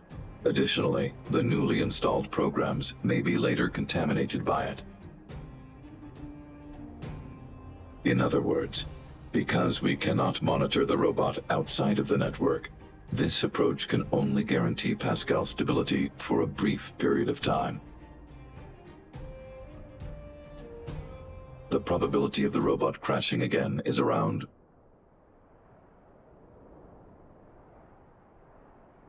And if that happens, I'll do it again.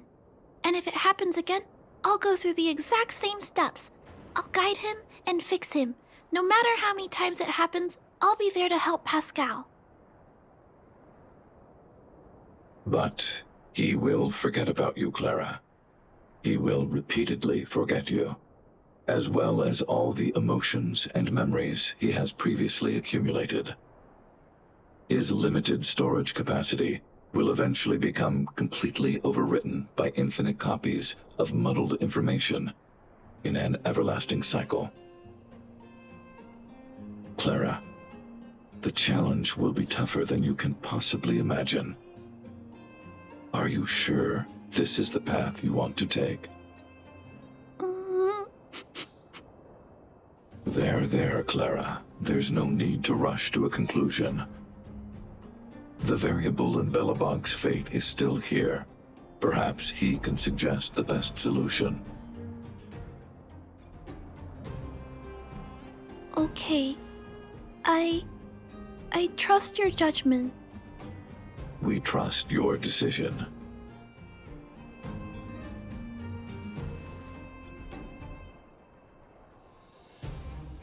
Both have provided their solutions.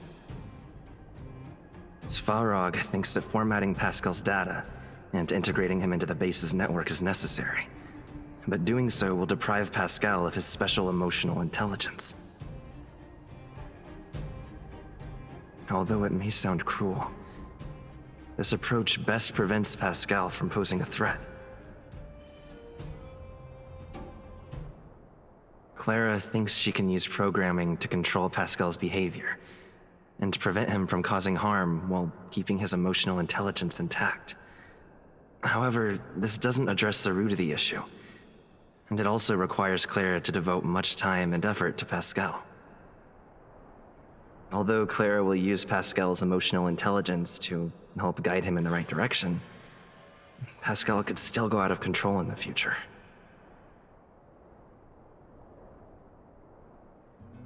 In addition, Pascal has a history of stealing, even though he never caused any harm to anyone. This is also a major concern. What is most important here? I need to think carefully and choose one solution. Then persuade the other person.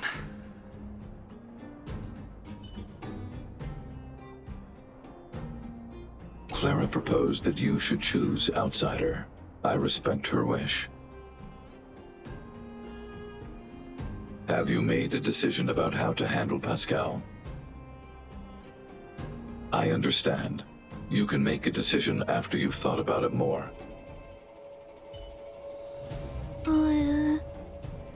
What should we do with Pascal? Okay, I'll think about it some more too. Have you decided? My choice will have a direct impact on the outcome. I should mull it over.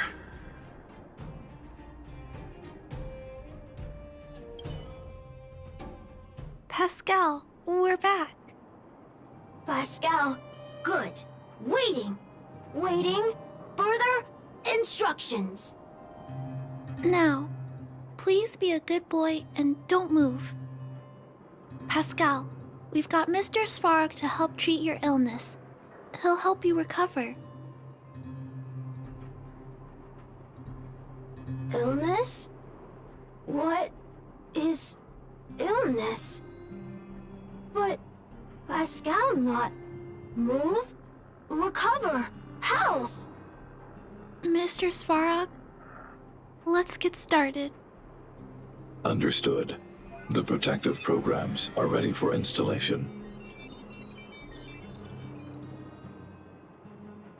I hope I made the right decision. Is it done? The programs were successfully installed. The robot will require offline maintenance and will be unable to communicate for some time. We can return to it later. I see. In that case, let's go back to the base. I think it's over. I'll check in with Clara later to see what's up.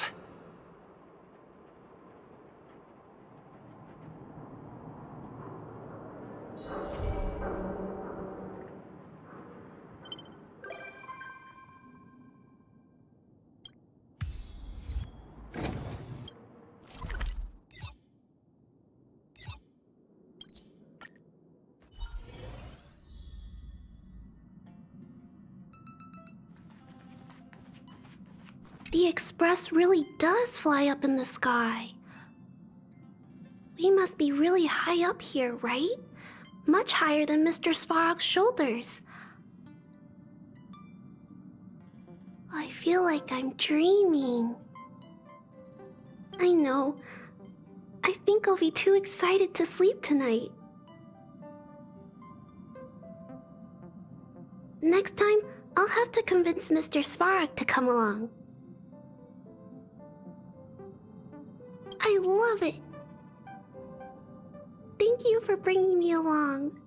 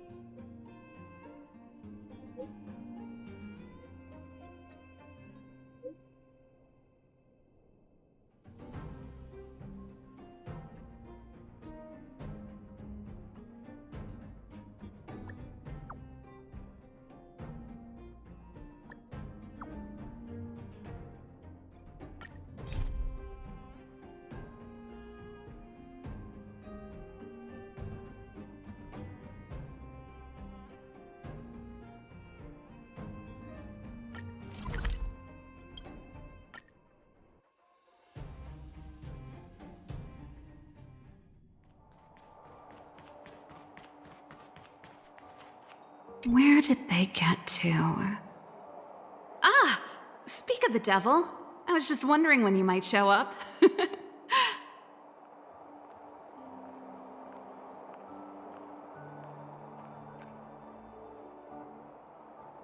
Ready? My stomach's always ready for food and drink. There's something I need your help with. I had to make it up to you somehow. Looks like we're not the only ones who wanted afternoon tea today, though. We'll have to stand up for the time being.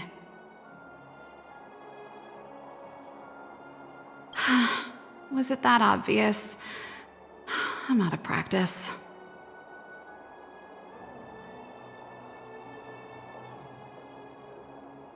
Well, you're clearly better traveled than I am, and I know how generous you are. I feel embarrassed to ask now. How can I put this?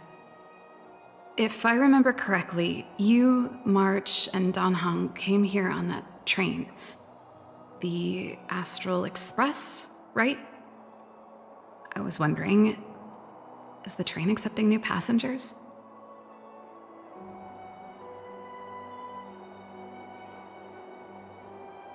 Well, it's just... the dust has settled now. The Stellaron problem has been resolved, and... Cacolia... Forget it. It's nothing. Forget I said anything. You see, there's not much left for me here except to carry on repairing equipment in the workshop. I like practicing the guitar, and performances are fun, but the crowds are pretty small. Besides, I'm a researcher. How could I not get excited about the chance to explore new worlds up close? Everyone gets tired of living in small places like Belobog after a few years, right?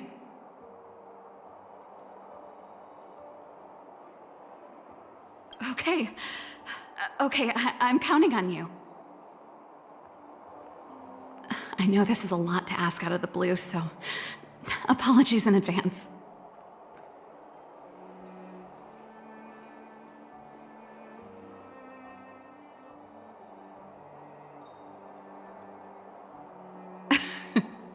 This is a pretty big ask. There goes Serval. I better send Himiko a text and ask about the request. Or I guess I could ask Mr. Yang? Or Pom-Pom? Who's the best one to ask? Let's send a message to Pom-Pom.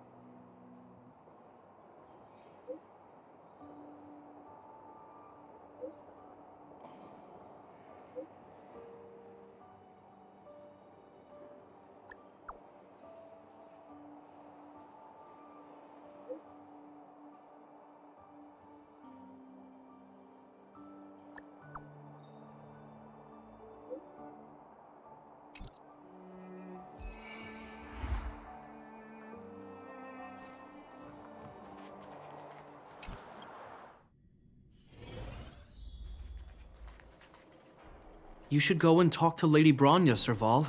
It was her personal invite, after all.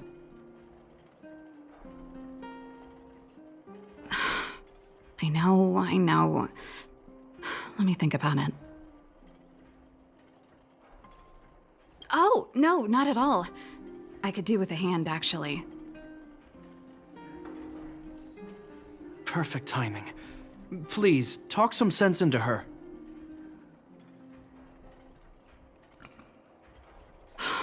I knew it.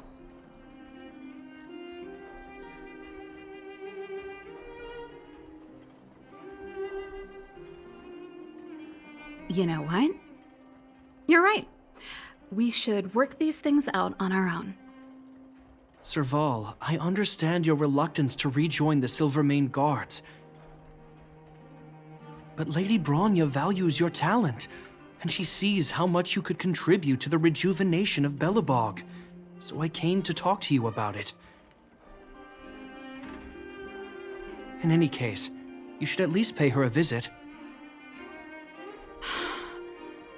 Okay, I get it. I'll make a trip to Klipoth Fort and tell Bronya what I really think. Sorry, I need to get this over with. Let me know what they said when I get back.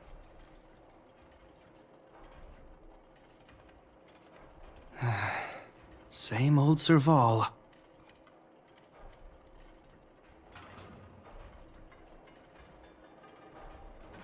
Is she creating trouble for you too?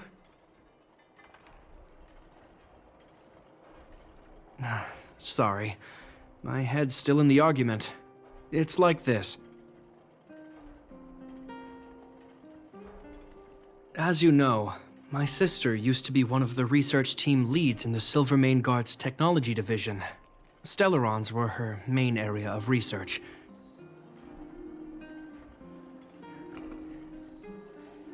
But her expertise went far beyond Stellarons. She was, and still is, well-versed in mechanical engineering and other fields. Immediately after her succession, Lady Bronya set her sights on Serval's talents. The Supreme Guardian wants her to resume her technological research and be a shining light for the revitalization of Belobog.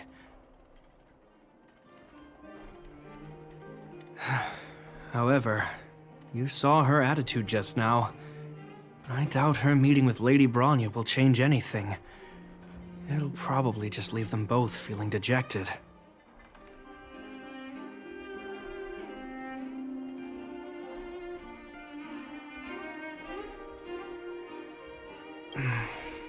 I think there's more than one element to it. My intuition tells me this is mostly linked to Madame Cocolia's passing.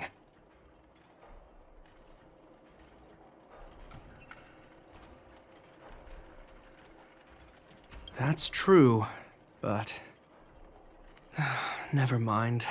It's just a personal hunch. I've never been good at reading my sister's mind. I can tell the two of you have a close bond. If you get the chance, see if you can persuade her to open up about it. Hand on heart, I wouldn't want to see her sitting behind a desk in Klapoth Fort and sighing all day either. Belobog is too small a place for a mind as inquisitive as Serval's. Maybe it would be better for her to join you on your journey. I'll admit, I'm a little worried about how she plans on getting all this across to Lady Bronya. Are you busy? Let's go and wait for her in front of Klapoth Fort.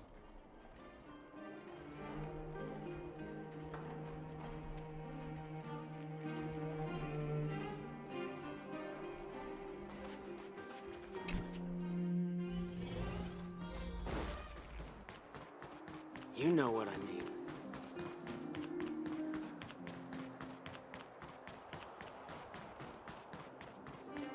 Doesn't seem like they've finished talking yet. I hope it's not turning into a shouting match. Let's go in.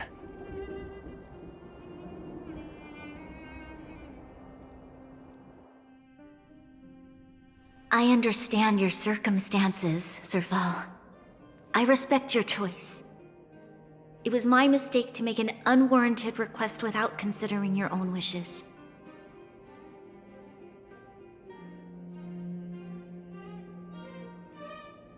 Allow me to offer you my apologies. I hope you don't take this matter to heart. No need, Bronya. You're a Supreme Guardian now. Don't let a little thing like this... Besides, I'm the one who should be apologizing. I've put my own personal reasons ahead of Belobog's reconstruction. I get it, Serval. After all, you and Mother...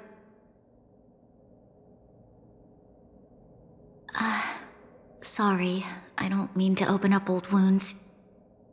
But there's something I need to ask you.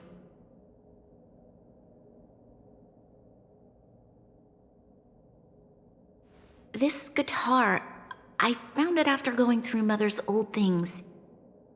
She was never a music lover, so I thought this might be connected to you. Cocolia, you... Huh? It's nothing. You're right, it does belong to me. In fact, it once belonged to me and Cocolia. It was our shared treasure. If you don't mind, Bronya, could I take it back to the workshop? Of course. I'm sure there's a story behind it, but that's between you and Mother. I won't pry. I hope you have an amazing journey, Serval. Do remember to visit home when you get the chance.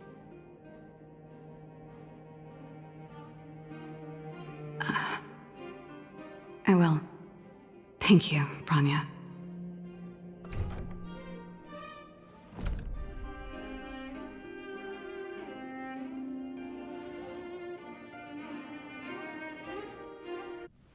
I assume you heard our conversation just now. I didn't expect her to be so open-minded. And she didn't even try to persuade me to stay. She didn't summon me just to return the guitar, did she? I wouldn't rule it out. She's good at reading people's minds. She would have known that you'd never set foot in Klpoth Fort voluntarily.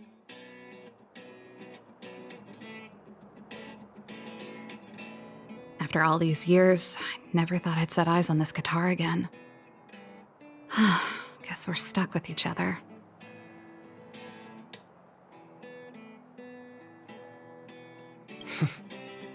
If she did, I never knew about it.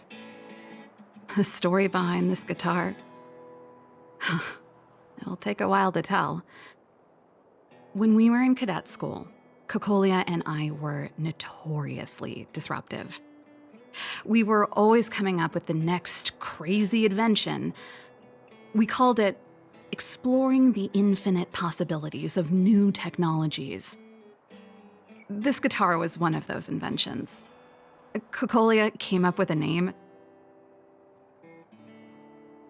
The Super Electromagnetic Flux Player, or electric guitar for short.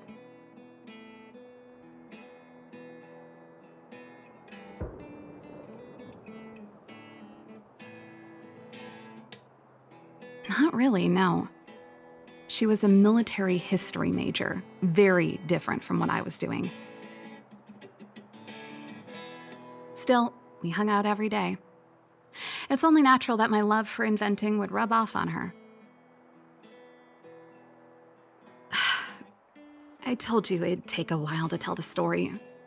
Let's get back to the workshop first. By the way, want to help me pack my bags?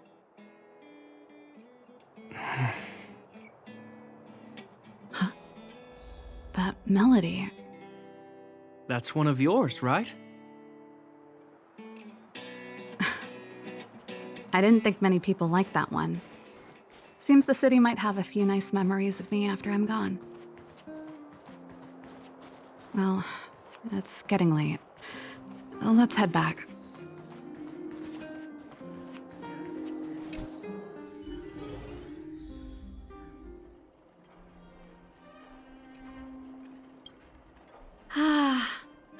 There's no place like home.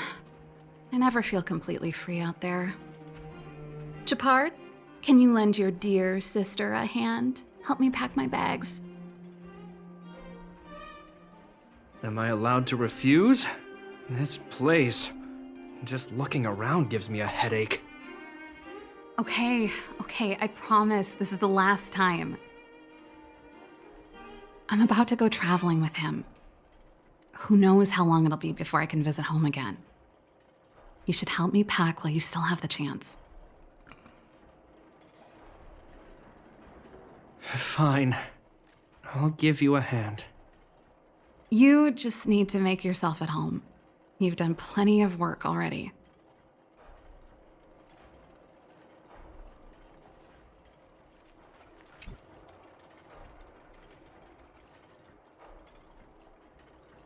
Oh, it's a botanical specimen. Little Lynxie sent it during one of her research trips. As for the name, I can't quite recall. Snowman's Palm. And Little Lynxie is the youngest sister of the Landau family, by the way. Ah, yes. Snowman's Palm. My memory's the worst. It's the only plant here that looks like it's still alive.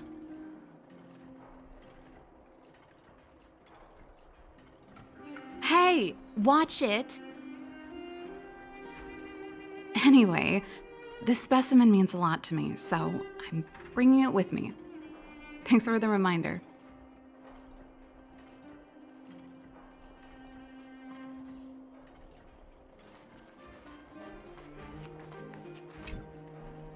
Well, Let's see. Ah, yes. Silvermane Guard standard issue portable heater. It's broken though. It's a family heirloom. It belonged to Rhonda once. You should take care of it. I wanted to keep it with me. But that's the problem with old things. The less you use them, the easier they break. Besides, no one's paying me to fix it, right? Hey, wait a minute. Didn't I teach you a few machine overhaul skills? Want to practice on this old antique? Here we go again. You don't have to do everything she tells you. The principle behind this machine and the one you fixed when you first came to the workshop is the same. You'll understand when you see it.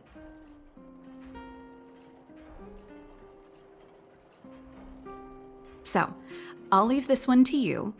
In return, how about I tell you the backstory behind it?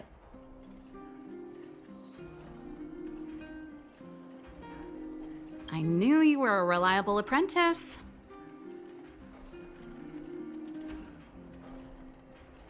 Think about it.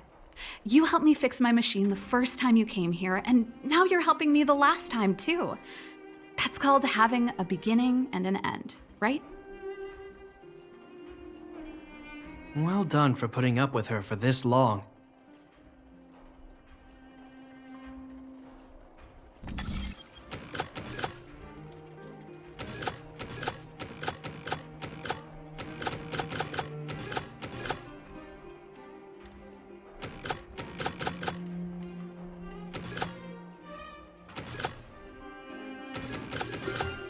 No match. Wow, great job. Like I said, a reliable apprentice. As promised, let me tell you the story behind this little heater. Its original owner was an ancestor of the Landau family, Rhonda Landau. She was one of our great heroes who participated in the defense of Belobog 700 years ago. The records tell that during the decisive battle, she led 2 Silvermane Guard brigades. She engaged the enemy for 4 full days and nights in the fight for the city. I still have the newspaper clippings from that time. I'll show you when I get the chance.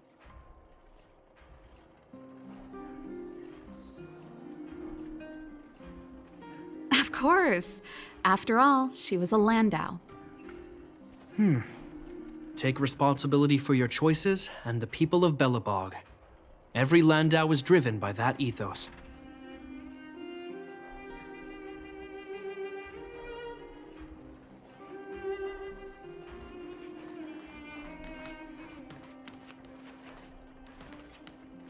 Keep at it. Oh, that's a letter I was gonna send to my mom. I haven't even finished writing it. There's nothing personal in it. Have a read if you like. You're still writing to Mom and Dad? Only to Mom. You know, I still don't get along with Dad. You know, Serval, if you're really leaving Belobog for a while, you should pay them a visit first. I'll think about it.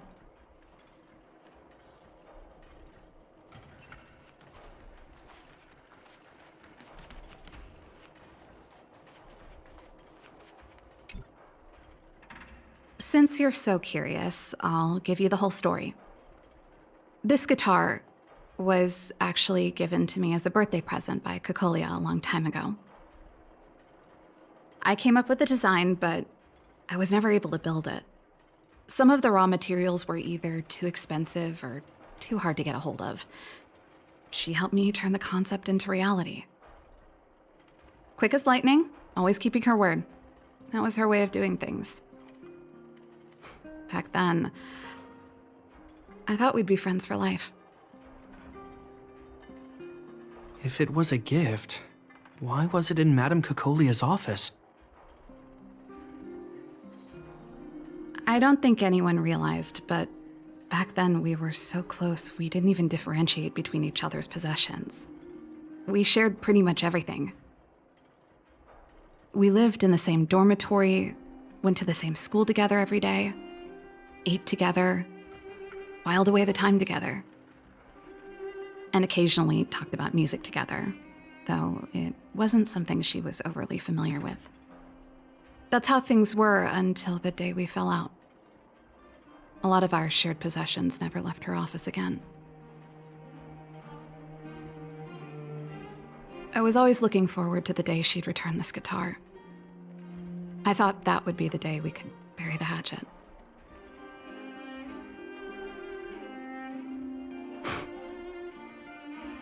Now that I think about it, perhaps I was too naive. She'd probably forgotten it even existed. And that's the only Cocolia you guys ever got to know, huh? Always ahead of everyone else, never looking back, even for a second. She put it all out of her mind. Me and every memory to do with me.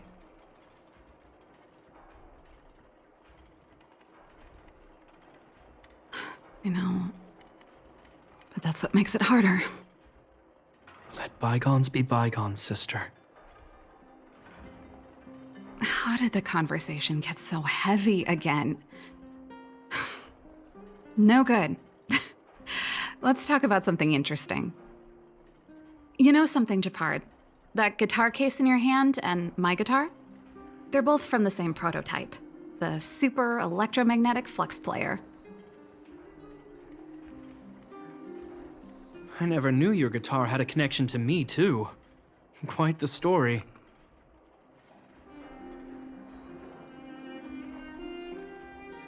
That should be everything.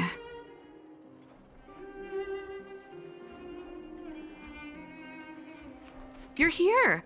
Come on, let's gossip.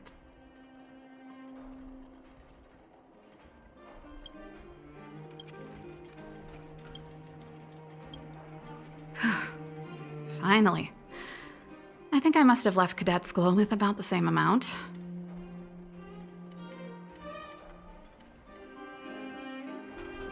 No easy job. Serval, I want to ask you again. Do you really want to leave Belobog and go with the Trailblazers? Of course. This is a once-in-a-lifetime opportunity. I can't miss it. What's wrong, Gepard? Oh, I see. Can't let go of your dear old sister, huh?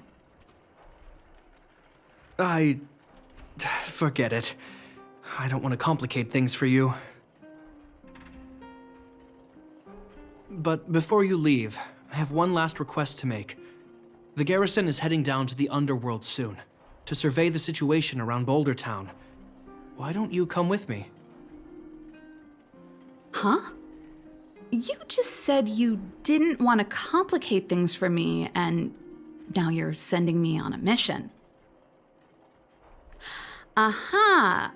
You just want to spend as much time as possible with me before I go, right?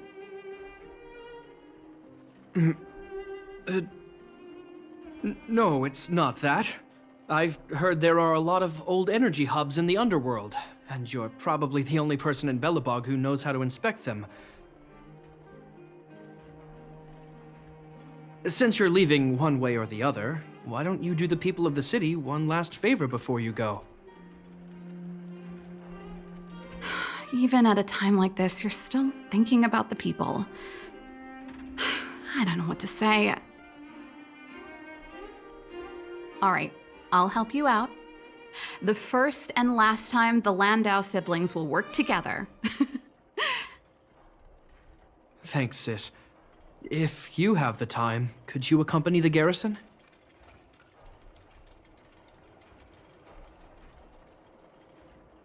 You're Belobog's hero. I'm sure you must be popular in the underworld. The Silvermane Guards will face less resistance if you come with us.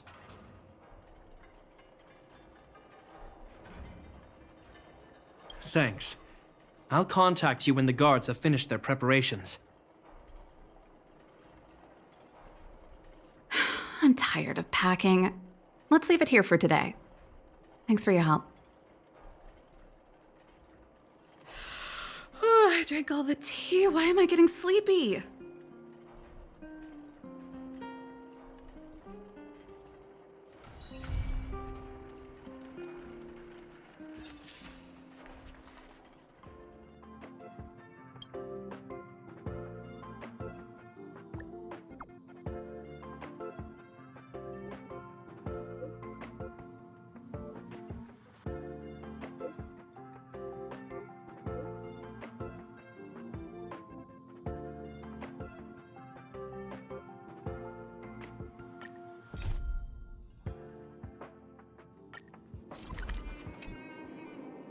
You're here. Thanks again for agreeing to this. You're not wrong.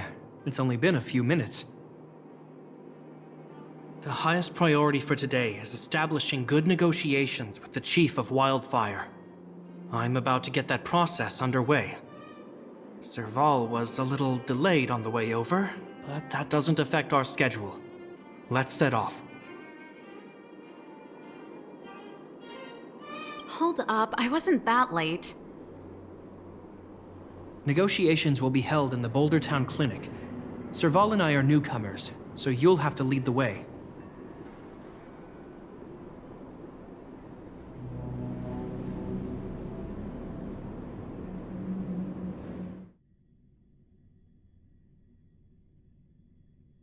The underworld isn't exactly how I remember it.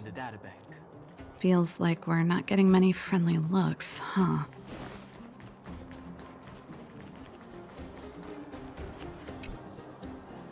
Well, well, well. I don't think our little clinic has ever played host to an occasion like this. We meet again, Mr. Oleg. Oleg will do, son. Oh, you. You probably won't know. Our young Silvermane friend here and I had the pleasure of speaking to each other at a certain Guardian succession ceremony. We're not complete strangers. But as for this young lady... The name's Serval. I'm, an ex-engineer from the technology division and... Gepard's sister? Pleasure to meet you, Chief. Likewise, miss. The more the merrier. And it's good to have you here again. It bothered me and Natasha that we never arranged a formal welcome for you. Once we're done talking, you must all join us for a meal. We'd be honored. But to your point, Oleg, let's finish our discussions first. Quite right. Let's head inside. Too much commotion out here.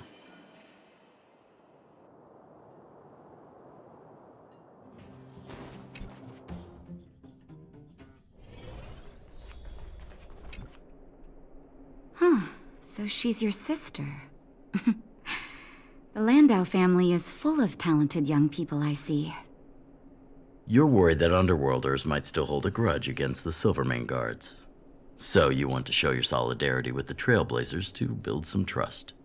Seems like a sound strategy to me. Rebuilding trust between the two worlds has always been a priority for Lady Bronya.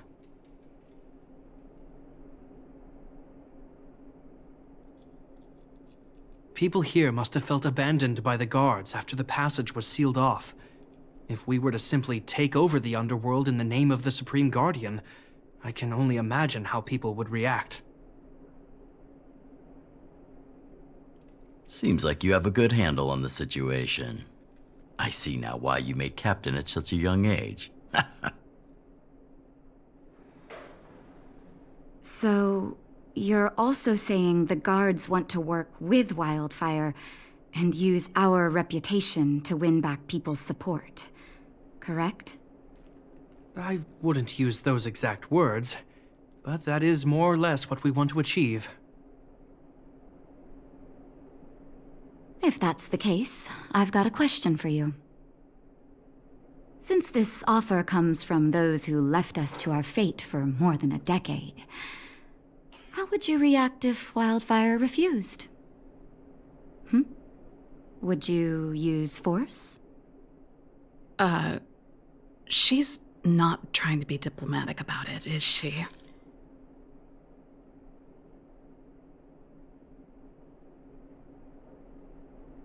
Who is she, anyway?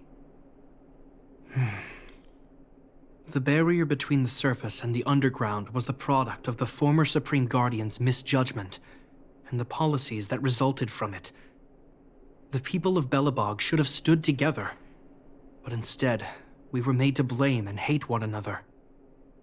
Lady Bronya wants Belobog to heal, so the Silvermane Guards need to regain the people's trust. But we won't achieve that by kicking doors open and policing everyone around. As a grassroots organization, Wildfire did an extraordinary job maintaining order for over a decade in the absence of the guards. I can only imagine how much work you put in to protect the underworld. I can assure you that the guards are not here to seize power. If it takes time for the people to trust us, so be it.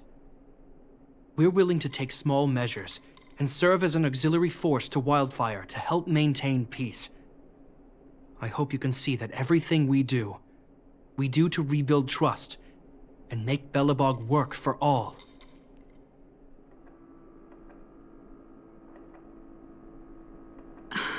I swear, he never used to be this emotionally intelligent. That's an answer I can accept. Oleg, what do you think? I think there's no need for the guessing game to continue. It's obvious we share the same goal. With the help of Bronya, Serval, and Gepard, we're one step closer to rebuilding a united Belobog. I agree. Tell Bronya that Wildfire will work with the Silvermane Guards on security matters. However, things aren't simple down here. Please also tell her to draw up plans in case the situation demands...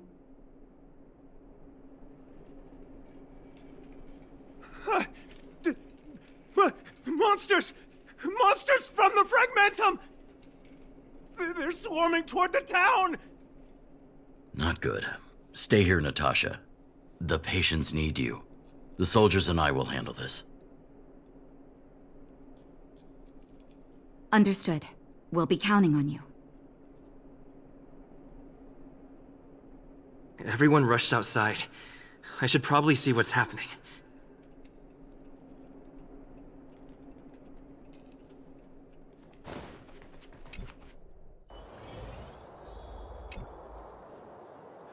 Please, help my friends! I'm sorry, I didn't mean to scare you all. What happened? Take a breather. The monsters invaded the mine. Please, you have to save my friends. Otherwise, those things would tear them apart. Don't worry. The Silvermane Guards are trained for these situations. Where do we find them? The Great Mine! The one with the big ore vein! Understood.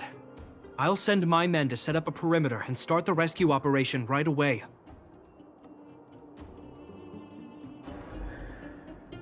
Mr. Oleg, please entrust the Silvermane Guards with the rescue. The defense of Boulder Town will need Wildfire's expertise. Watch out for ambushes, and be ready to receive wounded soldiers. You're a natural-born commander. Understood. Leave it to me, son. Your troops will be unfamiliar with the layout of the mine. I'll send some of my men to be your guides.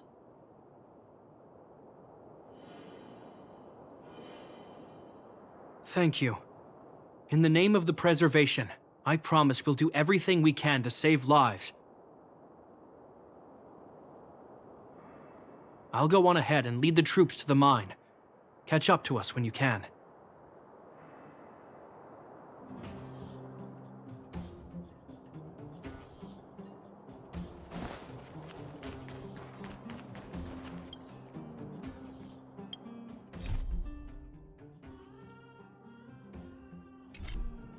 I couldn't get a word in while they were talking.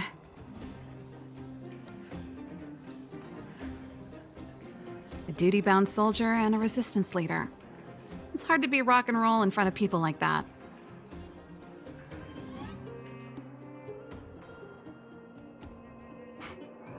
You know, maybe I need to put my inner struggles in a broader context.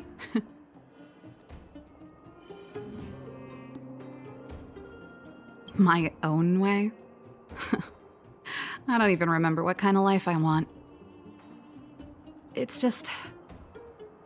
I see people fighting for their lives, and here I am thinking about how to escape. I feel guilty about that. Wait a minute, was that Gepard's plan all along? Use guilt to make me stay? That's true. Anyway, since he asked for help, it's time to give those monsters a shock. You know the way to the Great Mine, right? Let's catch up with Gepard when you're ready. That's all you needed to say. Let's go.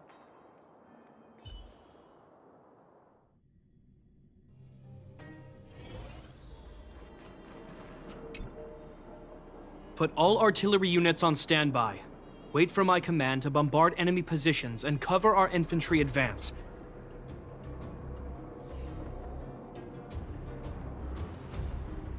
We have a choke point here. Tell all infantry units to switch to double line formation. Close quarters in front, gunners behind. Remember, get the wounded out as soon as possible, and always secure your flanks before advancing. Yes, sir. Ah, you're here. Get ready. We need to help the infantry lines drive deep into the mine. The back of the mine has been secured, which gives us a forward base to send in supplies. The Silvermane Wildfire Combined Regiment is conducting rescue missions as they advance. The battle is fierce. I need to get to the front line. I'll leave the command post to my officers. I don't know much about warfare, but I don't see why a commander needs to lead the charge. The situation here is totally different from the restricted zone. Gepard, let me and him clear the way for you. You should stay in your command post.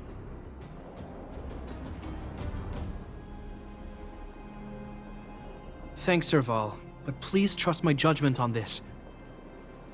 I made a promise to Mr. Oleg to save as many people as possible. I have to see to it myself.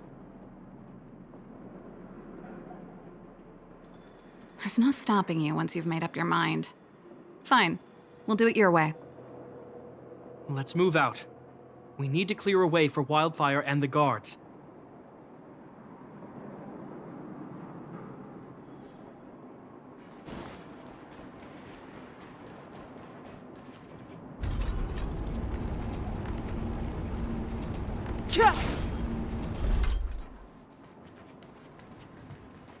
All civilians, please go to the bridge immediately. The Silvermane guards have set up a defensive perimeter. You'll be safe there.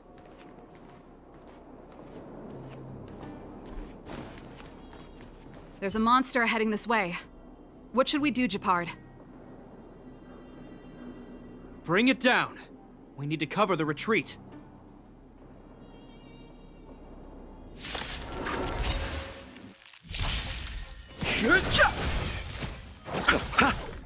Keep up!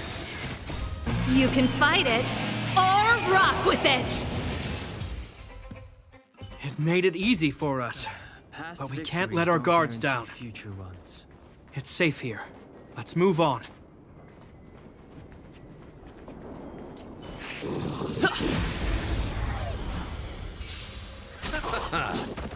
The dead return!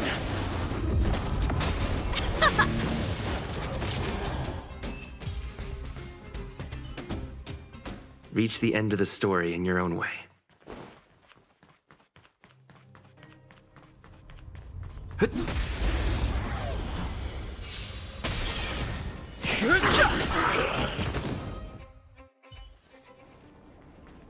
Gepard, look! The miners have put up a makeshift defensive line.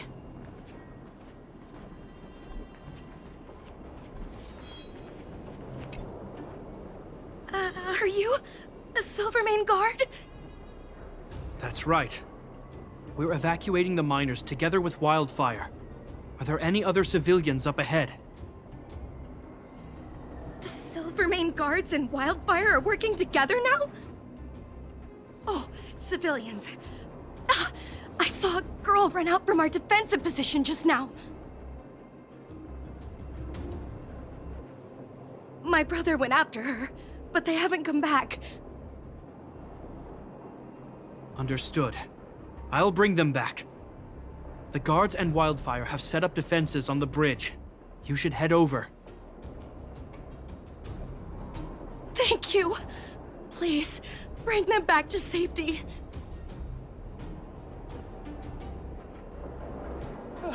Oh no! Monsters are coming this way! Leave the battle to us. You need to fall back. Okay. Thank you for saving us.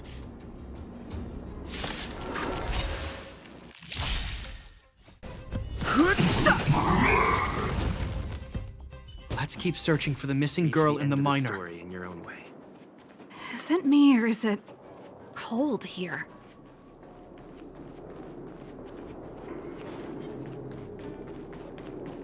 Oh.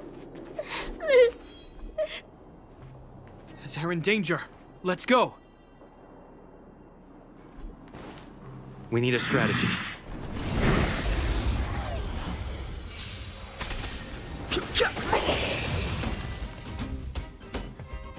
You two.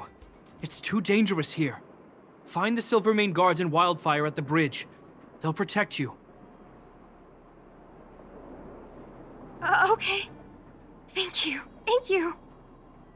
Zeno, take my hand. Let's get out of here. It's so cold here. I'm scared. The monsters have gotten stronger somehow. I don't remember them being this difficult.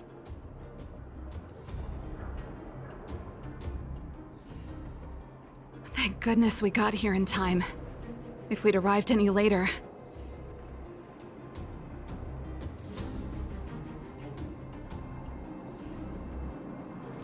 That's one brave little girl.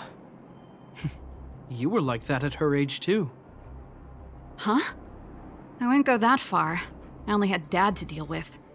He could be fierce, but nothing like the monsters here. Besides, my problem with him wasn't that he was a strict father. I just couldn't believe that he never lifted a finger to oppose Kokolia's order to seal the passageway.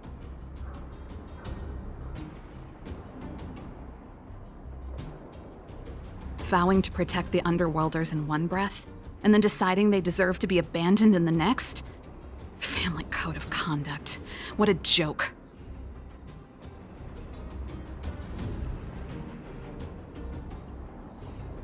Father was a soldier. He wasn't supposed to question the orders from his superiors. Never mind. I know I sound like I'm defending him, and I don't want to make you angry. At least now we've got the chance to right the wrongs.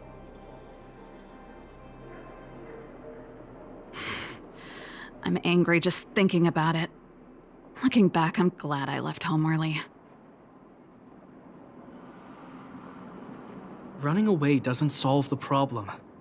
It's been ages since you two had those fights, but you still can't let it go. You need to walk out of his shadow.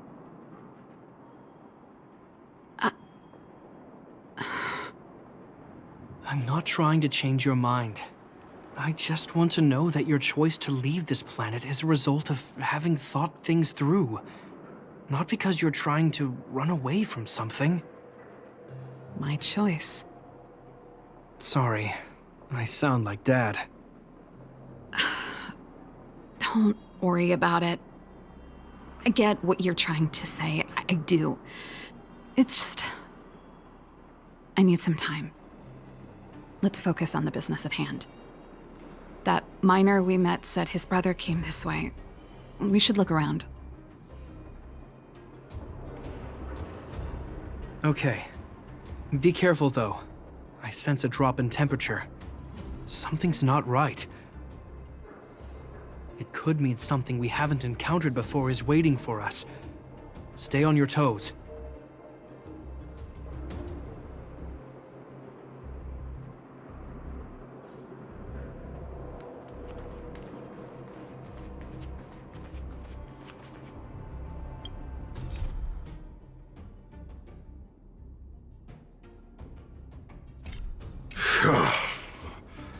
These monsters are tough. I need to find those kids. Hey, did you just scare off a Fragmentum monster? Kind of. There was one on its own. I managed to chase it away. Speaking of which, you came from that direction, right? Did you see two little kids, a girl and her brother?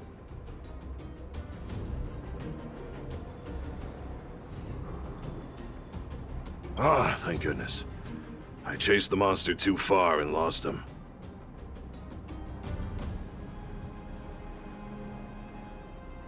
They'll be okay now. You should head back to the bridge too. The guards and Wildfire have set up a safe zone there. Ah, thank you, all of you. I'm just glad they're okay. I can finally retreat as well. I heard there's a powerful monster down the road, some kind of leader of the pack. I'd take caution. Thanks for the intel. We'll be careful. I think he was right about the monster. You two, no sudden moves. I've seen this type of monster a few times near the restricted zone. Ready? Here we go.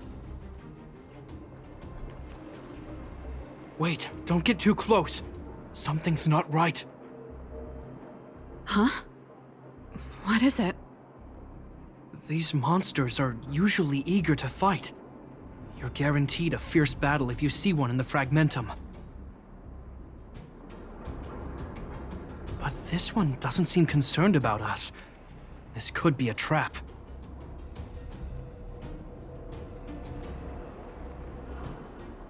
I'm not sure either.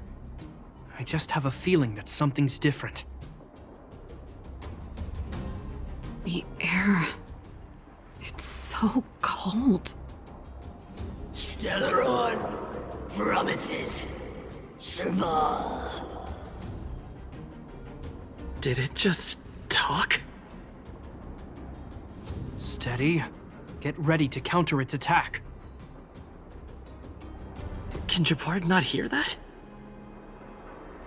Gepard, Serval, Landau. Did it just say Gepard and Serval? That noise! Do Fragmentum monsters usually sound like this?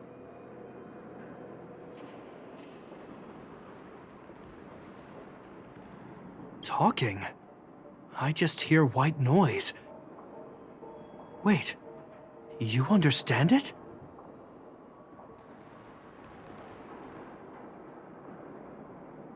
Our names? What's happening here? I heard rumors about this kind of monster. Shadows in the Fragmentum that assume human form are echoes of the will of past guardians. If the rumors are true, could it be? Kaguya. You just won't stop haunting me. I try everything to put the past behind me, and yet you always manage to creep up again. Kaguya, you witch! You've terminated my research and ruined my life. What else do you want to take away from me? Calm down, Serval. It's just a Fragmentum illusion. All that time we spent together, was any of it real? It was so easy for you to just leave this world behind. Don't you at least owe me an explanation? Serval! Landau, stand down.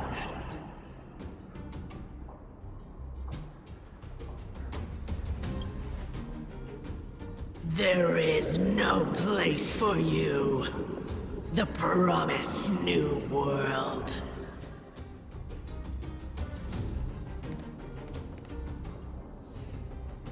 Sister, I know you want Madame Cocolia to respond. But this thing in front of us is our enemy. It was born out of the evil gathered in the Fragmentum. You won't get answers from it.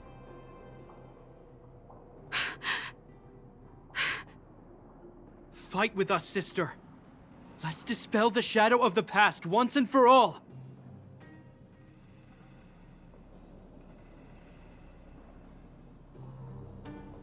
Of course, if you're not yet able to confront the past,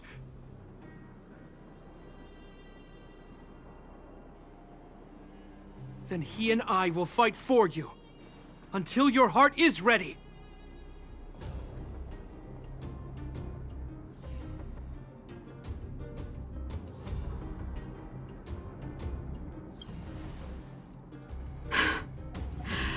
You two. I'm sorry, brother. I always make you worry when things get serious. But I see what you're doing. Reverse psychology, huh? Well, seeing as we've come this far, Cocolia, let's settle this bad blood right here, right now.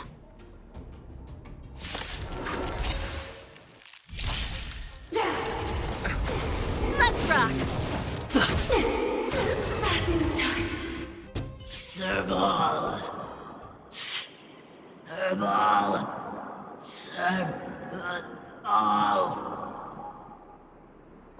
Why do you always have to stand in my way? The temperature is returning to normal.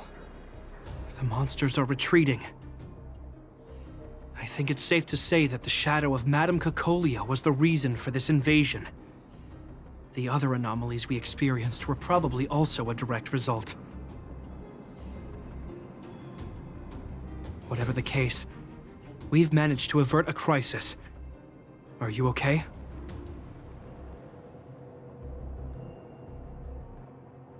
Indeed it was. We're lucky to have an experienced fighter like you who can adapt to different enemies.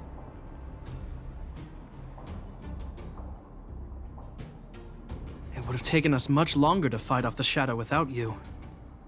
Serval, how are you feeling?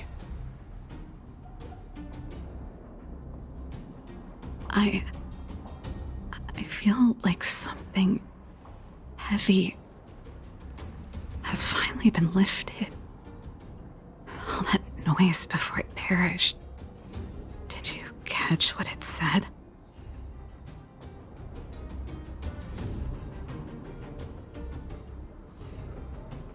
Oh, shame. I guess it doesn't matter. From here on out, I'm over that woman. I can tell you mean it this time. I'm happy for you, Serval. It's not easy to truly put the past behind you. Looks like we accomplished our mission. I need to get back to the guards and Wildfire to wrap things up.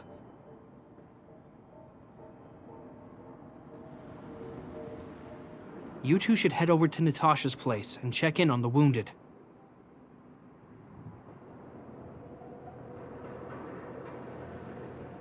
Sure. Come find us later at the clinic. Let's leave Gepard to his business and head back to town.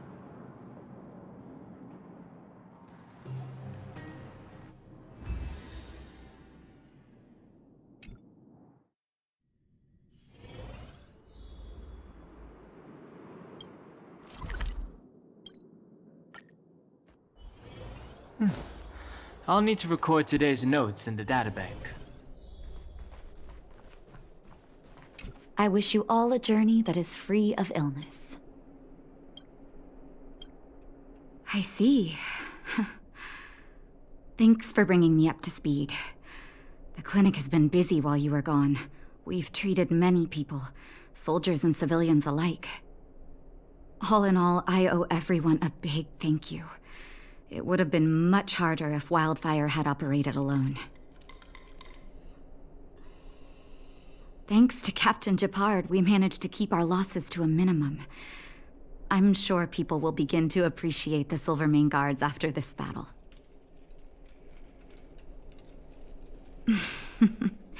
How could I forget about you two? We couldn't have done it without your help.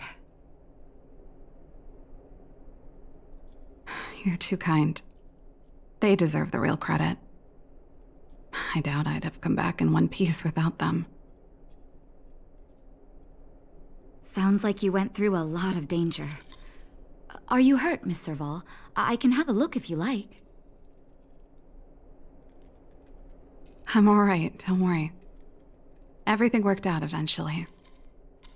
Let's wait for the rest of them to get back. Miss Natasha, we've returned. Is that Gepard?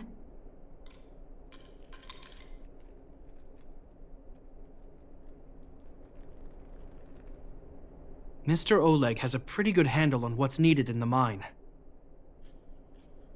He's arranging for rescue teams and supplies to be sent over. He won't be back for a while.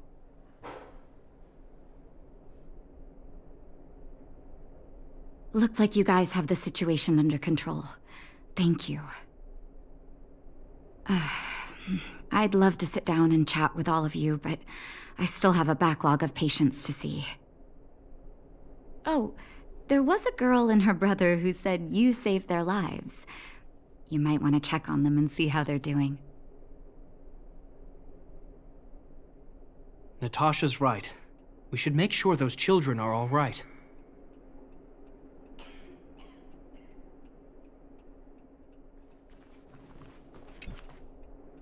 Come on, drink it up and you'll feel better. But there's smoke coming out of it. It's you. You saved us from the monsters in the mine. You guys are Silvermane Guards from the overworld, right? If you hadn't been there, we would have... I'll think of a way to repay you. I'll get a job and... That's very kind of you. If Mom and Dad were still here, they'd want us to return the favor.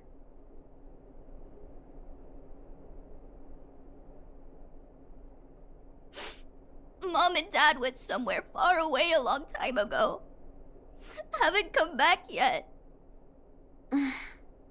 They'll come back one day, Zeno. So, you're looking after your brother on your own? That must be hard. Not really. It's my responsibility as a sister. I'm just worried that with all these monster invasions, maybe one day I won't.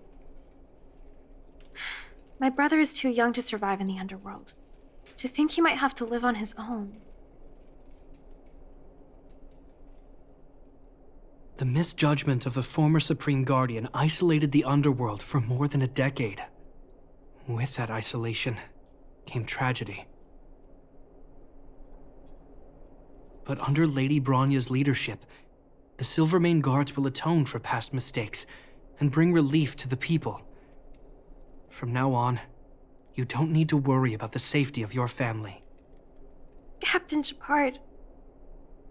Taking care of yourself is hard enough under these circumstances, let alone if you have a brother to look after. I know it can't have been easy. Zeno, right? Yes, Mr. Captain. You're still young, so you need to stay under your sister's wing. But when you grow up, remember to use what you've learned to protect her. Be there when she needs you, and listen to her when she feels vulnerable. She'll do the same for you.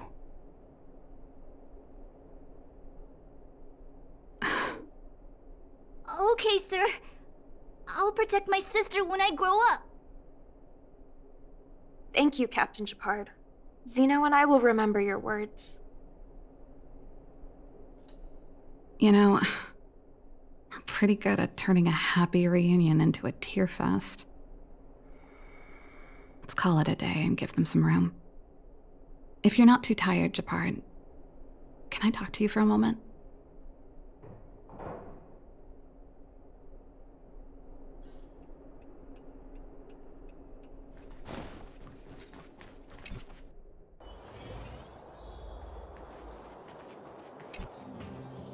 What you said back there, did you really mean it?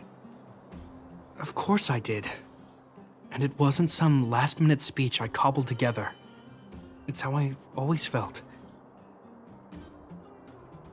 We can't always face problems alone and build walls to keep people out. We need to learn to rely on others, especially those we care about the most. I know what you're up to, Jeppy. Huh? What do you mean? You made it sound like you were talking to those kids. But you were talking to me. Who's building that wall now?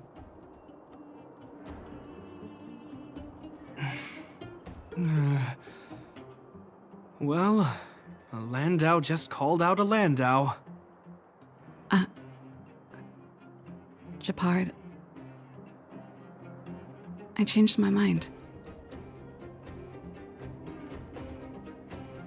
Change of plan. I've decided to stay in Belobog. Serval, I just want you to know that I would have supported your decision, no matter what you chose. I wasn't trying to force you to stay. I know that, Gepard. Don't worry. I've thought this one through for a change. What you said was the last piece of the puzzle for me. I suddenly realized that my decision to leave was just me trying to run away from my problems. Wasn't a mature decision. I've always found it hard to handle complex relationships. Be it Cocolia or my family. The first thought I have when things don't work out is to run away. Starting from today, that's no longer the case. After all, I'm not doing this on my own, right? Right. If it weren't for you, I wouldn't have had any idea about the hardships people were going through in the underworld. It made me feel like maybe I could help a little and make Belobog a better place. I have one last thing that I might need your help with.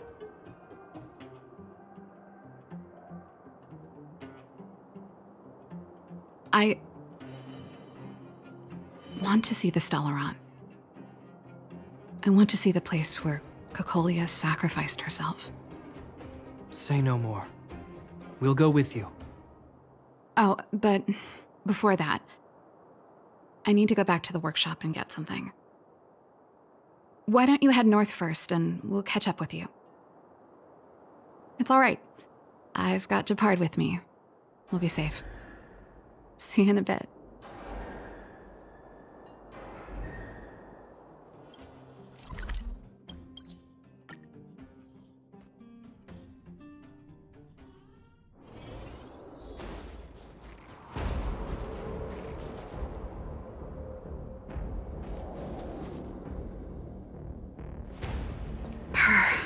It's cold here. Is this the Stellaron imprisonment device? They had such advanced technology back in the day. Impressive.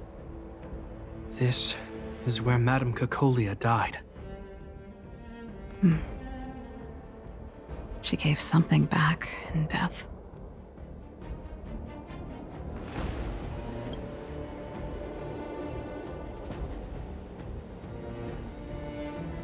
I wanted to come here to perform for Cocolia. To to say goodbye. I'm glad you guys are here to witness it. Not the nicest spot for a show. And the equipment could be better. Sorry about that.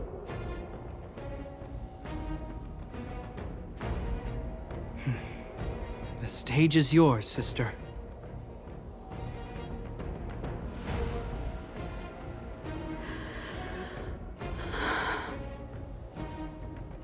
Look at me, Cacolia. Don't you dare look away. Because I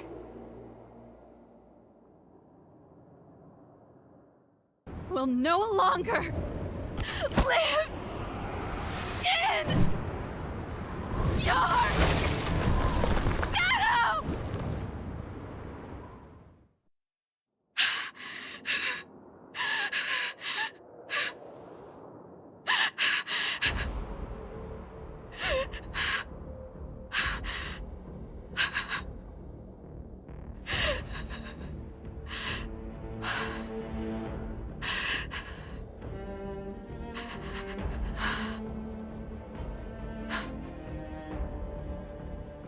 Happy? Happy. I just wish I could have seen the look on her face. Shame.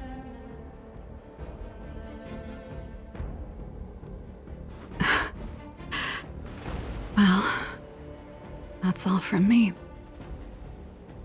Thanks for sticking by my side throughout all of this.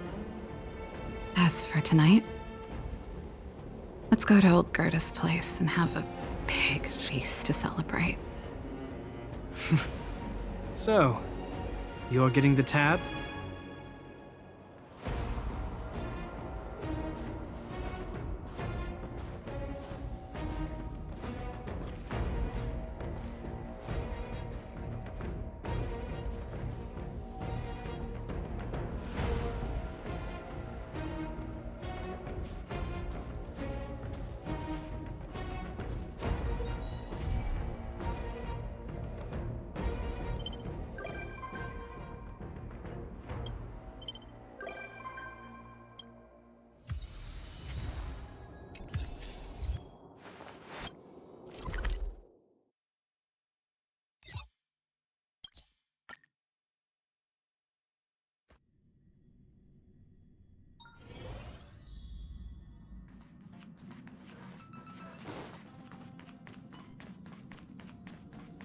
Apologies.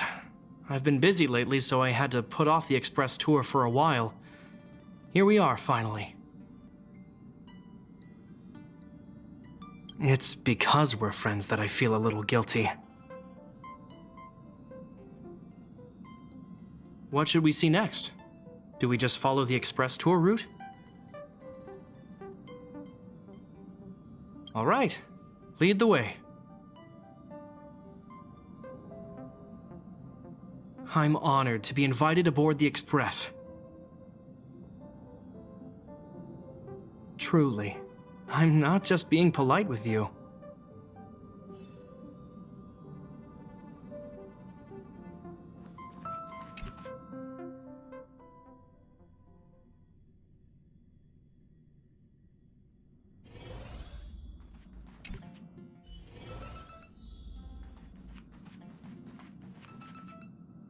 Oh, wow.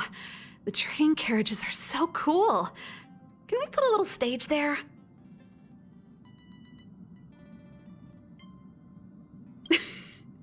I'm only kidding. But if you like, I could give you all a small private show anytime. The sofas here all look tailor-made. Perfect for VIP guests. Thanks for inviting me. I've got my hands full right now, but I'm looking forward to the Express tour.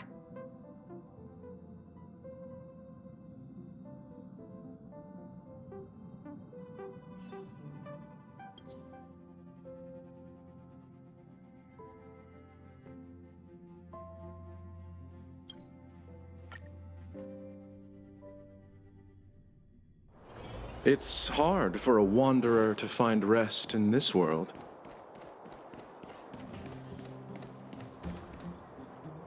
Aren't you going to watch the fight, Zila? He's defending his championship title.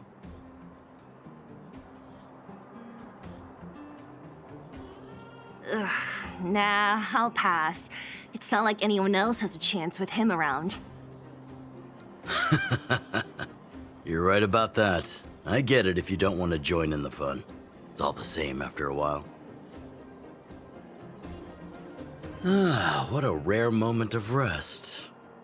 Maybe I should find a spot to stretch my legs a bit too. Zila and Oleg. I wonder what they're talking about. I'll go ask them.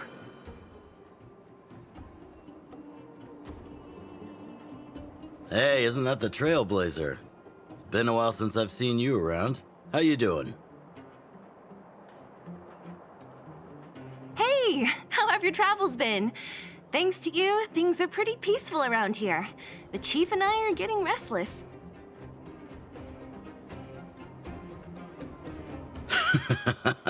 Silly girl. Just a few days of hard-earned rest and you're already making it sound like jail time. Oh, you heard us. We were talking about my student Luka. Oh, you probably haven't met him yet. In short, he's a top-tier fighter in the underworld. He was also doing work for Wildfire before, just not in this town. Oh, right. He hasn't seen Luka defend his championship title before, right? Zila, why don't you take our hero and swing by the fight club to show him the match?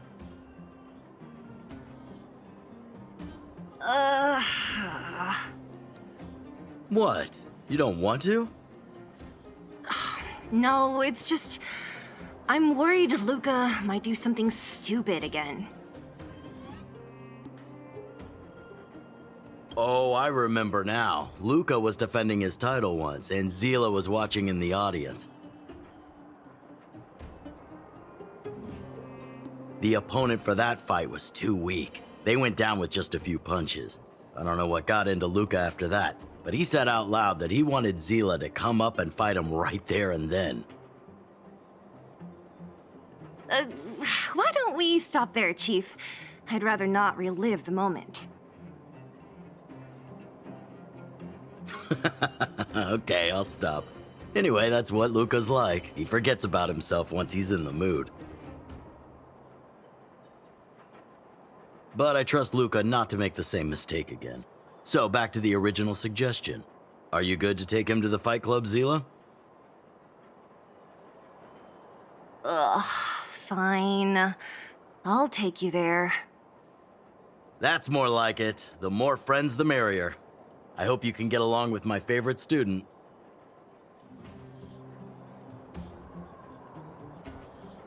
Why does Luka always come sneaking back into town like this? I haven't seen him for a while. I hope he's grown up a bit since then.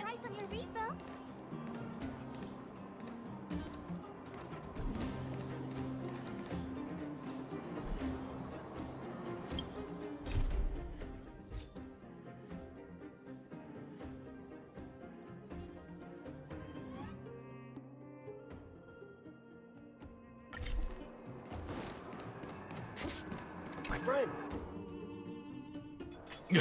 That's it. I give up.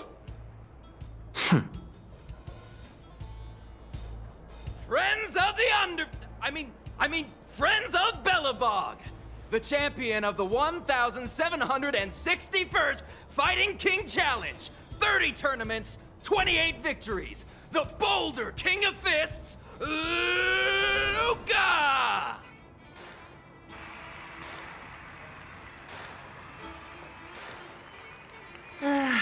Looks like it's over already.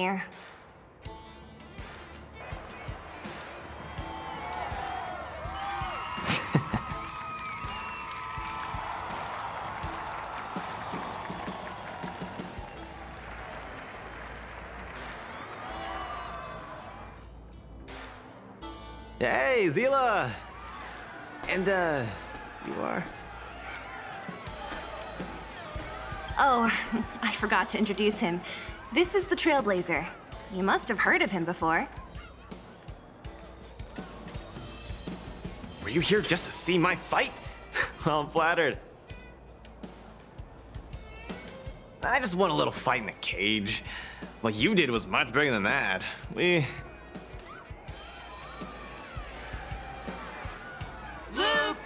Luka! Luka! Ugh, the crowd never gets tired, do they? Do you want to head outside? It's a bit loud for talking in here. See you next time, everyone. There are sparks yet to fly. Ugh, finally. I think we lost them. Let's chat here. You're popular as ever, champion. Oh, are you still angry at me over that one time, Zila? I just got a bit carried away. Nothing. Just that thing Chief Oleg mentioned before. It's not like we actually fought. 2 senior members of Wildfire duking it out in the Fight Club? That would be bad form. The mood was on fire that day, but the final match was over in just a few swings. Everyone wanted more. So in the heat of the moment, I just... Oh, come on. Don't hold that against me, Zila. I've always been impressed by you. I've wanted to spar with you for ages.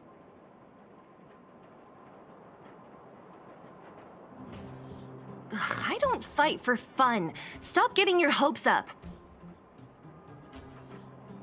Anyway, now that you've dragged us out here, what did you want to talk about? Ah, yes. So I'm trying to get a plan going.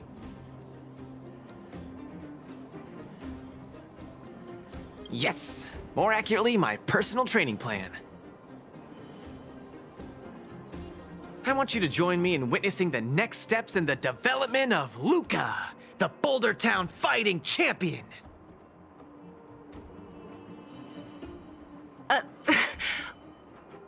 Whoa, hold your horses. Chief Oleg wanted us to come and cheer for you. He didn't say anything about becoming your sparring partners. We haven't got the time. You can't hide anything on that face of yours.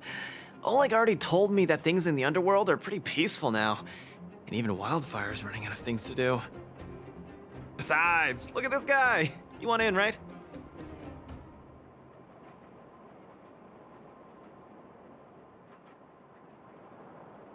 I knew it. Ugh, there's no stopping you once you've made up your mind. Fine, since he agreed, count me in too. Great, that's settled then. The training is on Svarog's turf. I heard about your achievements. You probably know that place like the back of your hand, right? Just let me know when you're ready and we can head over together.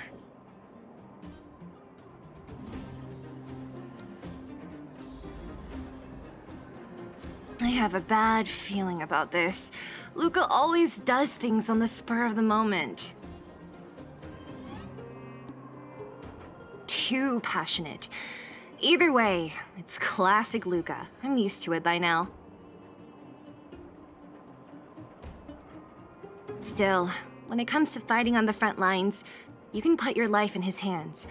There's a dozen of us in Wildfire who are still in his debt, not to mention ordinary underworlders.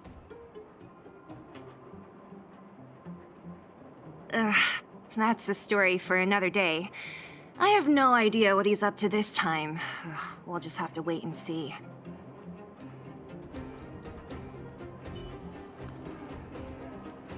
I have a bad... maybe still. When it comes... How about it? Are you ready to head out for the special training? That was fast. Let's do it. Keep up, Zila. Don't fall behind. I don't need you to remind me. Let's go.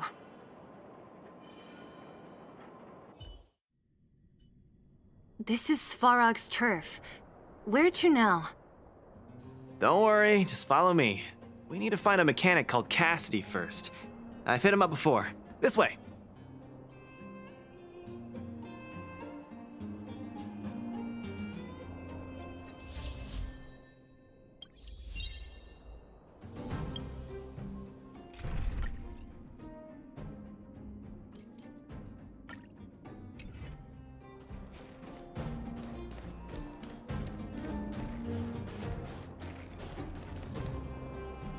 Luca, you're finally here. I've been waiting for you for ages. Relax, bro. I'm a man of my word. No need to stress out. And these two are... Oh! Miss Zila! To think that two senior wildfire members are concerned with my trivial problems. They just came along to help. Don't mind them. Just tell us exactly what happened.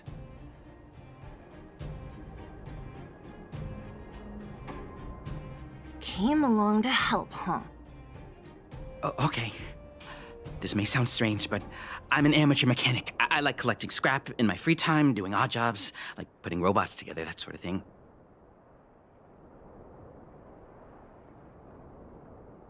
But a few days ago, two of my robots suddenly disappeared. They were my pride and joy. I usually leave them in the tent when I head out. Everyone in the settlement knows each other. This has never happened before. Someone must have set their sights on my robots and stolen them while I was gone. I just don't know how they managed it. Did they change the programming? Oh, but that's not possible.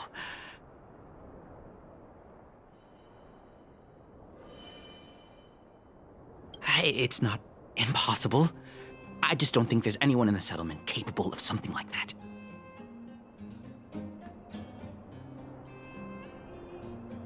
I see. Two robots.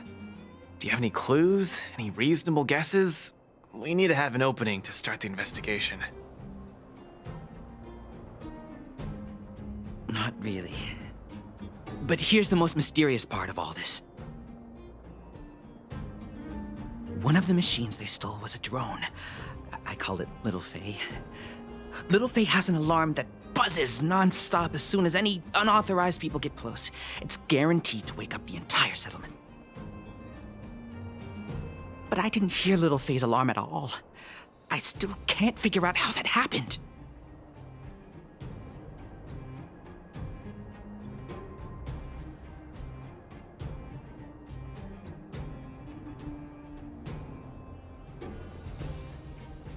No way. Little Faye was ship-shape, not a hitch nor glitch in sight.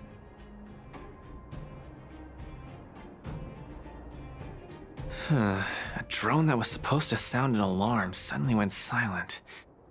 Worth remembering. Anything else? Let me think. Oh, there is one other thing, but I don't know if it's useful. Little Faye also has a tracker. If it gets too far from Big Ben... Oh, Big Ben is the name of the other robot. If there's too much distance between them, Little Faye will automatically start routing and fly to Big Ben's location. That's all, I suppose. I tried to find clues myself, but I don't know where to start. This job needs real professionals. Mm-hmm. Cool, we've got this. Don't worry, bro. We promise we'll find your robots. Hey, how can you be so sure? Trust me, Zila. Don't worry, Cassidy. Wildfire's on the case. You just rest up here and don't let this ruin your day. What was that all about? You're 100% certain we're gonna find those robots for him? Slow down, Zila. Listen to my analysis first. It's a big job to steal two robots without anyone noticing, especially when one of them has an alarm. I'm guessing that our thief friend never even took Little Faye. You mean... I think the thief knew that Little Faye had an alarm, so they decided to break it. But they also knew that Cassidy could fix Little Faye and use its tracker function to find Big Ben. The thief must have tossed the broken drone somewhere and only made off with Big Ben.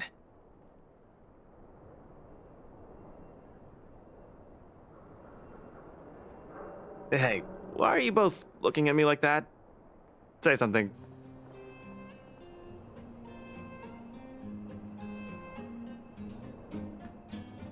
Seriously?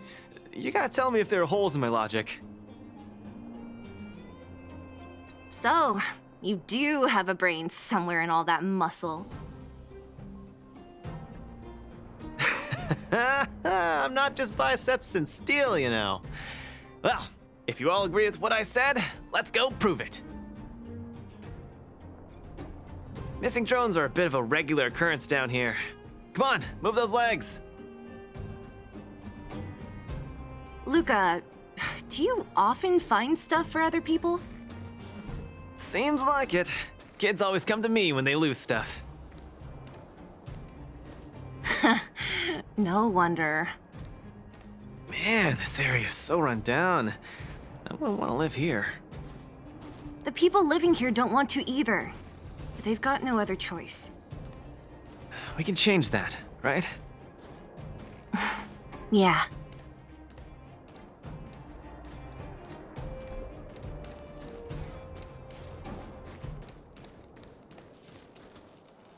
Oh, look! There's a drone over there! But how can we tell if it's the one Cassidy lost? Here, look. Someone deliberately scratched off the paintwork. Didn't even do a good job of it. Oh, you're right. You've got a good eye, Zila. Whoever did it must have been in a hurry. We need to fix this little guy up. Can you lend a hand?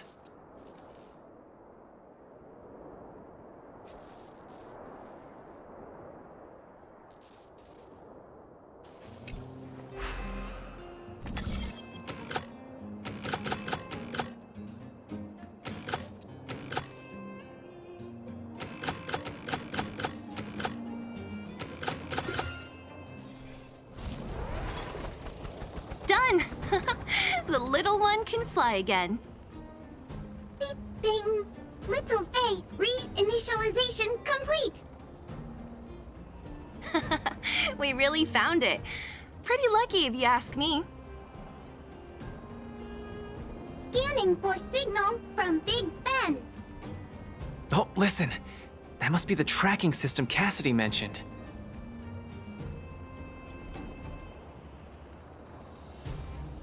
Signal not found. Big Ben is currently too far away from this unit. Tracking function must be enabled. It really does have a tracking function. Let's see how useful it is.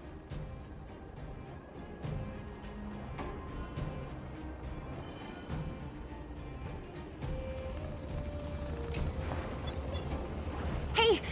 It's flying away! Follow it!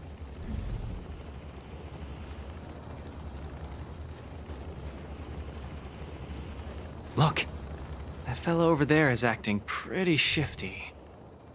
He's gotta be the thief we're looking for. Let's go and have a chat with him.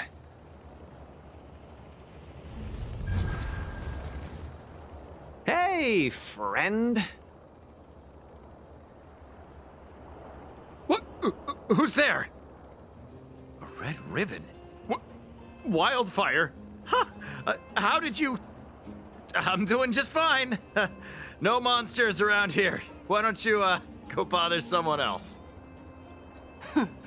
Shying away from honest work, indulging in petty crime. Of course you're doing just fine.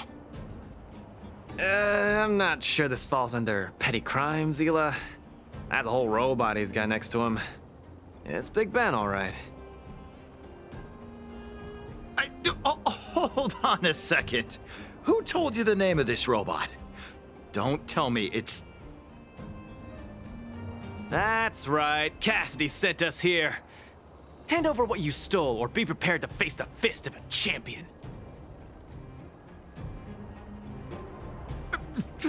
tastes of a champion, huh? I've come this far. I won't be able to show my face around here if news gets out. Do your worst. Big Ben, let's get him! Going all the way, huh? Enough talk then. Luca, let's get him! I was thinking the exact same thing. Here, let me punch some sense into you.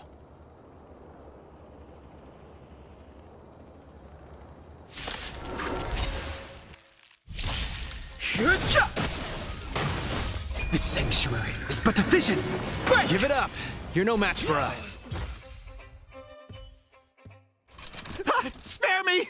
Please, all of you. I shouldn't have stolen anything. I admit. Give me a second chance. You're admitting defeat? What happened to all that bravado you had a few moments ago? The Multamerville warrior. The peerless Boulder champion! Upholding justice and peace once again!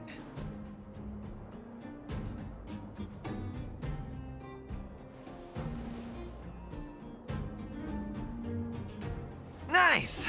Our thieving friend surrendered, and Big Ben looks to be in one piece. The first step of the champion's training is complete. Huh? Why are you two so straight-faced? Can't you look a little happy?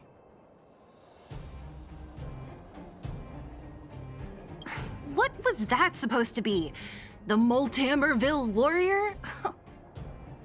No, that thing, just a slogan. Don't take it too seriously. Let's get Big Ben back to Cassidy.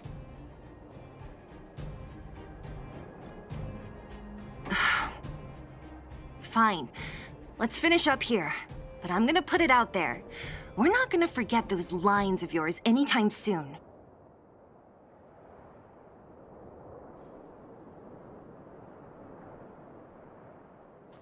Beep boop. Big Ben misses home. Big Ben wants to talk with little Faye. Big Ben wants to play with Cassidy.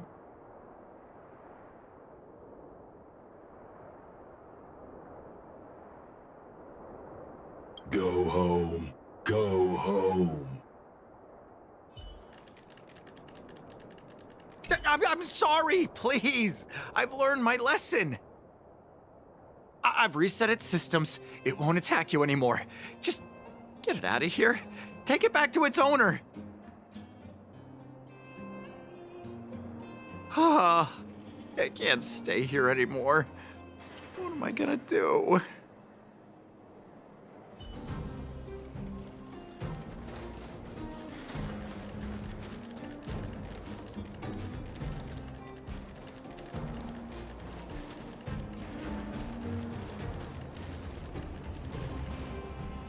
Big Ben! Oh, you're back! Beep boop. Cassidy. Little Faye.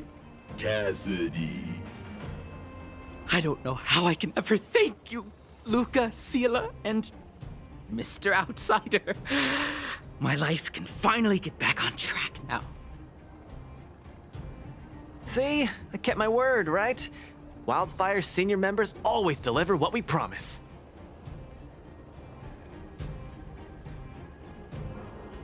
I've never doubted you, Luca. I'll remember this forever. Right? Time to take little Faye and Big Ben for a systems check. Until next time. Yeah, go ahead. We'll catch up later. That felt great. Such a wholesome feeling to help other people, don't you think?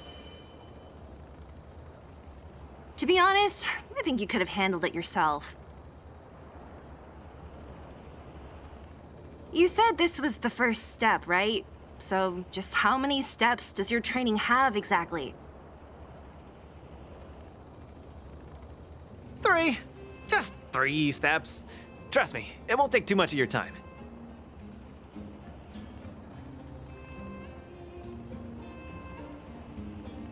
Easy. I'm about to tell you. Let's go. Next, we're gonna clear up all the Fragmentum cronies still left in this settlement.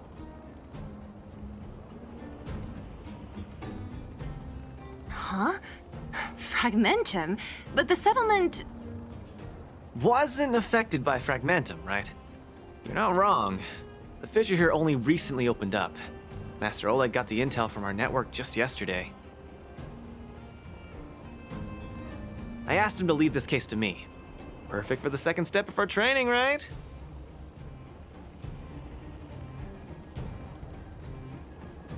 Ugh, like master, like student. I admire your attitude. In any case, if this concerns the Fragmentum, then there's no time to lose. Where are the monsters? Lead the way. Way ahead of you. Follow me.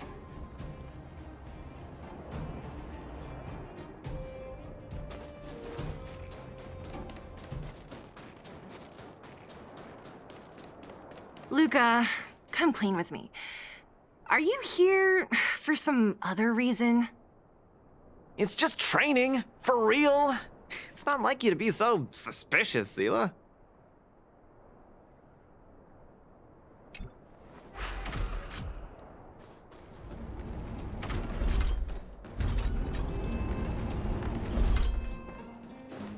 Say, how did you settle your beef with Svarog? Tell me the juicy details. Ugh, it's a long story. I'll tell you later.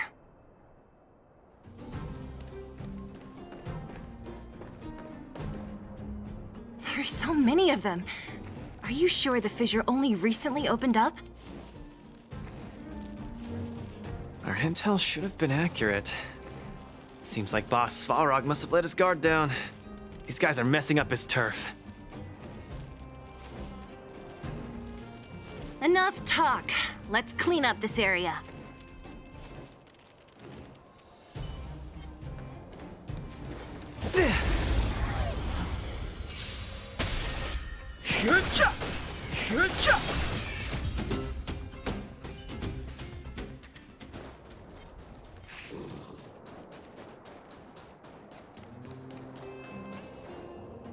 Oh, no wonder these minions are so active. There's a big fella hiding behind them.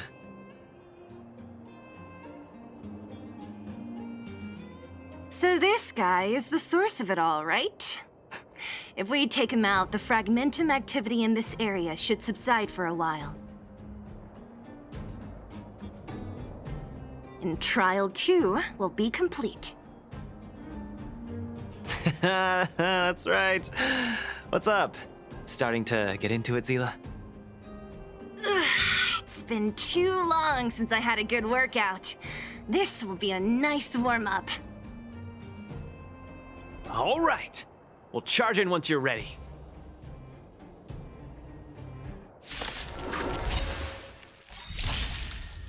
Let's see some sparks fly!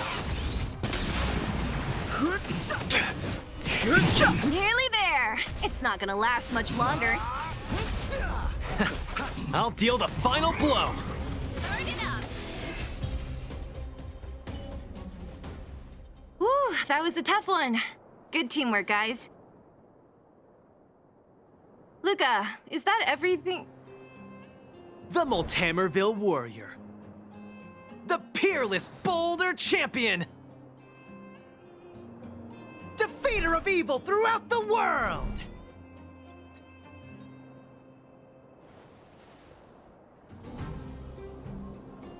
You... Are you okay?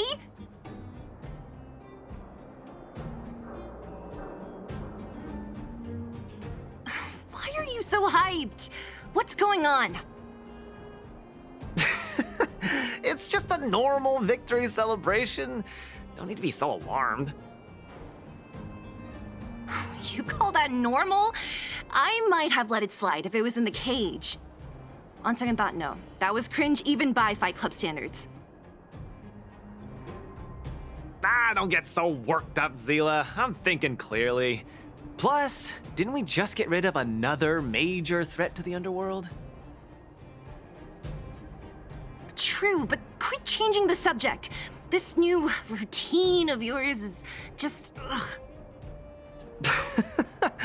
Don't worry. I promise you, it'll only last till the end of my training. Actually, have I been making too many promises today? That's not a good habit. Anyway, there's only one more step in my training plan. Come on, guys, help me wrap it up.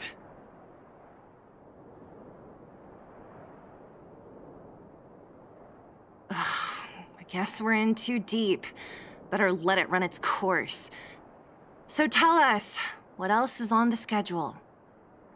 The final step in this training is to challenge Boss Svarog!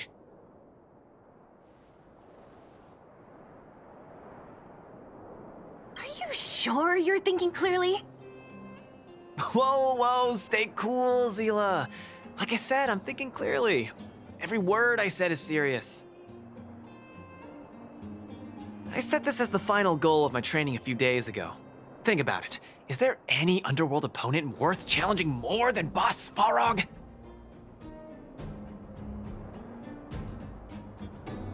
Oh no, I can't agree to this. You're asking for trouble. Forget about winning or losing. The relationship between Wildfire and Svarog only just got patched up. I'm not gonna rile him up. Don't make this more complicated than it is. I'm just inviting him to have a fair fight with me, like how you'd have in the cage. Are you mad? Svarog is a robot. He doesn't understand the rules of the cage. He's different from us. His fists are made of steel.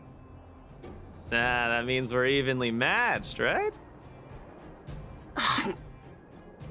You know what I mean. Don't act smart with me. You don't make any sense. I understand what you're saying, Zila. But you know, I'm a fighter. It's my duty to keep training and get stronger. It's a terrible feeling to have a powerful opponent in your head, but never be able to get close to him. It's all thanks to your patching things up with Svarog that I'm able to have this opportunity now. I'm not gonna miss it for the world.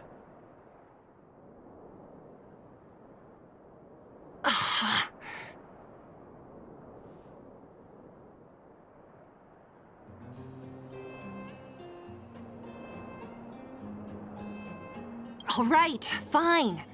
We'll go find Svarog and have a nice chat with him. Let me say this first. If he doesn't want to deal with you as a challenger, then we're getting out of there ASAP. Don't worry, I'll convince him. But you're right. If he's not in the mood for it, then I won't force him. I haven't really worked with Boss Svarog before, so please, lead the way. Let's go.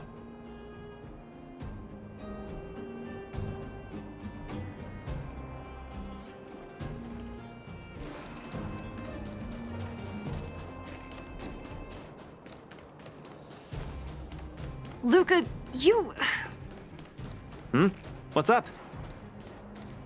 Never mind. I get the feeling I'm wasting my breath.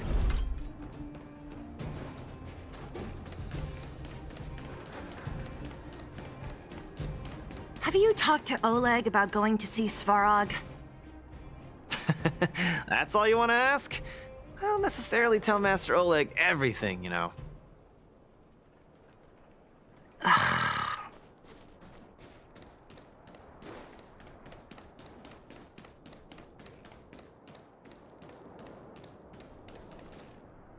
The Trailblazer, Zila of Wildfire, and... Hey! In honor to meet you, Boss Svarog, I'm Luka, a senior member of Wildfire, just like Zila. Accessing backend database. Querying. Query complete. Luka, born in Multamerville, winner of the 28th Bouldertown Fight King Challenge, beloved student of Oleg, acting chief of Wildfire. Oh, wow, impressive! Thank you for saving me the self-introduction. Luka of Wildfire, what is the purpose of your visit? Straight to the point, just the way I like it. I'm here to challenge you, Boss Svarog. Challenge.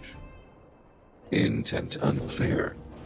Outsider, Zila of Wildfire, can you provide an explanation?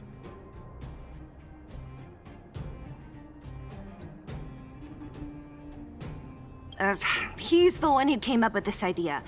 It's up to you to accept it or not, Svarog. Yep, it's not that complicated. I just want to go a few rounds with the one everyone agrees is the most powerful in the underworld and see where I stand. What do you say? Are you interested? Evaluating. Intention, unclear. Enmity level, 0. Lie detection, passed. Evaluation completed. The opposing party only came to spar. I agree to fight you, Luca of Wildfire. Huh? Hold on. You agree? If weapons and gun barrels are unused for prolonged periods of time, the risk of rust damages increases. Periodic use will reduce such risk and extend the life of these components. What? That's the worst excuse I've ever heard. See, I told you I could convince him. You could be our referee, Zila. You know the rules of the club, inside out.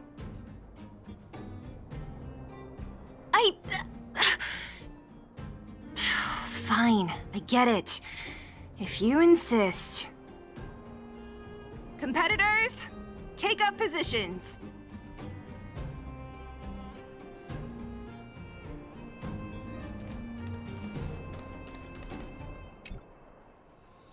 I'm ready, Svarog. We can start anytime. I too have a question, Luca of Wildfire. How did you acquire your mechanical arm?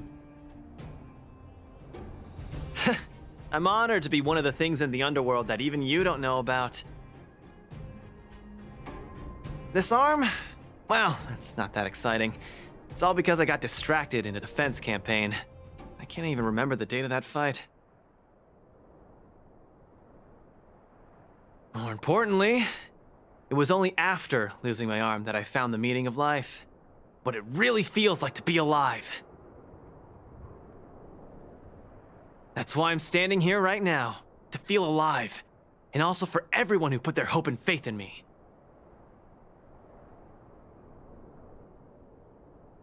Excellent answer. I will treat this challenge seriously, Luca of Wildfire. In the blue corner, Svarog from the robot settlement. Are you ready? Ready. In the red corner, Luca from Multimerville. Are you ready? Whenever you are. Okay. This is a no-holds-barred contest. 1 round only. Victory will be declared when one contestant submits, or the fight is stopped by the referee. All right. Fight! Let's see some sparks fly.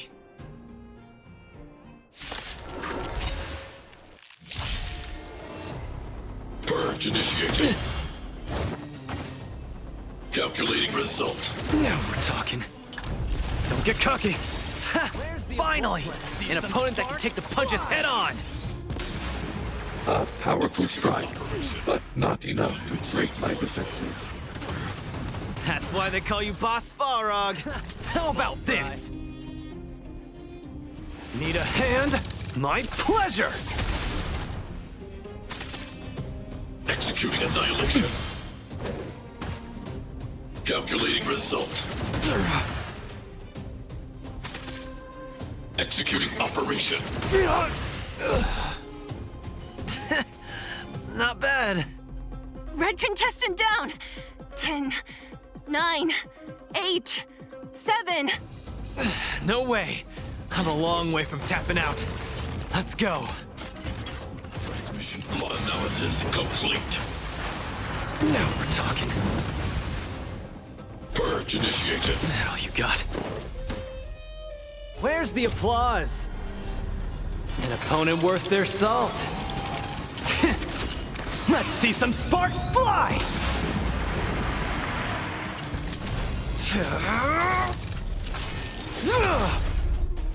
Calculating result. Value exceeds threshold. Now we're talking. Annihilate all individuals. Gotta keep fighting. The winner has been decided. Enough, Luca! Let's end it here! No! It's not over. I must show you. Back in the ring. Need a hand? My pleasure! You make a strong impression, Luca of Wildfire. I will remember this fight. Thanks. But it's not over. Executing annihilation.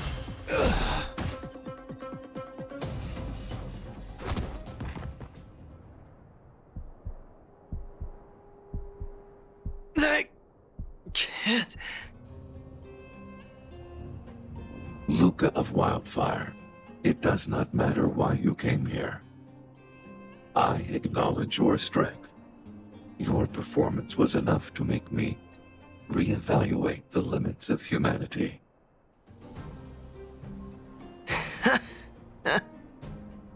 That's really... Hey, wake up! On your feet!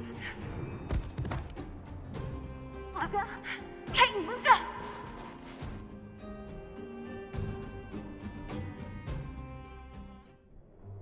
Luca, can you hear me?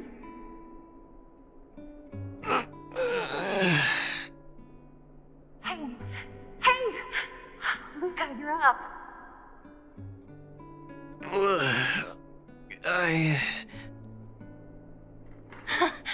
You're finally awake! You've been out for the whole day. We were really worried. Don't worry, Zila. Like I said, it was just the exhaustion. Svarog was deliberately holding back.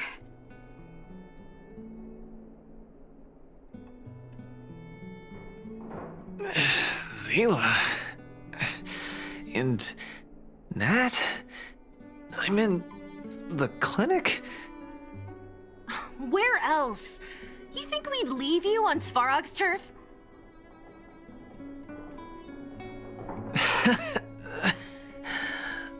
Thank you all. I feel much better now. Sorry, Nat.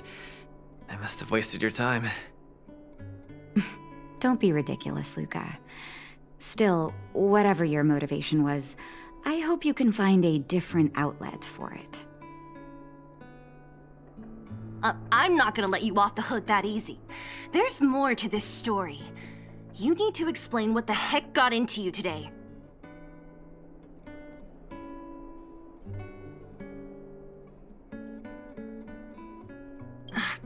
That's on me too.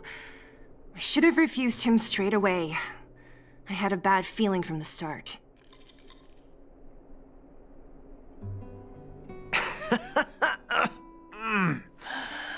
You're always so serious. I've said it before. This is my trip.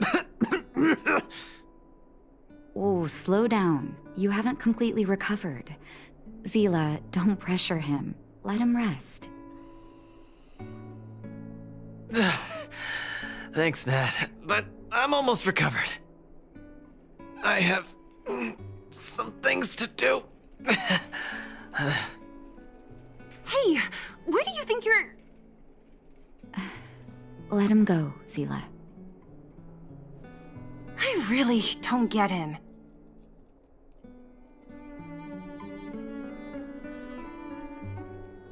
Well, whatever they are, they're not good enough. If he never intended to explain anything to us, why did he drag us along? No, this is too weird. I'm gonna follow him and see what he's up to.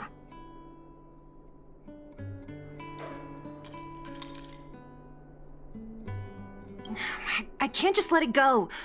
Luca didn't used to be like this. You're not too busy these days, right? I'll give you a shout if I need help.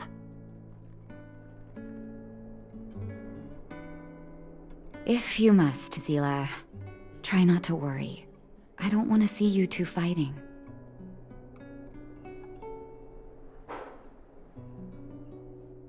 Don't worry, Nat. Now that they've left, I have a favor to ask you.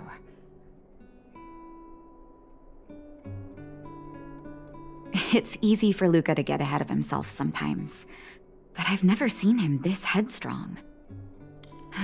It does make me wonder. Could you ask Oleg how Luca's been recently? I haven't seen much of him lately. It's hard for me to get the full picture. Thank you. Regardless of what's really going on, I hope none of you let small things get in the way of your friendship. See you.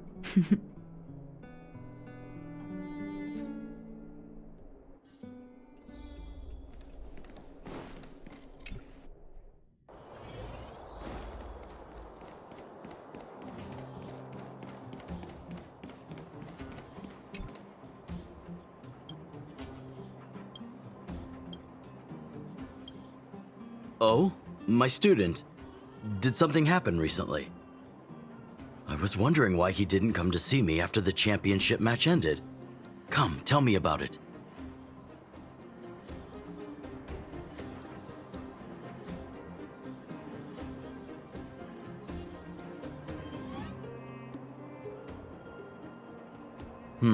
That does sound a little strange. Luca usually doesn't push himself so far. He may be a tough guy on the surface, but he's got his secrets. Did he tell you about the origins of his mechanical arm?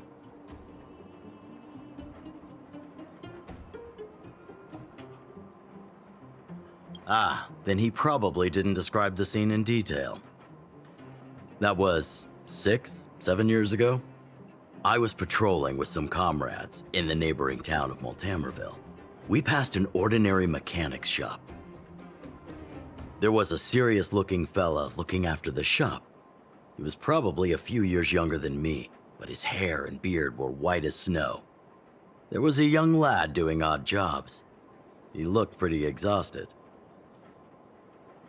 Anyway, I convinced the shopkeeper to let him come with me. Luca was a fast learner. At first, I couldn't figure out if he liked what I was teaching him. Fighting, weapons, strategy, etc. He didn't talk a lot, just kept his head down. Then, about a year after I took him in, Luca lost one of his arms while rescuing townsfolk from the Fragmentum in Multamerville. He almost didn't make it. He was unconscious for 2 or 3 days. I sat next to his bed, anxious and guilty. Guess what he said to me after he woke up? Master, I feel great. He had bandages all over his body. Most of his wounds hadn't healed yet. But it was the first time he'd ever smiled at me. I still remember that expression.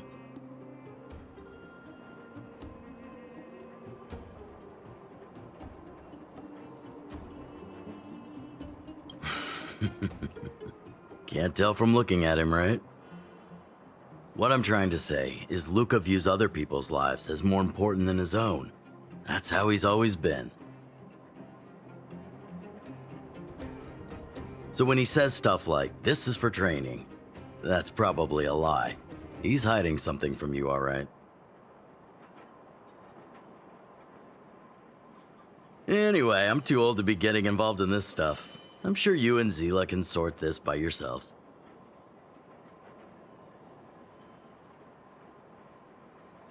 One thing I will ask, please try not to embarrass him too much, okay? He's the fighting champion of Boulder Town, after all. An idol for all the children. He needs to keep up that image.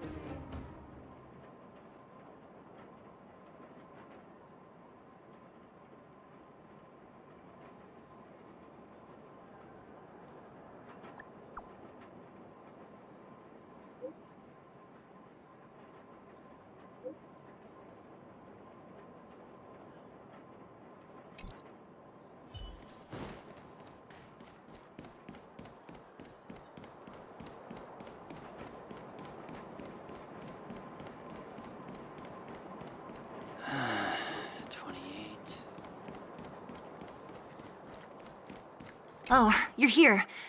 Come on. He wasn't in a hurry, so we should be able to catch up easy enough.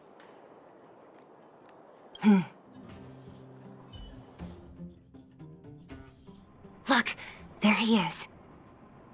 Let's follow him. Stay quiet.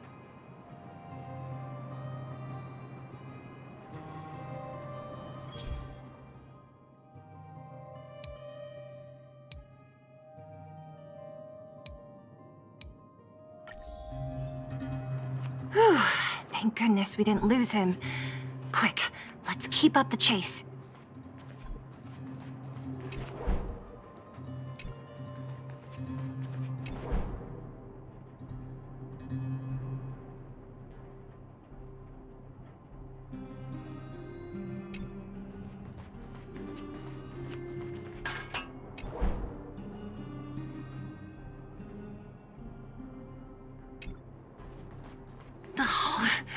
Where's he going?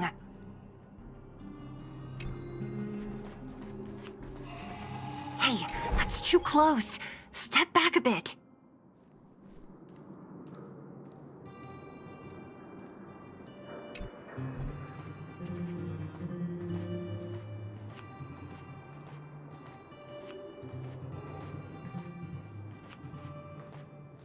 This doesn't feel right. Hey, let's hide for a bit. Wait, that's... Hook! What's she doing here? Up to no good. Luca should tell her to go back to town. He's always worrying after the kid's safety.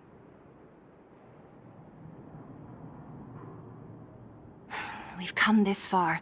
We can't let this kid ruin everything.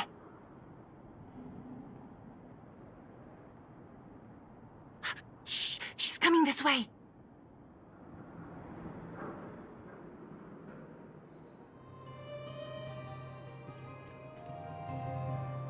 Wow, honorary member, Miss Zibble. Shh! Be quiet. You almost exposed us. Why are you sneaking around like this?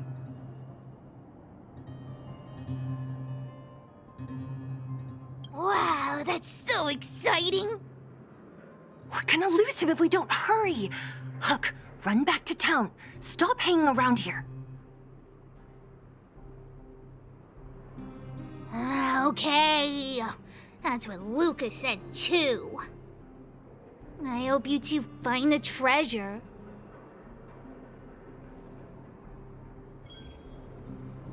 Whew, thank goodness we didn't lose him.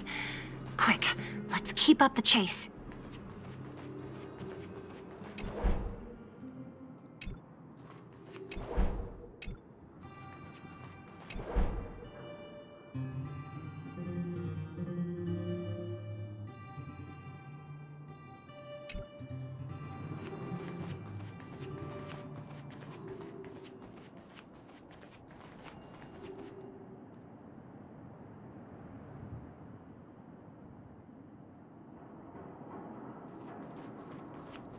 This doesn't feel right. Hey, let's hide for a bit.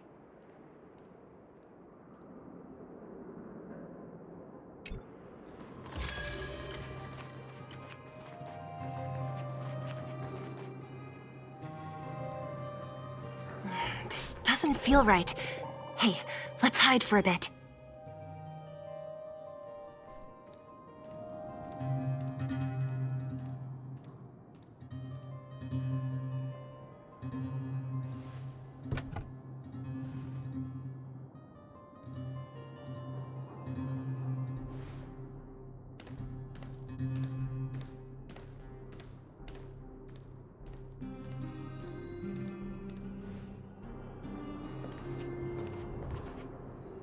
Did he put something down? Let's go have a look.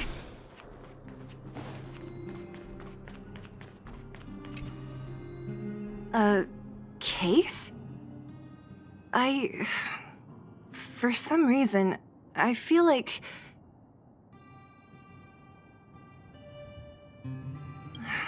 Yeah, I don't have a reason. It's just a feeling.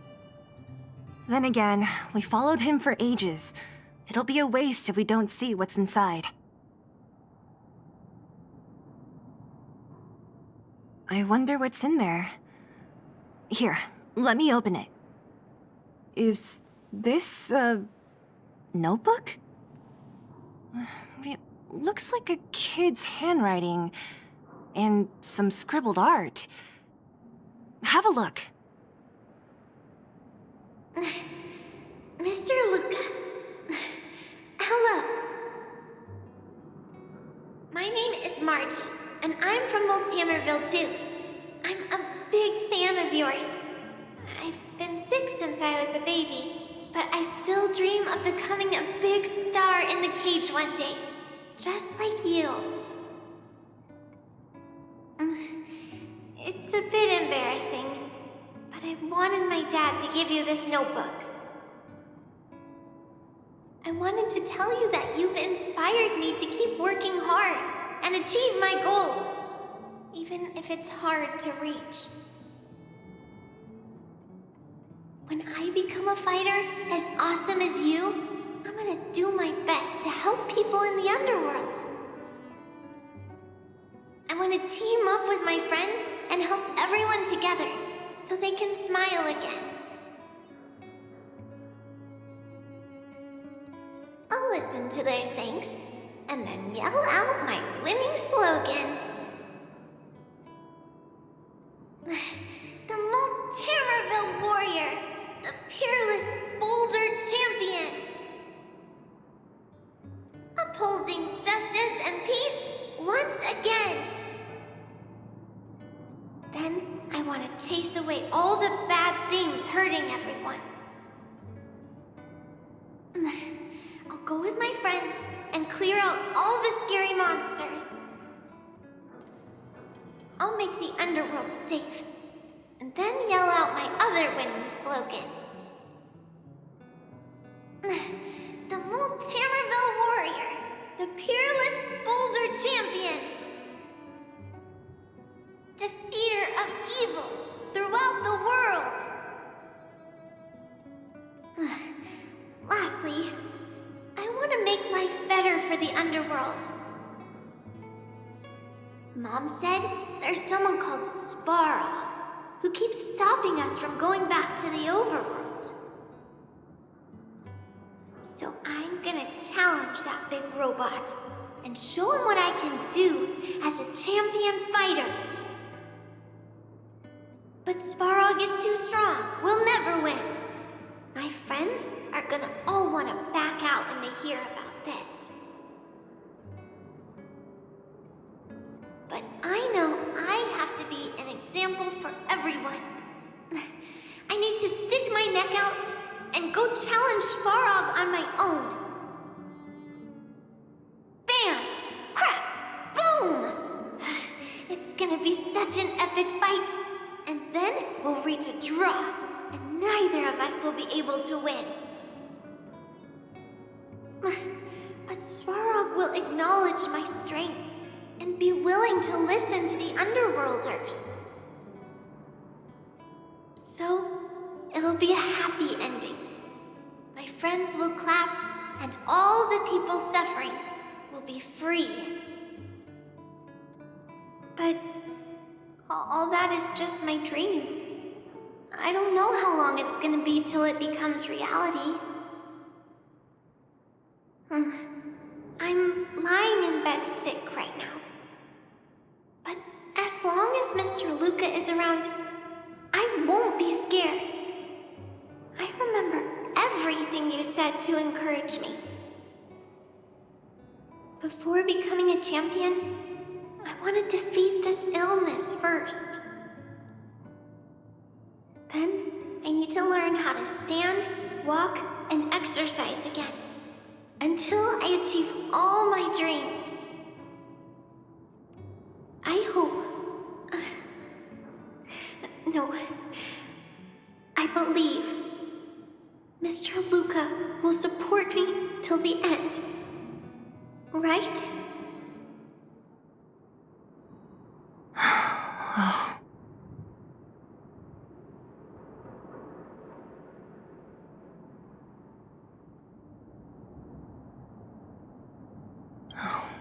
Luca. I think I get it now. Maybe we should forget about all this. What do you say?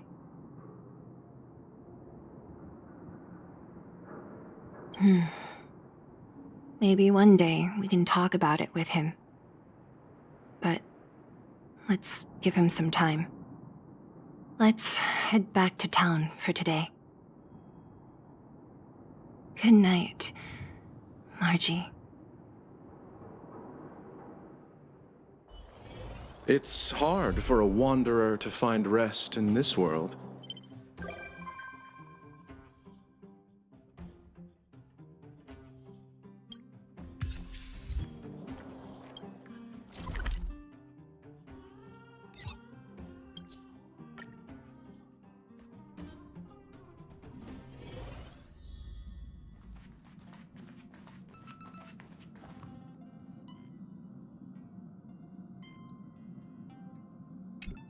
I've always lived in the underworld and never ever imagined. I just can't believe I can look at my home from this angle. Say, our planet really isn't that big, is it?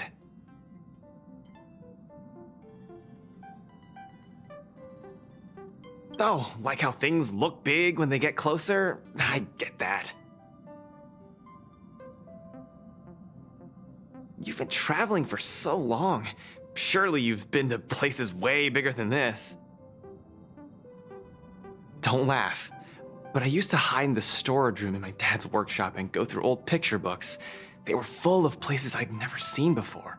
Oceans, forests. I heard Yarilo, right? I heard Yarilo 6 didn't used to be all snowy like this, and it had all sorts of landscapes and natural environments.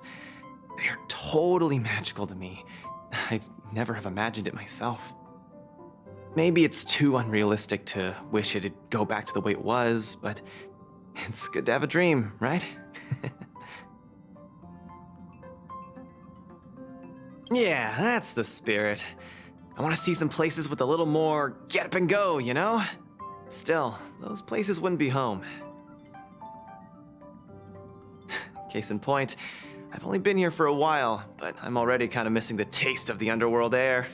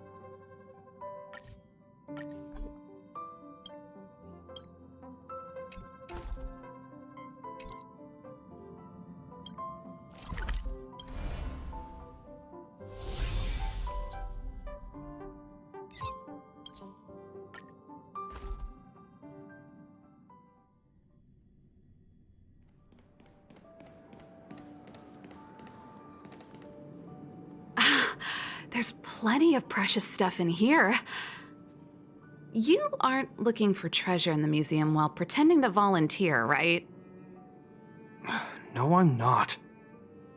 Oh, what's this gadget? This monitor and this keyboard. Is it an automaton remote control terminal? See, there's this piece of paper here. It says, Pena Sergeyevna. Is that the owner's name? Sounds a bit familiar. These are all relics, sis. Please don't touch them. What if you break something?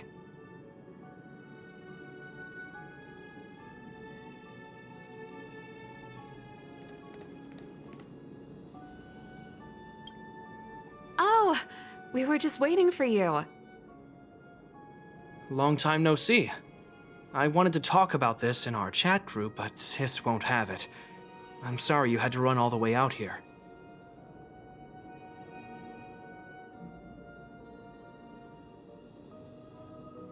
Actually, I want to talk to you about our little Lynx.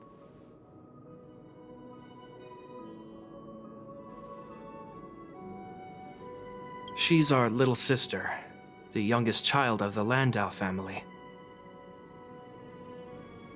She just came back from a scientific exploration on the snow plains, but she seems really out of it, almost like she's worried about something. And she won't tell us what happened. We're really worried and want to help, but we don't know where to start. The last time I saw her, she was preparing to meet someone on the snow plains. She even asked for a stove set from me. But no matter how Gepard and I asked and probed, Lynx simply refused to tell us who she was going to meet. Such a failure of a sister. So that's why Gepard and I came up with this idea. We'd like you to help us find out what's going on. One more thing. Don't let her discover you. Otherwise, she'll probably get upset with us.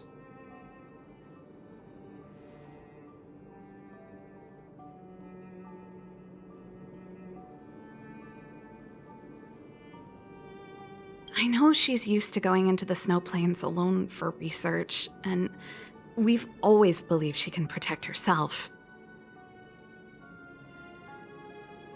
But this is different. We're worried about her running into strangers. She might get herself into trouble. Oh, right. If you're gonna go find Lynxie, you gotta know what she looks like. Don't worry, she stands out. She's blonde like us and, quite short. She's always wearing a white fur hat. If I'm right, she should be waiting for someone at the city exit, closest to the snow plains. We're putting our dearest baby sister in your hands this time. Let us know immediately if anything happens. Thank you.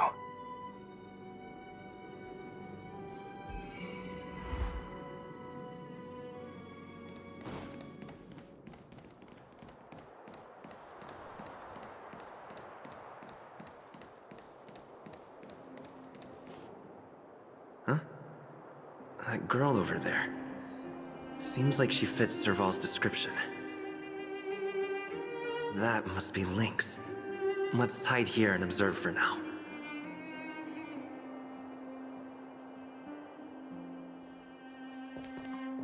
Lynxie, I'm here! Let's go!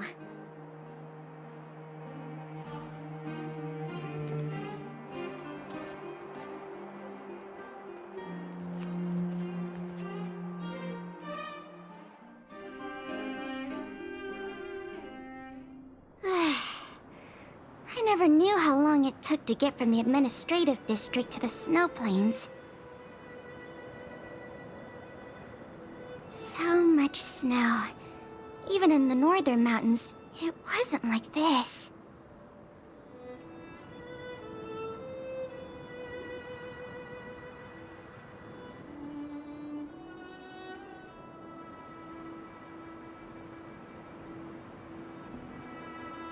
Well, the snow is supposed to get heavier later in the day. We need to find a good place to set up camp first. Right. The guide says we should find a flat, dry, sheltered location, facing the sun at high elevation.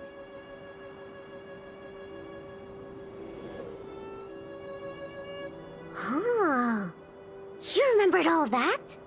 I expected no less from you. But it's gonna be hard finding a place that fits those criteria.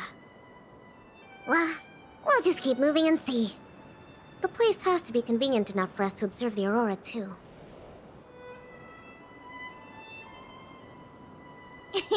Thanks, Lynxie. I'll leave it to you, then. I'm gonna follow right behind you. Flat, dry, sheltered, facing the sun, high elevation. And we need to be able to observe the aurora. And this is going to be difficult. This slope has a good view.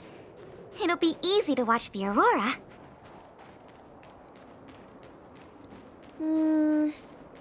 Nope. The wind blows strongly through here. And... This area is sheltered and facing the sun. Plus it's flat ground, but there are cliffs all around. We'll be in trouble if there's a landslide or a rockfall. Also, there isn't much of a view. Ah, I remember a good place that's not too far from here. Follow me. Huh? Okay.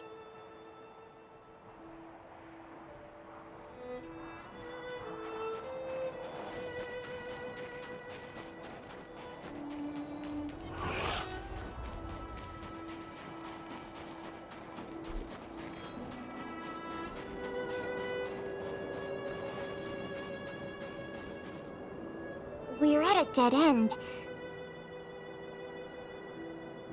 Linksy, are you sure this is the place?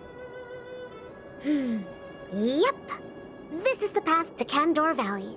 There are low cliffs on both sides, but I cleared all the monsters here a while ago, so it should be safe and sound. Also, the mountain wind during this season usually comes from the north, which is another reason why we couldn't camp on that previous slope. These two hills can block the snowplain's gales for us. I never even noticed. Huh. Camping is a complicated science. Oh, not really. But the environment outside of Bellabog is very tough. If the weather here was as good as inside the city, well, then we could have camped anywhere.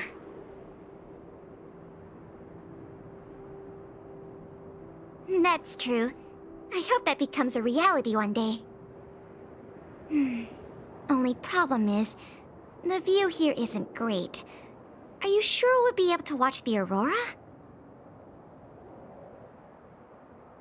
Don't worry about that for now. Let's get the tent ready, then go find our dinner.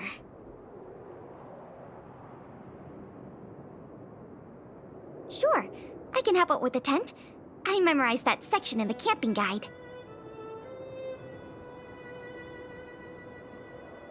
Okay, then I'll go set up the stove. Oh, if you have any questions, just ask me. Oh,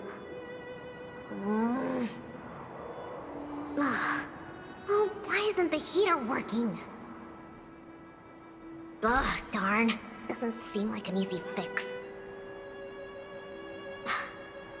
Alright, I'll ask Pela.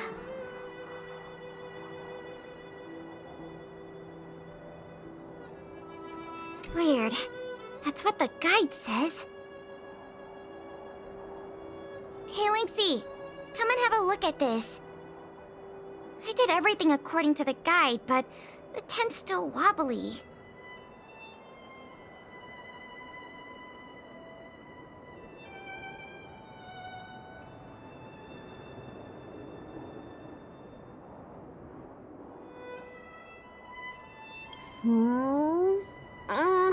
Let me have a check.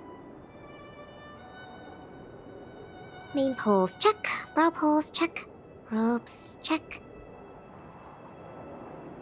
Ah, it's the pegs! The pegs! I forgot to mention, thick snow needs leaded iron pegs. Got it. It's definitely sturdier now. Nice job, Linksy. You're too kind. My oversight.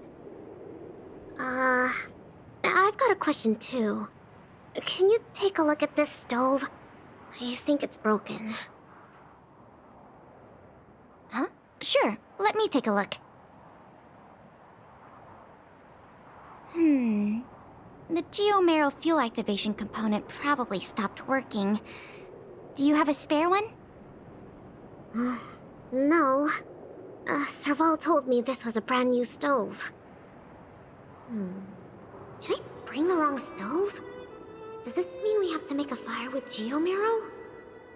I specifically got this stove from Serval. That's okay. These components are really common. Maybe we can find a spare one in the ruins around here.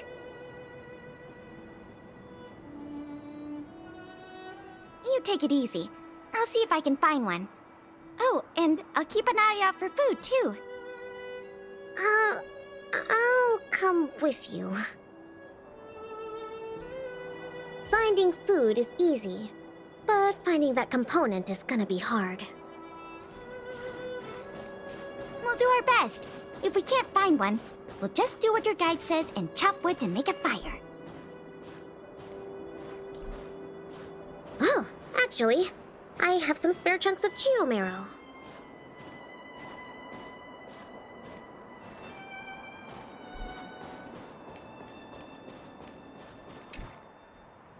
There might be spare stove parts in the ruin. Let me see. Oh, don't tell me you want to crawl in there. Of course I do. It's not like the stuff we need is gonna come crawling out. In that case, be careful.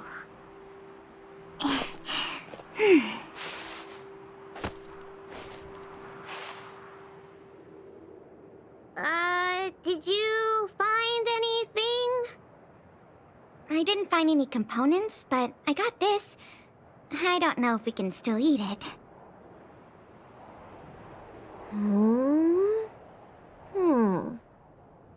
It hasn't decayed. It's edible. Really? It's all thanks to the eternal freeze.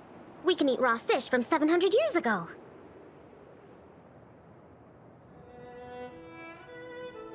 $700?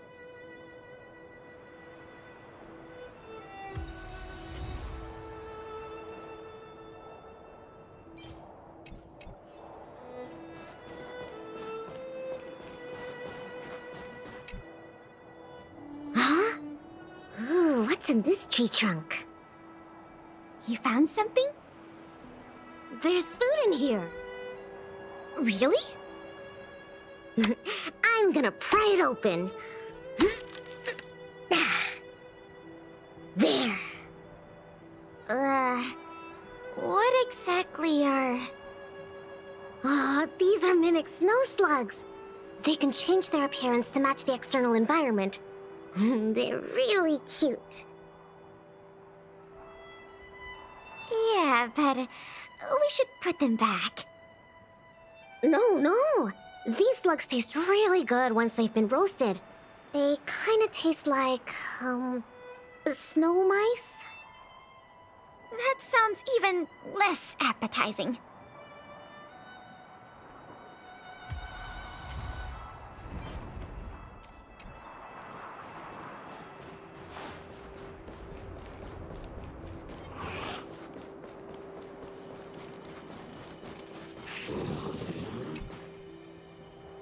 There's something in the snowdrift. Huh? I can do the digging. You don't need to. Come on, camping is about teamwork. Let me have a try. Okay. I found something. Is this a radish? Yep. That's a snow radish. They're really sweet and tasty.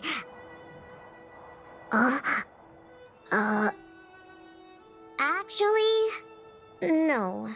This is a hibernating snow radish rabbit. Huh? This is a rabbit? Yep. They look really similar to snow radishes. Their ears look like the leaves and their body looks like the radish bit. When they hibernate, they cover themselves with dirt, just like real radishes. I see. In that case, please tell me we can put it back.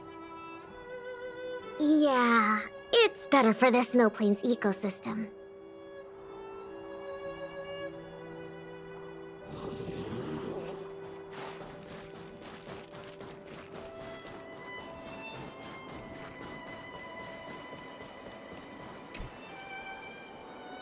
This crate looks promising.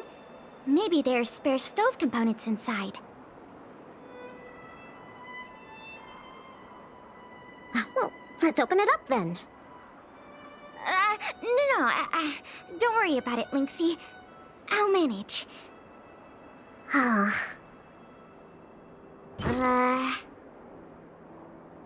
Are these sausages? Sure looks like it. And they were probably placed here not long ago. Could it be the Bellabog caveman's food? Bellabog caveman? Oh, it's a legendary creature. It looks like something between a man and a monkey, roughly the same size as a man, with dark blue hair. Its activities are very mysterious, and no one in Bellabog can find concrete evidence of its existence. Well, I've only chanced upon it a few times myself. Whenever I tried to take a photo of it, it had already run away. Oh, I feel like these sausages might constitute a great Bellabogian scientific discovery. Let's bring them back with us. Hold on. There are some letters here. Sam something... Coast something... I can't read the rest, but it seems like a name. Guess it can't be the Bellabog caveman, then. Do cavemen even know how to write?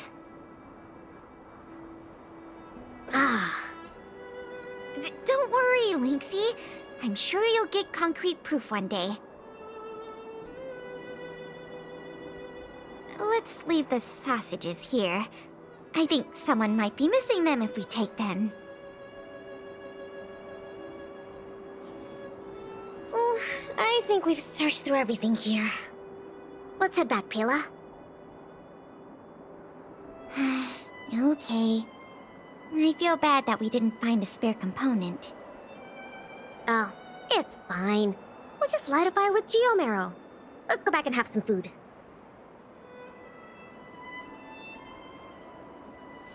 Pela?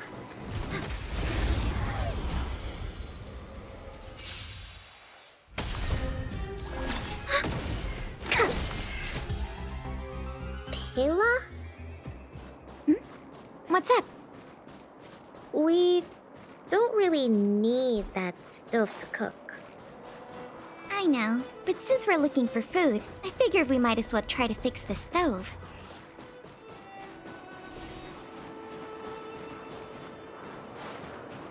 I think there's something in the camp.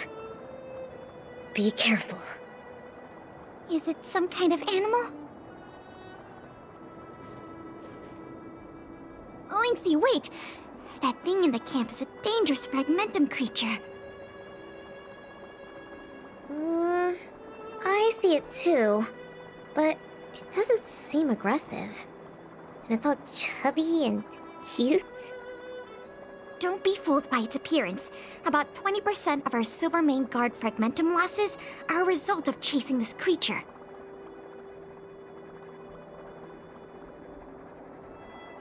We haven't figured out everything about it yet, but there's one thing we're sure of. They have the power to control people. We need to be careful. What? But this little buddy gave me something good last time, and it didn't hurt me. That must be the first step in their mind control process. You were lucky.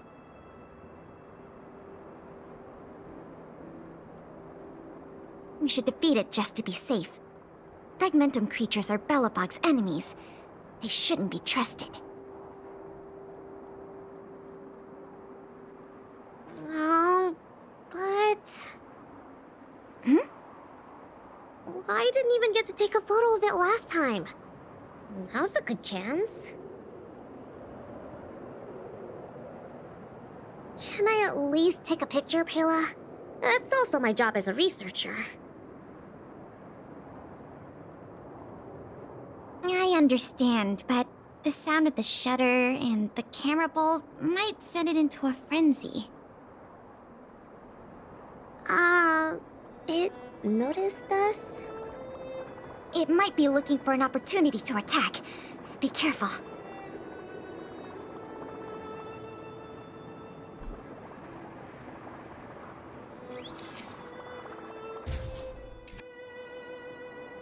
Finally got a picture. It disappeared. Did it run away?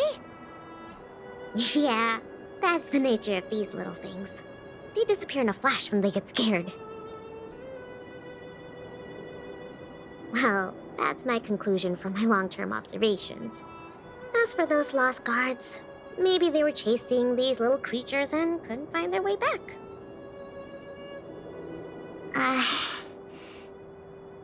Sorry. Maybe I was overreacting. Oh, don't be sorry. It pays to be careful. Anyway, crisis resolved. We can now make some food. Huh? Our little buddy seems to have dropped something.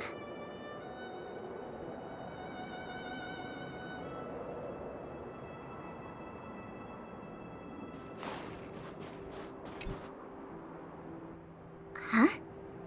This is... Awesome! Lynxie, look! It's a geomarrow activation component! I never thought we'd find one here! What about you, Lynxie? Did you find anything good?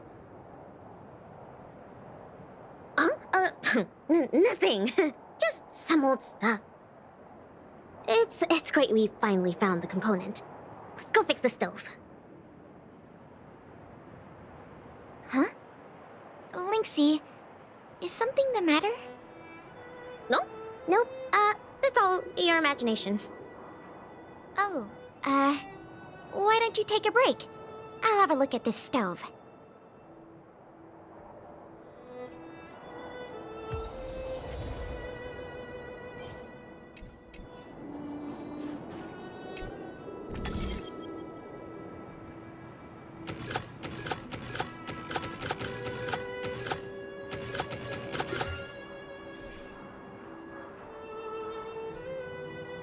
Okay.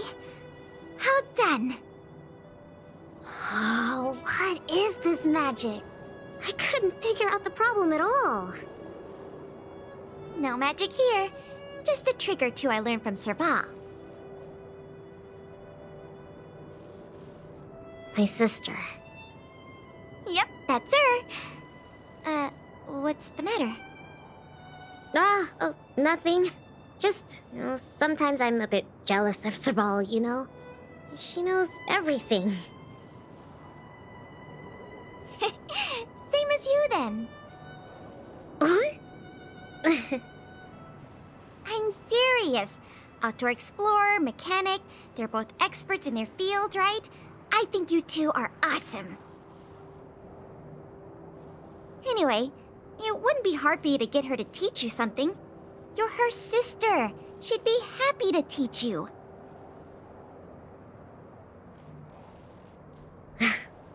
Well, you say that, but, never mind, it's getting late. Let's cook something. Yay! That's my favorite part! Wait, no. My favorite part is watching the aurora. Anyways, let's take a look at what ingredients we have. Every ingredient has its own effect, and combining them will create unexpected results.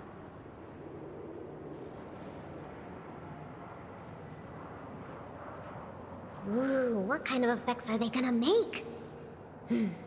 Let's just give it a try.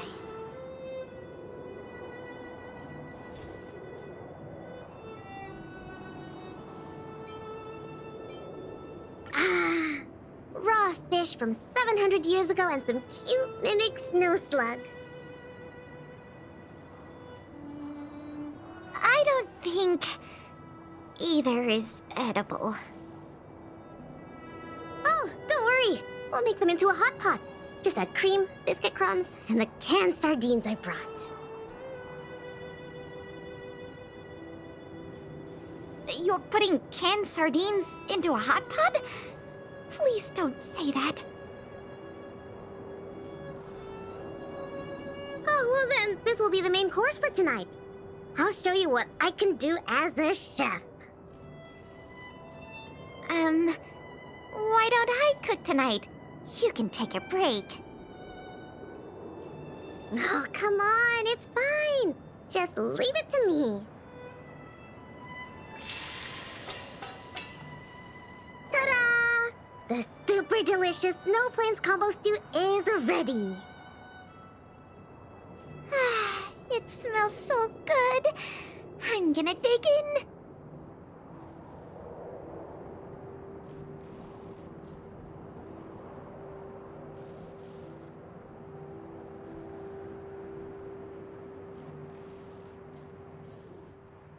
I'm so full. Guess now we just wait for the light show. The aurora should start soon. Before that, let's just chat. Pela, why did you suddenly want to come camping? Huh? Well, aren't you always saying how you just want to lie in bed when you get off work?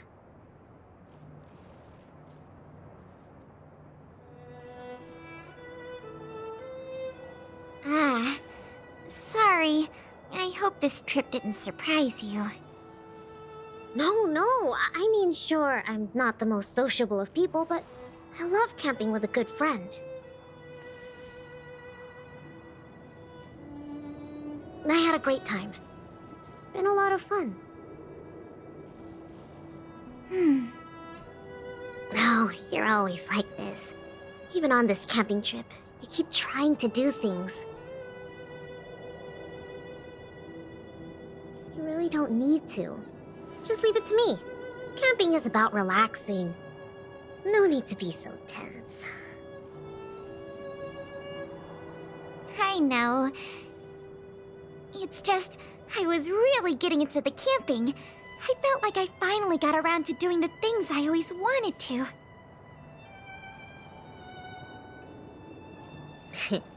So all those comics you drew for the Tales series didn't count? I have to hide those from other people. I get a little embarrassed. Oh, you care about other people's opinions too much. I suppose. I wish I could be more like you. Oh, I'm not as cool as you think. I don't know how to handle my brother and sister. They keep treating me as a kid.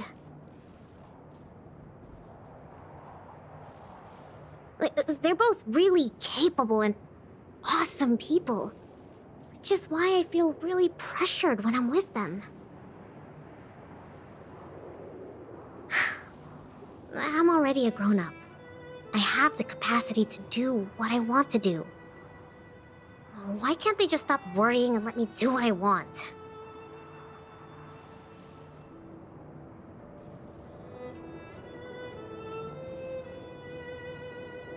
That's how families are.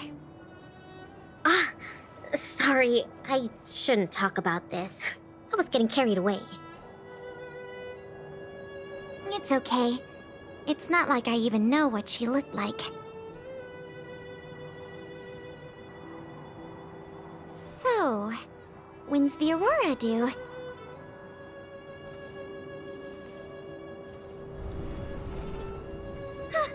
Careful, Lynx! There are monsters coming!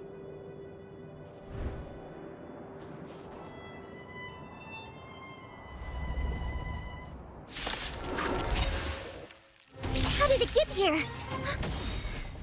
Network is activated. Let's focus on the fight first.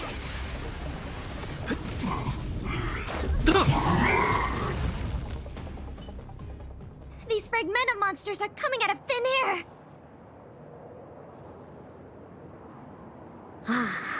They were probably attracted by the stove.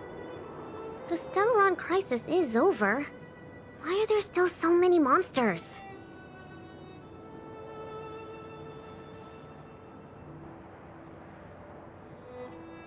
I see. Wait, where did you come from all of a sudden? Pela, who is this? This is the Trailblazer, the savior of Belobog. Oh, I see. Well, in that case, thanks for saving us. Not to mention Belobog. So, what's a big hero like you doing out here? Oh, never mind. I can take a guess. Serval and Gepard sent you to protect us, right? Ugh, they're always like this. It's impossible to get some private time as their younger sister.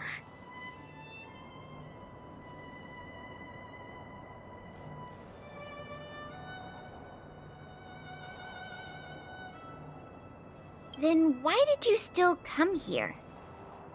All right. It's all because Serval and Gepard are worrywarts. Besides, you did save us. Since you followed us all the way here, you probably know why we're out camping today.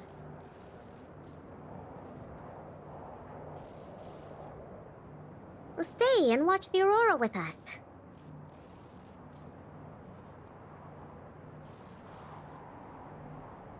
It's about time for it to appear. Hey, Lynxie! Look! Come this way. Wow! This is the largest aurora since the Stellaron crisis passed. We're really lucky to see it. Yeah. Really lucky. So awesome!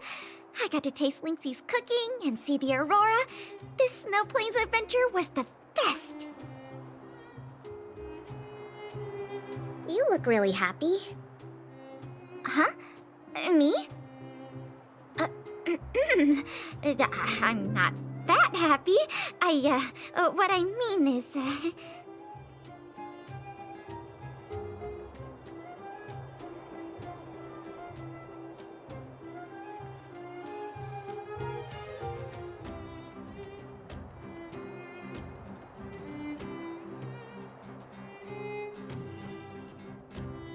Yeah, go for it, Pela.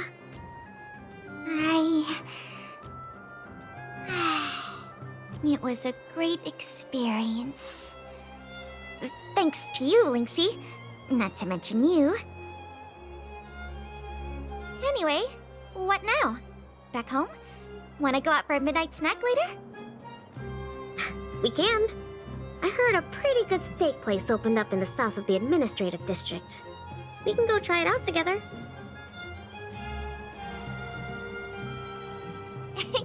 Sounds good. That's settled then. Let's part ways for now and rendezvous later tonight. Pela, hold on. What's up?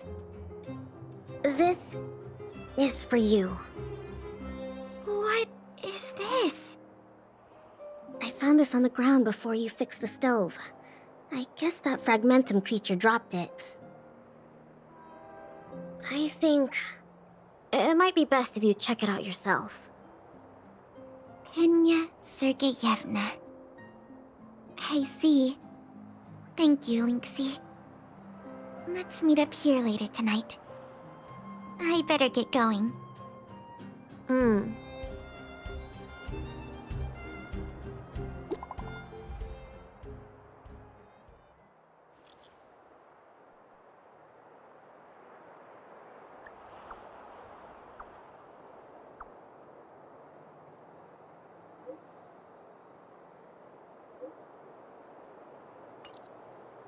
I should go talk to Gepard and Serval at the workshop.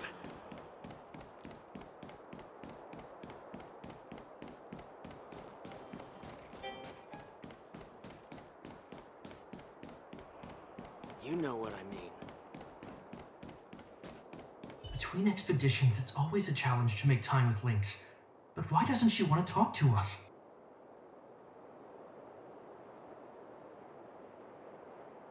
Calm down. We've got him to help us.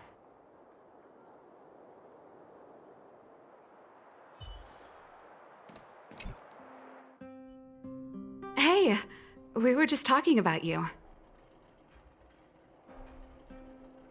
How was it? With Lynx?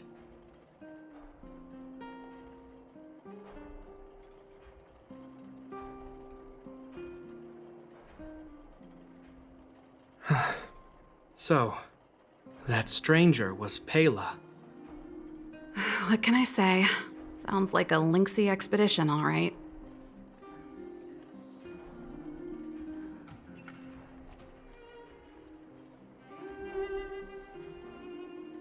No way! As long as Lynxie can protect herself, I'll be supportive in all her ventures. Serval is right. This time, this was Lynx's own choice. We won't be upset with her. But exploring the snow plains is still quite dangerous. All right, calm down. She'll be able to look after herself. Thank you for being around for this. Gepard was too anxious to sleep.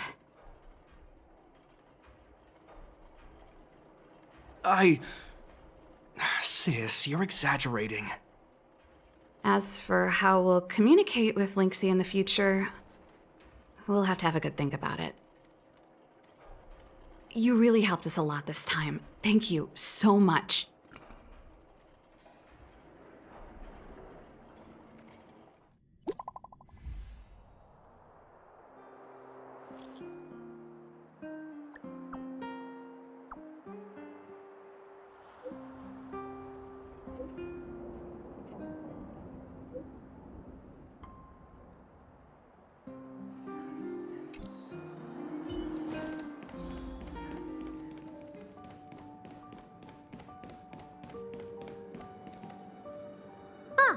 You're here too.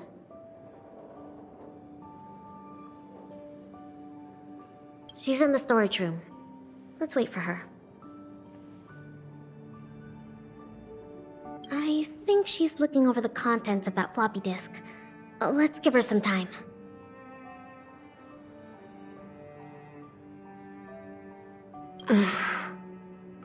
I'm guessing you don't know about Pela's mother, right? Pena Sergeyevna was Belobog's greatest outdoor explorer. Passed away 16 years ago.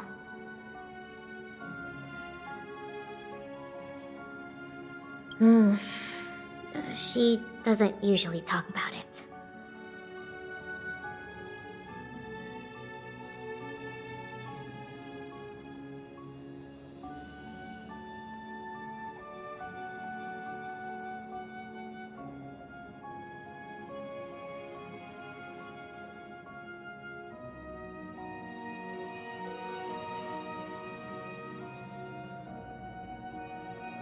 Her already, and she said it was fine. She seems like she really trusts you.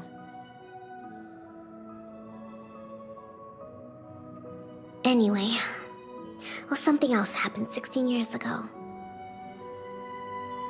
Pela was born. Yes. They say that despite her pregnancy, Madame Pena insisted on staying at the Snow Plains camp. She couldn't go to the front lines, but she was able to handle administrative duties. Then, finally, the day of Pela's birth arrived. Tragically, there were complications. Other serious incidents occurred that day. The exploration team ran into a blizzard and the camp lost contact with the outside world. No one knew what to do. The only good thing was that Pela was born healthy.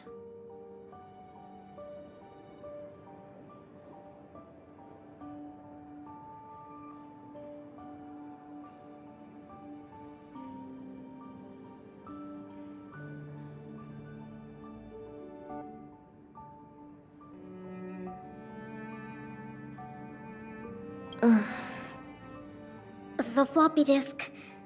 If the old research team members were telling the truth, it was something Madame Peña left behind.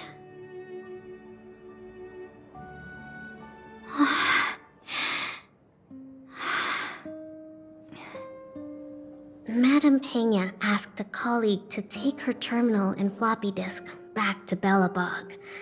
She said they contained a treasure for Pela. She said that once Pela was older, she'd be able to understand the contents.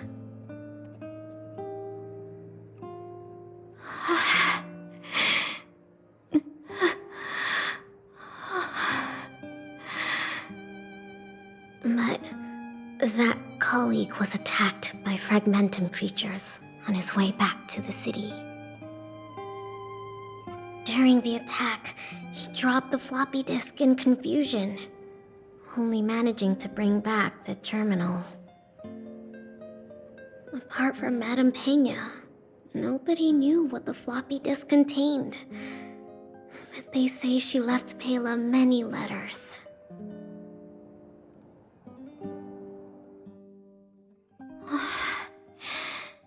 From the moment she knew she was pregnant to the day of Pela's birth.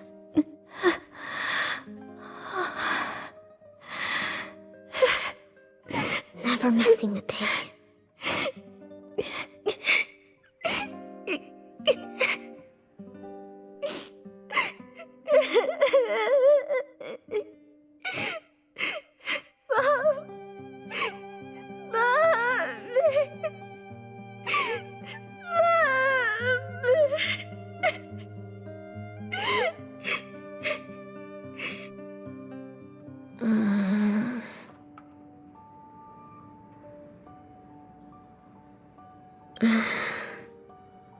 There's somewhere I want to go.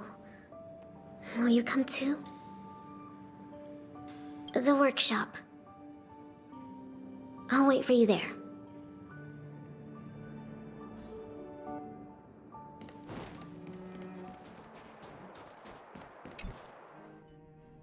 Oh. Serval. Gepard. I'm back. Lynx! You're finally back. What's with the red eyes? Did something happen? Gepard? Way to make it obvious. Welcome home, Lynxie. Oh, it's okay. It's okay. Seems like a lot went down in the snow plains. Thanks again for your help.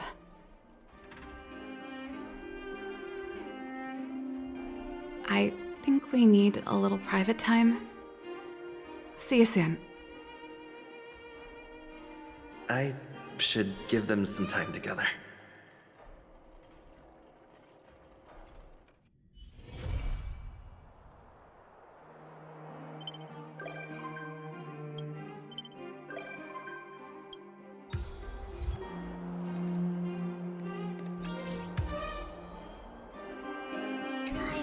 Sorry for always being so stubborn.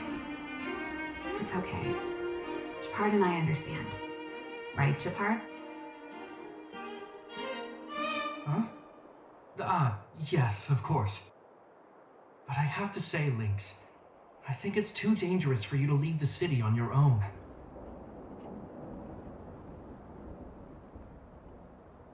Gepard, are you quite finished?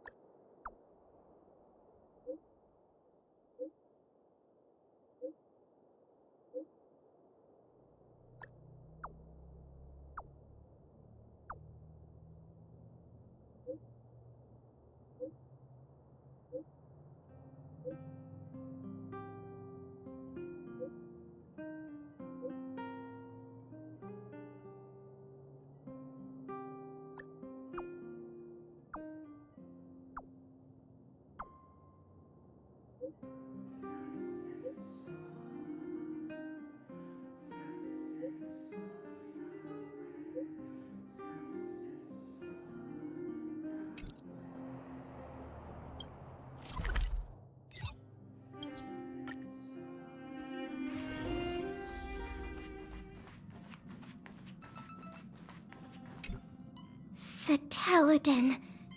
So everything in the Tale series is true. Is this what Artem saw? But how did the author know about this? We Belabagians haven't set foot beyond the walls for over 700 years, let alone venture into the sky. Sorry, excuse me.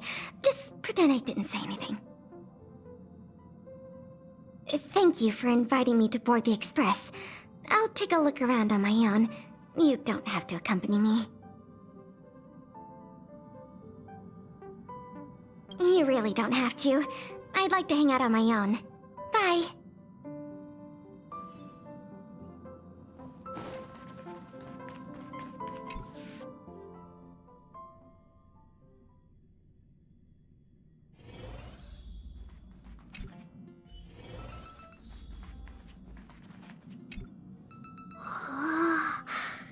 I can't see Belobog at all from here.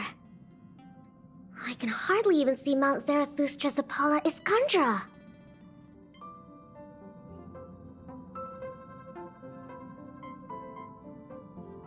But that's the tallest peak on the whole planet.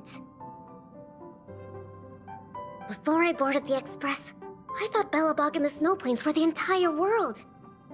I didn't think reality would surpass my imagination this much. Yeah, you're right. Once I've discovered all the secrets on this planet, I'll go with you to head deeper into the universe.